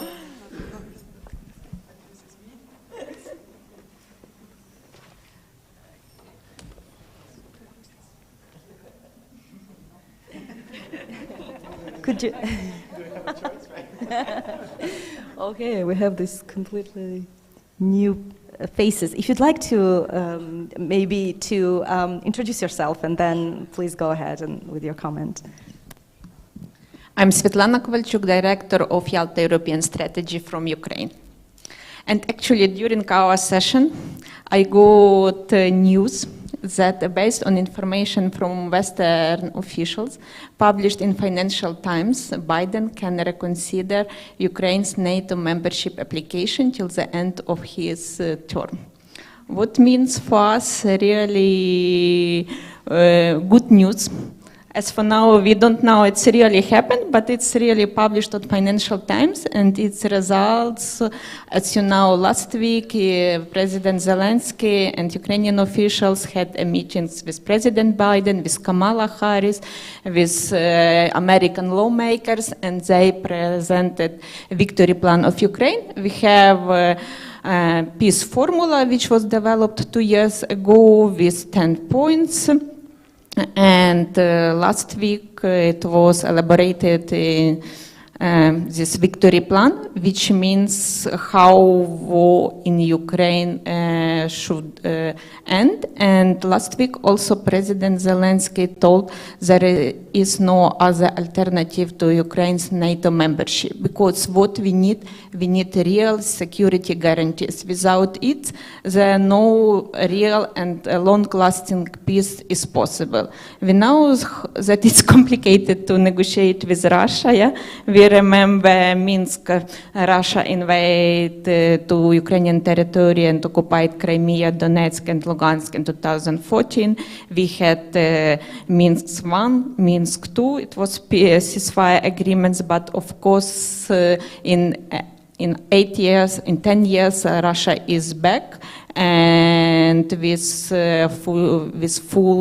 full-scale invasion of Ukraine. So what we need real guarantees, and it's possible only with NATO membership. Thank you much. This is indeed breaking news, I guess. Yeah, if it's for sure. It's why I invited when I can change. Right, especially the timeline, which is quite amazing. And actually, today we have a new Secretary General too, right? Yes. From starting today. So yeah, interesting. It was also what told Ricardo to us before start of the panel. Yeah. So thanks. Thank you. Ms. Niehaus, you also wanted to contribute. First of all, I mean, I hope that this news is confirmed, because indeed it would be great, and me and many others have been always this mantra that Ukraine should actually be invited to start accession talks for quite a while. Now it's not due to me that is happening, but I'm really happy that this is now happening. Sorry for those who don't know me. Gerlinde Niehaus. I've been with NATO for the past 25 years. In the last 5 years, as Deputy Director for Defense and Security Cooperation, which included all NATO partner countries. And since Monday, I'm an independent NATO and international security expert. So that about me. And indeed, I mean, talking about reincarnation, we have a new Secretary General, Mark Rutte, from the Netherlands. But let me just, to the good outline from Tony, just add 2 points, because Tony, I think, gave a very good overview of the sort of the overarching policy NATO has been developing under the label of the deterrence and defense. But in concrete terms, I mean, what this means for the region is, for example, I mean that France has now taken the lead to shore up the battle group in Romania. So together with forces from Belgium and the Netherlands and Poland. In Italy is the framework nation for the Bulgarian battle group, together with force contributions from the Albania, UK, and the US. And then in addition, the US has actually also enhanced its presence in the region. So in fact, they decided to relocate 1,000 troops from Germany to Romania. So you have much more NATO in the region, and indeed, I mean, NATO countries in the region, of course, are safe, because I mean we're always on this mantra of we'll defend every inch of NATO allied territory. So this, of course, goes for the NATO nations. And in addition to that, I mean, in addition to the troops themselves, there is also then the pre-positioned equipment, so that the troops, in case they need to start fighting, they don't have to scramble for the material. They have it in place, yeah, and they know what the scenarios are and what to do. So, but clearly, I mean, this goes for the NATO nations, and that's not a big consolation for the NATO partners in the region. So, in that sense, great for Ukraine if the application goes through. But so far, what NATO has been doing is to intensify the practical cooperation, in the sense of we try to help the countries to help themselves. So that was the and still is the mantra. Now, I hope that this will continue in the case of Georgia, but to a degree, whether or not it will remain at the same level will depend also on the upcoming elections. Let's be clear about that. Yeah. So that was the first point. The other I wanted to mention is how to sort of take things forward, and also the difficulties. And it's easier for me to say this now since I'm independent.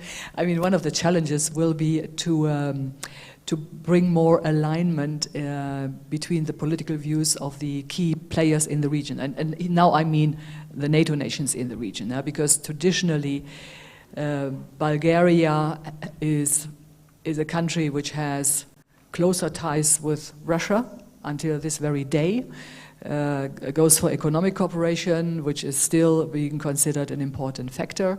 Whereas Romania clearly is much more westward leaning, much more also working closely with the US. So you have diverging views there, and arguably, if I'm a bit more provocative even, I mean, the interest of Turkey perhaps is to maintain its own big player role in the region, which by default then means not the biggest NATO role in the region, because I mean they want to have their own role, and clearly I mean the Montreux Convention and the guardian status they have for Montreux is also serving that purpose. It's not only serving that purpose, but it's also serving that purpose. So you have these three players on this side of the Atlantic, and then of course there is the still also to be achieved alignment between those three players and the US. And the previous panel referred to that. I mean the colleague from Turkey. So just to say that in moving forward for an eventual NATO strategy, getting these nations, let alone then all the others, but getting also already these 3 or 4 nations onto the same page will be a real challenge. Thank you. So yeah, if we could just maybe do a brief comment and then we can maybe go to the Q&A session. Thanks. You could introduce yourself.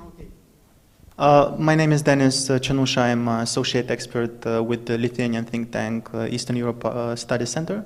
I'm also affiliated with Moldovan think tank community. So I wanted to comment quickly on the Ukrainian good news, very good news. In my view, this can be a signal that probably the US is trying to compensate the lack of decisions about allowing Ukraine to use long-range missiles to hit inside Russia. That can be one way of compensating, giving something in return, as well as probably some early stages in the discussion about the future peace talks. It seems that the US is ready to give something big in order to somehow close sensitivities related to what Ukraine could probably lose if there is a decision to really go ahead with the peace talks.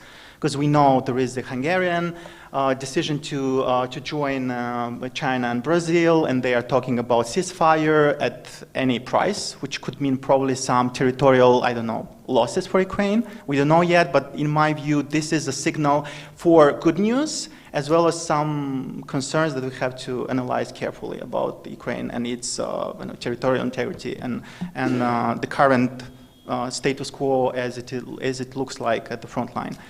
Now on the EU and NATO, because it's important to also touch upon this aspect, and I was reading actually the recent comments, the new comments, the statements of the new General State Secretary of NATO, and he mentioned that there should be no duplication between the two organizations. We know very well that there is an interest from the EU. He mentioned that no duplication, the EU should develop its defense industry and capacities, but it should be very carefully done so that we don't have resources that are wasted in creating actually somehow too much probably resources, but they are not distributed adequately across the NATO allies. And the last point that I wanted to mention is probably there is a big interesting trend that is happening in the Baltic Sea. And again, from the news that I read today, there is an initiative from the Estonian side as well as Finland to create a common emergency plan in case Russia is representing a threat in the Baltic Sea, so that the access of Russia to the Baltic Sea is closed. And I believe that what the Baltic countries are showing us is that they are more actively cooperating in developing all this, I don't know, line of between the 3 Baltic states in case Russia would plan to attack one of the 3. As well as now on the sea, they are organizing. They have clear plans and strategies with the new member states of NATO, which is Finland. So I think that the same kind of attitude and the same way of being proactive should be also copied by other allies, maybe in the Black Sea, because I don't see the same level of preparedness and creativity when it comes to how to counter in practical terms the Russian threats. Thank you very much. Yeah, indeed, I think the Baltics have this luxury, or I don't know, historically they have been aligned very much in the same, they have had the same outlook, the same foreign policy priorities, and that made them stronger, all 3 of them, and that allowed them to be so much ahead of countries of the South Caucasus, for example. Yeah, we always envied you in a good way, but unfortunately, this is not the case in this region so far. But I'd like to ask now our audience if they have questions. I know I have, but I would like to, you can ask a specific person, particular person, or you can just ask a general question and whoever will be able to answer will answer. Please. Do you have questions? Yes, please. We can take 2 and then, yeah, go the second round. My first question is going to be, I will not say any specific, whoever can answer, I'd be happy to, but what would you expect from Mark Rutte's leadership of NATO? And do you think in general the role of Secretary General is important, or NATO being an intergovernmental organization, it's just more like a symbolic role? I just want to understand whether there are kind of any predictions about the direction that it can take. And second question is about, so CSTO has been criticized massively for being an organization where the interests of the member states don't align, and you cannot have a security alliance with diverse interests. And we have seen CSTO fail in its mission during the Nagorno-Karabakh war, for example, and even the Kursk incursion, I mean, logically. However, NATO, I'm not comparing to CSTO, but there are some diverging interests among member states and also in the ambitions as well. Do you think that there might come a moment, not very near future, but soon, where NATO might face the same problems that CSTO is facing, that there are member states that are supposed to protect each other, whose interests do not align at all? Thank you very much, and these were 2 questions, but okay, we'll get another one from you, sir, and then we'll proceed. Thank you very much. My name is George Pelishano again, and I work for SNGP, and my question goes to Mrs. Nichols, of course, because of the the announcement that was quite important, maybe about our Ukrainian member of the conference. So how do you see this process being developed from this point on, after this will be taken into consideration by President Biden? That's a billion-dollar question, not even million-dollar question. Please. I don't have a crystal ball, but taking them in the sequence now. The title is Secretary General, and I remember times of Lord Robertson when he was there that there were some nations not exactly liking his very forceful style, and then reminding him, you are a Secretary General, a Secretary General. So the emphasis was on Secretary and not General. So, no, but I mean, jokes aside, I mean the key role of the Secretary General is always to keep the allies together. So he is, if you wish, a networker, a mediator, a consensus forger, somebody who persuades, who tries to convince, also with charm offensive if needs be. Yeah. So he has the power of the word and the power of the argument, but he doesn't have the power of being a general and saying, now you do this and finish the discussion. Yeah, you just implement. Yeah. So he's tasked with preventing NATO from becoming CSTO, right? Yeah, so indeed. Yeah, yeah. So so that is his key role, and that will also be Mark Rutte's key role. Yeah, especially in the hypothetical scenario we touched upon that Donald Trump would win again the elections in November. So, but then, I mean, when it comes to comparing NATO with CSTO, I think the organizations are well distinct. Yeah, I mean, because we do have a kind of an operational arm. Apart from the fact that that everything what is being done in NATO is done also voluntarily, and all members are equal. I mean, they're all sitting around the table, and each has a voice. I mean, we are not voting. I mean, the consensus is forged through sometimes endless discussions, and it can be, for whoever chairs them, bordering painful because you earn a honorary degree in chair ergonomics when you are doing this, and it can be a long process. But at the end of the day, I mean, we always arrive there. Also for complicated matters such as a new strategic concept, which arguably is not an easy thing to do. So in that sense, I'm convinced that also in going forward, NATO will be able to do that.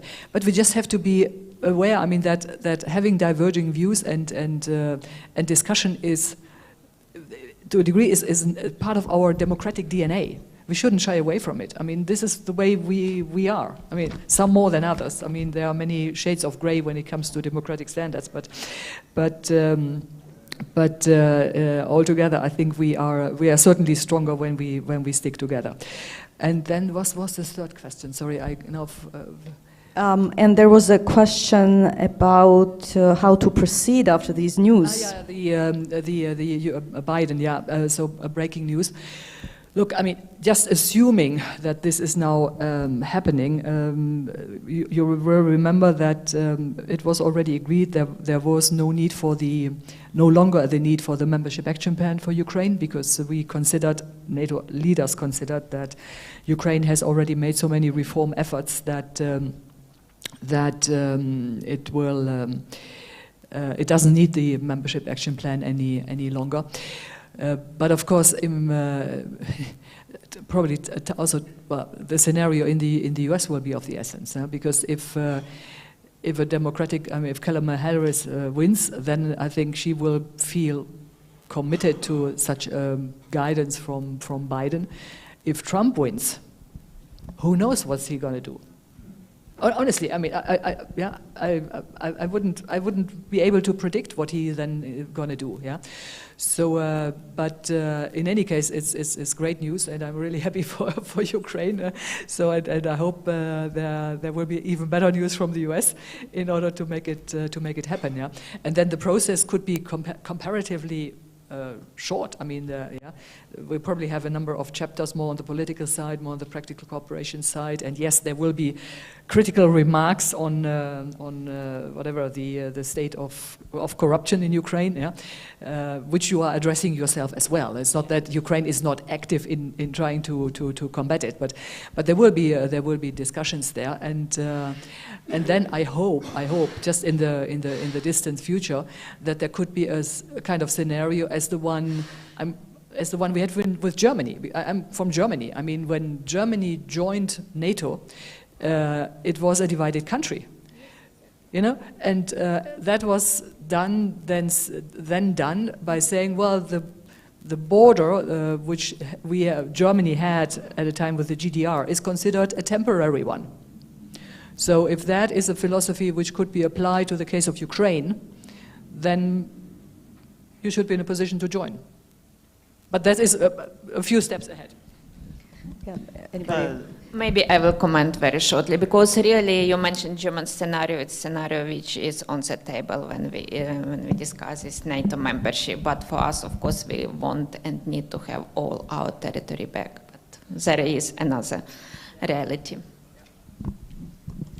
Yeah, quickly on what you said, I agree, but apart from, I think that this statement made by Biden can be also used by Trump in the electoral campaign. So we have to, again, understand what will be the costs, because that will be one of the issues that will be discussed when it's about foreign policy. And that we will have probably some words, some vetoes from countries like Germany, especially given the fact that we don't know, just to finish my idea, we don't know exactly how this will be conditioned, because in case of divided Germany, that was a completely different story. We didn't have a hot conflict which is going on, and we don't know how much Ukraine will intervene or gain new territories in Kursk, and how many kilometers will be gained by Russia in the Donetsk region. So this is still an open question. Now, if you speak about the CSTO, which I think it's an important question, both the killer and the forger of the organization is Putin. And I think that the future of CSTO will depend on the events in Ukraine. I would not be so pessimistic when it comes to the capacity of the organization, because I remember very well the January 2022 when Russia sent to Kazakhstan a mission which was critical in order to save the regime and in order to stop the riots that were initially organized by the legitimate opposition, but then hijacked by unclear, non-state actors that were pursuing something that we don't know yet up until this day. So I think that there are stories related to a CSTO, but it will depend very much on how Russia will succeed in Ukraine and whether it will succeed. So if we have a positive result in Ukraine, that it will be obviously a very negative, a toxic result for CSTO. Yeah, I think the whole point made was that it's exactly, I mean, CSTO does whatever Putin says in this, that was the main difference between, you know, you can't even compare, Russia likes to compare, you know, CIS, for example, with European Union and NATO and CSTO, and then, yeah, that's completely out of line. Exactly, right, that's right.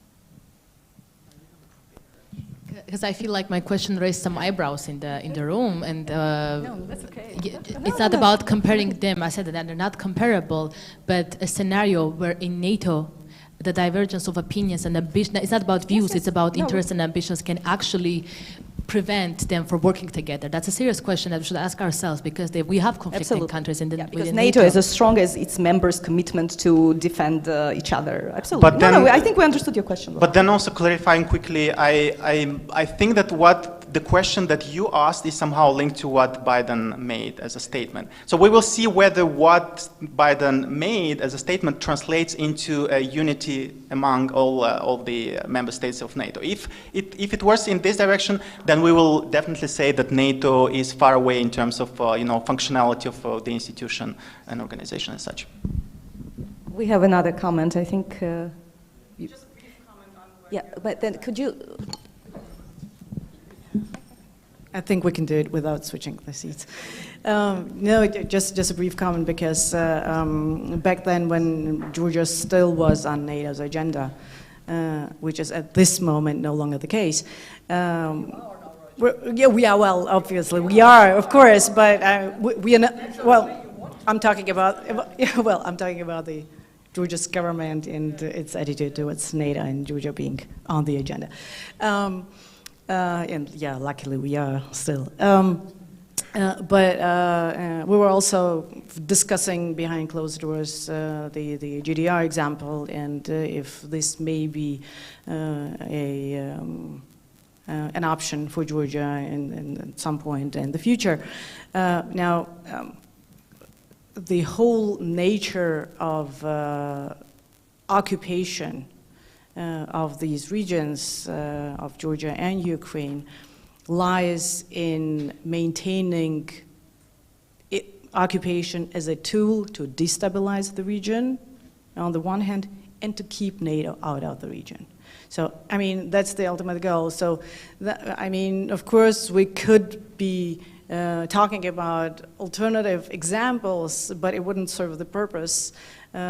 Because it's no matter how creatively Russia frames its military presence and occupation, it is all about securing Russia's access to the Black Sea and maintaining control over the region and the capitals, as I said. So we would be lying to ourselves by agreeing into this deal.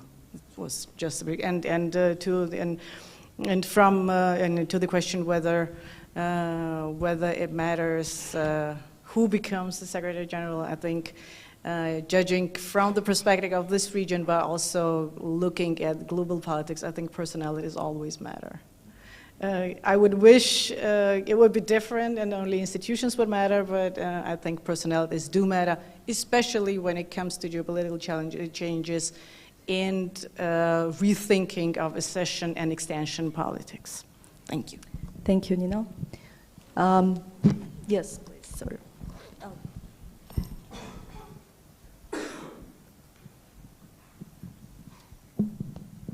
Thank you.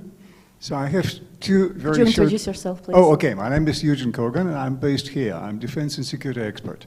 So first, a short comment to Gelinda. I think when it's come to Bulgaria, it's not only the trade connection to Moscow, but also societal connection to Moscow. And that's a very important point that I think you at NATO needs to consider how to turn the societal problem in Bulgaria to the NATO advantage and not disadvantage. Another point related to Turkey.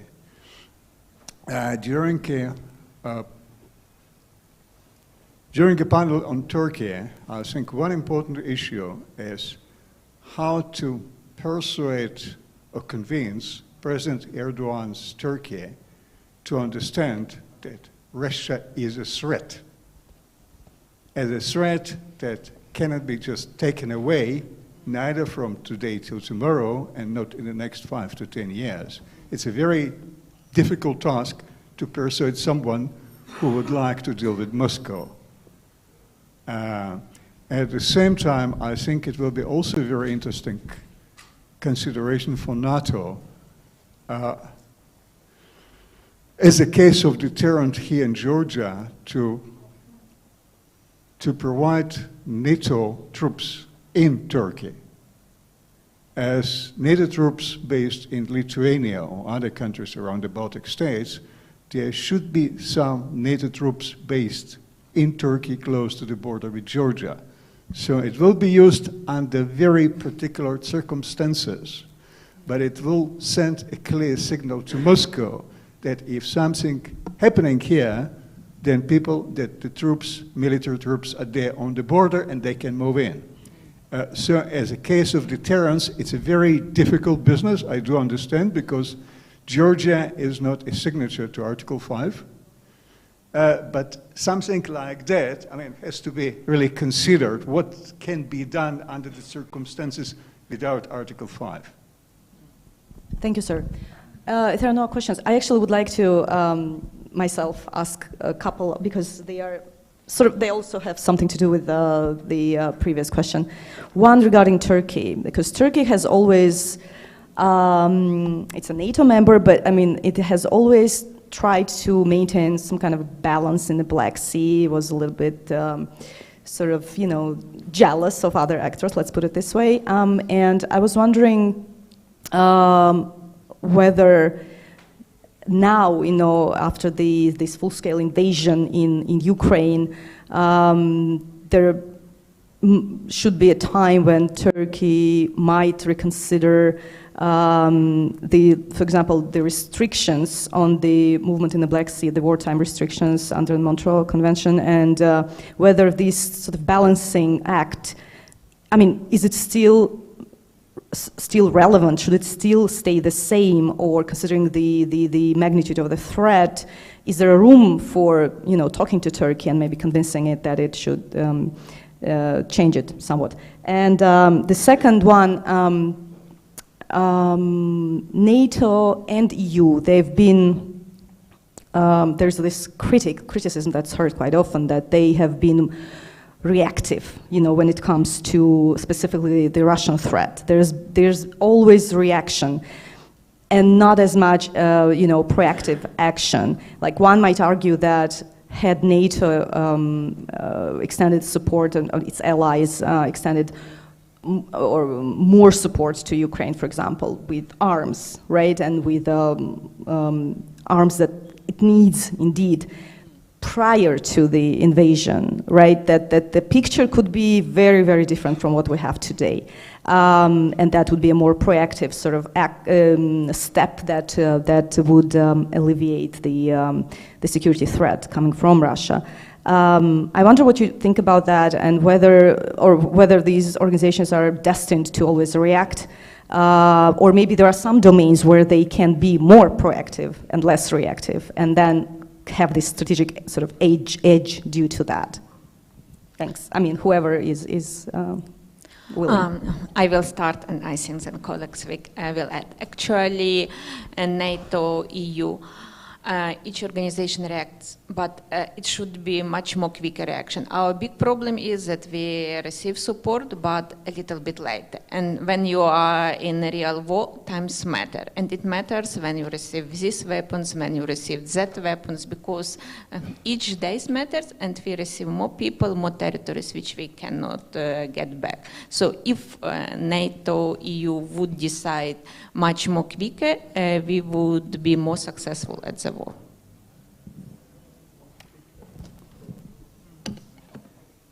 Would you like? So. Switch? Yeah. We are demanded to switch. No, I wanted to say just quick comment. Please, introduce yourself and then. Yes, I am Yosef Berkashvili. I am a research fellow at UGSPN, which is a think tank at the University of Georgia. I want to comment that yes, NATO or UN should be quick to answer challenges, but the question was not even pace of answers, but to be proactive, to prevent war or this what happened 2 years ago or before, or what happened in Georgia.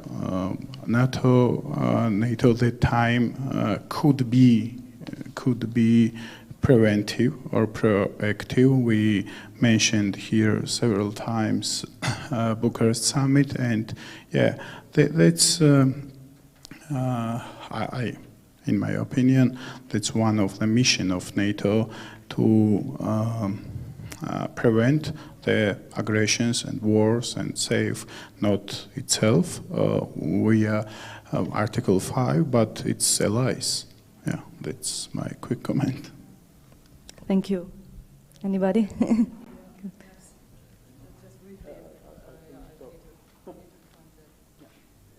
Just briefly, I mean, this question on Turkey clearly should have actually gone to the previous panel speaker in many ways, the colleague from Turkey.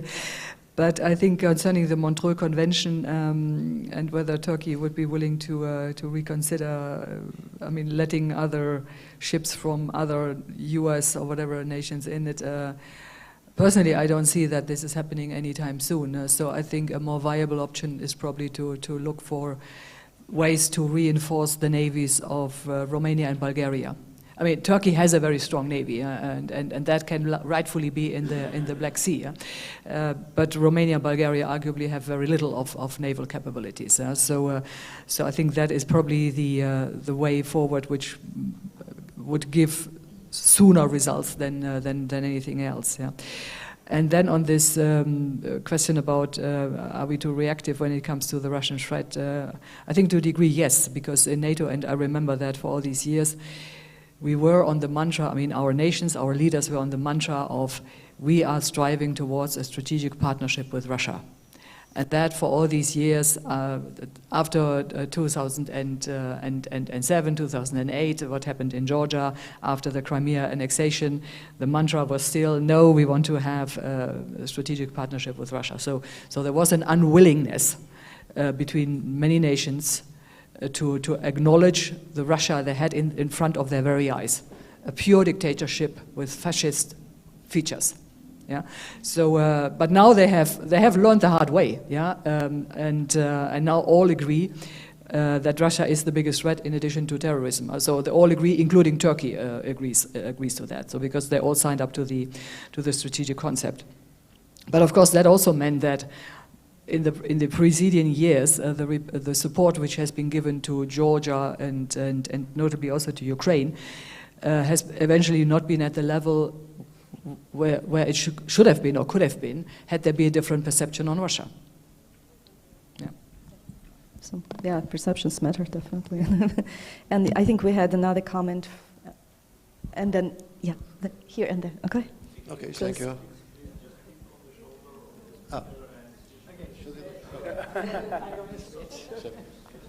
It's a little bit of exercise, too. Sure. We have to follow the format. Thank you. Elchin from Azerbaijan. And okay, so indeed I wanted to say the same, I wanted to start with the same. Of course, there's like shared perception of Russia as a threat. So even in Georgia today. And so another point I want to make, we need to distinguish, to make a difference between what NATO can do and what NATO cannot do, just in order, I think, to make everything else more clear. And in terms of, for example, let's look at the elections in the United States, and to me it's a dummy variable. It's so what happens in the elections in the United States, so whether Trump or the Democrats, and so this is beyond the control of NATO, and this is a big uncertainty in the region, also in the face of Georgia, and unfortunately, the elections in Georgia precede the elections in the United States. So it means like the Georgian people are facing the uncertainty about what's going to need to do in the past. And in the past, Russia made 2 tasty bites on Georgia, and NATO like made it clear that so it's beyond. So what we can say, okay, there's something like NATO can do. For example, the advancement in Ukraine. So this is within the willpower of NATO. So they can make it even more maybe prior to the elections in the United States, and that would also. But elections in Georgia, unlike the elections in the United States, I think it's not.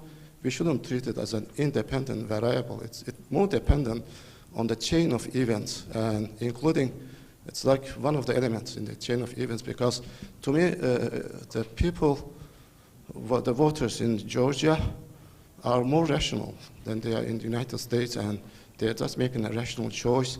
And in the sense, like, in the face of big uncertainty, people here, they don't try to maximize the benefits, expected benefits, but rather minimize the risks, the threats. And so this, to me, can explain the ongoing issues in Georgia and the behavior of the voters. And here, I think that the points of intervention of NATO and other Western allies of NATO, like how to change it so they can change the events in Ukraine.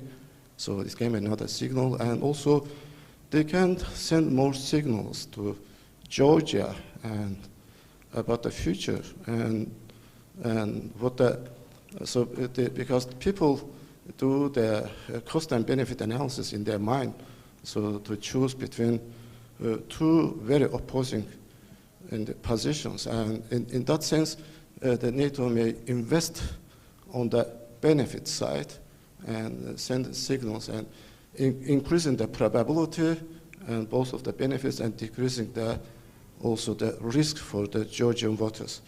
And in that sense, I think that will be a pretty controllable issue. Like for us, we treat it as an independent, but I think that can also change, because from Azerbaijan's perspective, again, like I told it before, so we're more dependent on what's going on in Georgia, and also the NATO's power and what they do, because there's an excuse, like for Azerbaijani government, like they are more satisfying the dragon at the moment, and that explains the kind of position. But if the things change, and if the things change for Georgia, and after some time, so and it happened also in the past, so I think there's so logically, so the things will also change in Azerbaijan after some time. Sure. Thank you. Thank you. If we could only all agree what rational is, what's rational for somebody, unfortunately, is not rational for somebody else. So, but also there was a question about stationing troops in Turkey, NATO troops. If we could address that too. Well, I'll take it quickly, just from again, forgive me, it's a practical, much more operationally focused answer, but you know, as a diplomat, I can't pose any of my own ideas or indeed speak for Turkey, our ally. But what I would say is, you know, absolutely we have forward-based quick reaction, sort of Allied Rapid Deployment Corps headquarters well established. In Istanbul, we have the Land Command headquarters in Izmir, and you know, so in terms of NATO in Turkey, absolutely we have it. In the land domain, we have, as part of the integrated air and missile defense system, which of course being stepped up through the Washington Summit Agreement, Aegis missile defense deployed ashore in Romania and Turkey. There's more to do, but in terms of presence, Allied presence in in all allies' territory, literal, I mean, to the Black Sea. I think that's covered. And of course, we heard yesterday about the another initiative, Black Sea Mine Countermeasure Task Group, which has been stood up among these three littoral allies. So, you know, more to do, but there's plenty of allied firepower and you know, defensive concentration forward in among those littoral allies. And we had one more comment. Yes. Thank you very much. I wanted to answer on the veto and also a bit on public opinions, because I think it's important. If we look at the past, you know, voting on the accession of Finland, Sweden, and the discussions on Ukraine, you can see that actually probably two countries can do veto. It's the United States that is doing veto, and when the US is blocking something, it's staying like this. And you have Turkey because they have potential. A big potential to basically ask for transactional voting. And so if they block, we need to give them something. And this is what happened for Sweden and for Finland to some extent. And I think that, you know, if we talk about the serial blocker of the European Union, Hungary, they cannot block anything in NATO. Because when you are a 10 million country, you don't block anything in such organization. Because you don't want to be in bad position. Because it's extremely important despite the position that they can have on the declarative level. When it comes to public opinion, I think that we have two countries indeed where public opinions are a bit problematic on NATO. This is Slovakia and Bulgaria. It's mostly done through historical experiences and you know, the identity of the population when it comes to geopolitics. I think that Hungary is not that much a problem when it comes to the population. There is an understanding despite official narrative propaganda, there is a feeling of being Westerner, and there is a real fear of Russia, except in some elites, and we saw the debate over the past few days. But this is what I could say, but I don't think it's the job of NATO. I mean, NATO can do public affairs. You know, we are doing public affairs today, but I didn't see any farmer from the southwest of Georgia today. We are doing public affairs in bubbles, if we are successful in larger bubbles, but we are doing that. This is the responsibility of the political elites. And I think that Bulgaria, in the contrary of this government in Slovakia, but the past government in Bulgaria did quite a good job, actually, despite the very weak situation at the political level. But, you know, this very difficult alliance between Gerb and Pepe, they were able to, you know, drive something. They were true on being Western and do this Western coalition. The problem is that today, the more the West is weak when it comes to politics, when it comes to the future, the more you leave space to people like Orban, the more you leave space to people like Vučić. And the problem is that you can see what has been said over the past few days by some Bulgarian politicians. We will wait for the US election. It's going to be Trump. Then we will have more margin of maneuver. And I can guarantee you that if Trump is elected, you will have a new government in Bulgaria, and it will not be a pro-Western government because we leave space. But at the end, public opinion when it comes to NATO in Europe, it's up to the political elites. And this is our responsibility of the bigger states and of NATO to be strong enough to deny the possibility of political elites to play with this. Because at the end, no one in Bulgaria today, except far-right party, no one in Hungary wants to leave NATO. It is political games. It's narratives. And to come back to last point, but when it comes to convincing Erdogan about the threat from Russia, I believe that the threat for the moment is manageable on his point of view, and he has more interest, politically speaking, to deal and to make business with Russia than to, you know, be open to some Westerners' ideas. You lose an election if you are too close to Brussels' state of mind instead of being too close to Russian business. It's politics.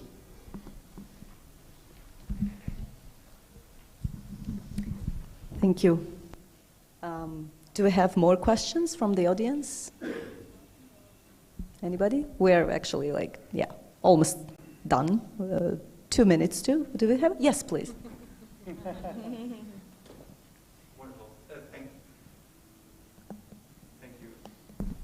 Thank you. Sorry about that. my opera voice. Thank you. I'll be very quick. Thank you so much. Because, again, I don't want to play the same role over and over, but US politics is my speciality. I spend way too much time paying attention to that thing. My blood pressure actually shows that. It's because, for example, there's fantastic news, but if the Senate moves to the Republicans, the pro-Putin section of the Republican Party, if they have the majority in the Senate, and we have a Senate majority leader like Cornyn from Texas, of course I hope, against all hope, that we will have a great result here in Georgia and the United States, going to what you were saying, how they're interlinked. But we're talking about a threat that is coming from our American friends, and Gerlinda was saying one of the key factors on NATO, where this pro-Putin fifth column that is being developed inside the Republican Party. And our friend from the Republican Institute is not here, but I would say it to his face. We Europeans, we Eastern Europe, we South Caucasus, we need to be aware of that, and we need to get ready, okay? Because they will try everything that they can to hamper any progress in Ukraine, hamper any progress in Georgia, Hungary, like you're saying, Slovakia, Bulgaria. So again, apologies again, I brought this up yesterday, but me being from Portugal, and it's not a question of distance, but it's a question of what we consume. And this is a reality that we're starting to see in the Brussels bubble and in countries that are more close to the Atlantic region. So to my friends here in Georgia, keep that in the back of your mind. It's really important.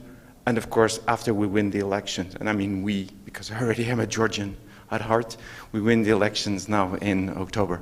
Thank you so much for the indulgence. Thank you very much. Yes. Yeah, unfortunately, yeah, there are some things that are beyond even Georgians' control. So we have to do what's up to us, I guess, and then hope for the rest, you know, for the best. And yeah, well, just to conclude, I think,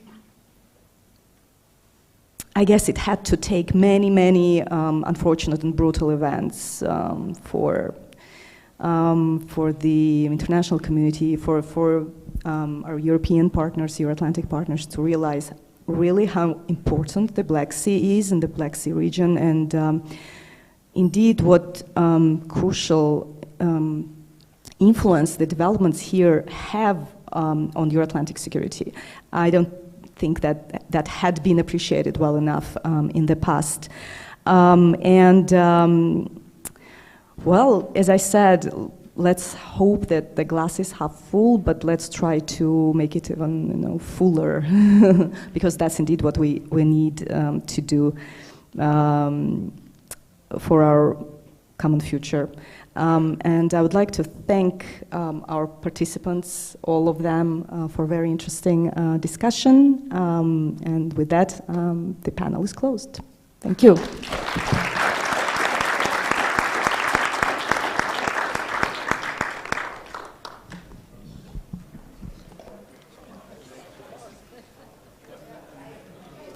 Dear guests, thank you very much again. It's not only the panel is closed, the conference is closed. Thank you, we're very happy to have you here. Thank you again.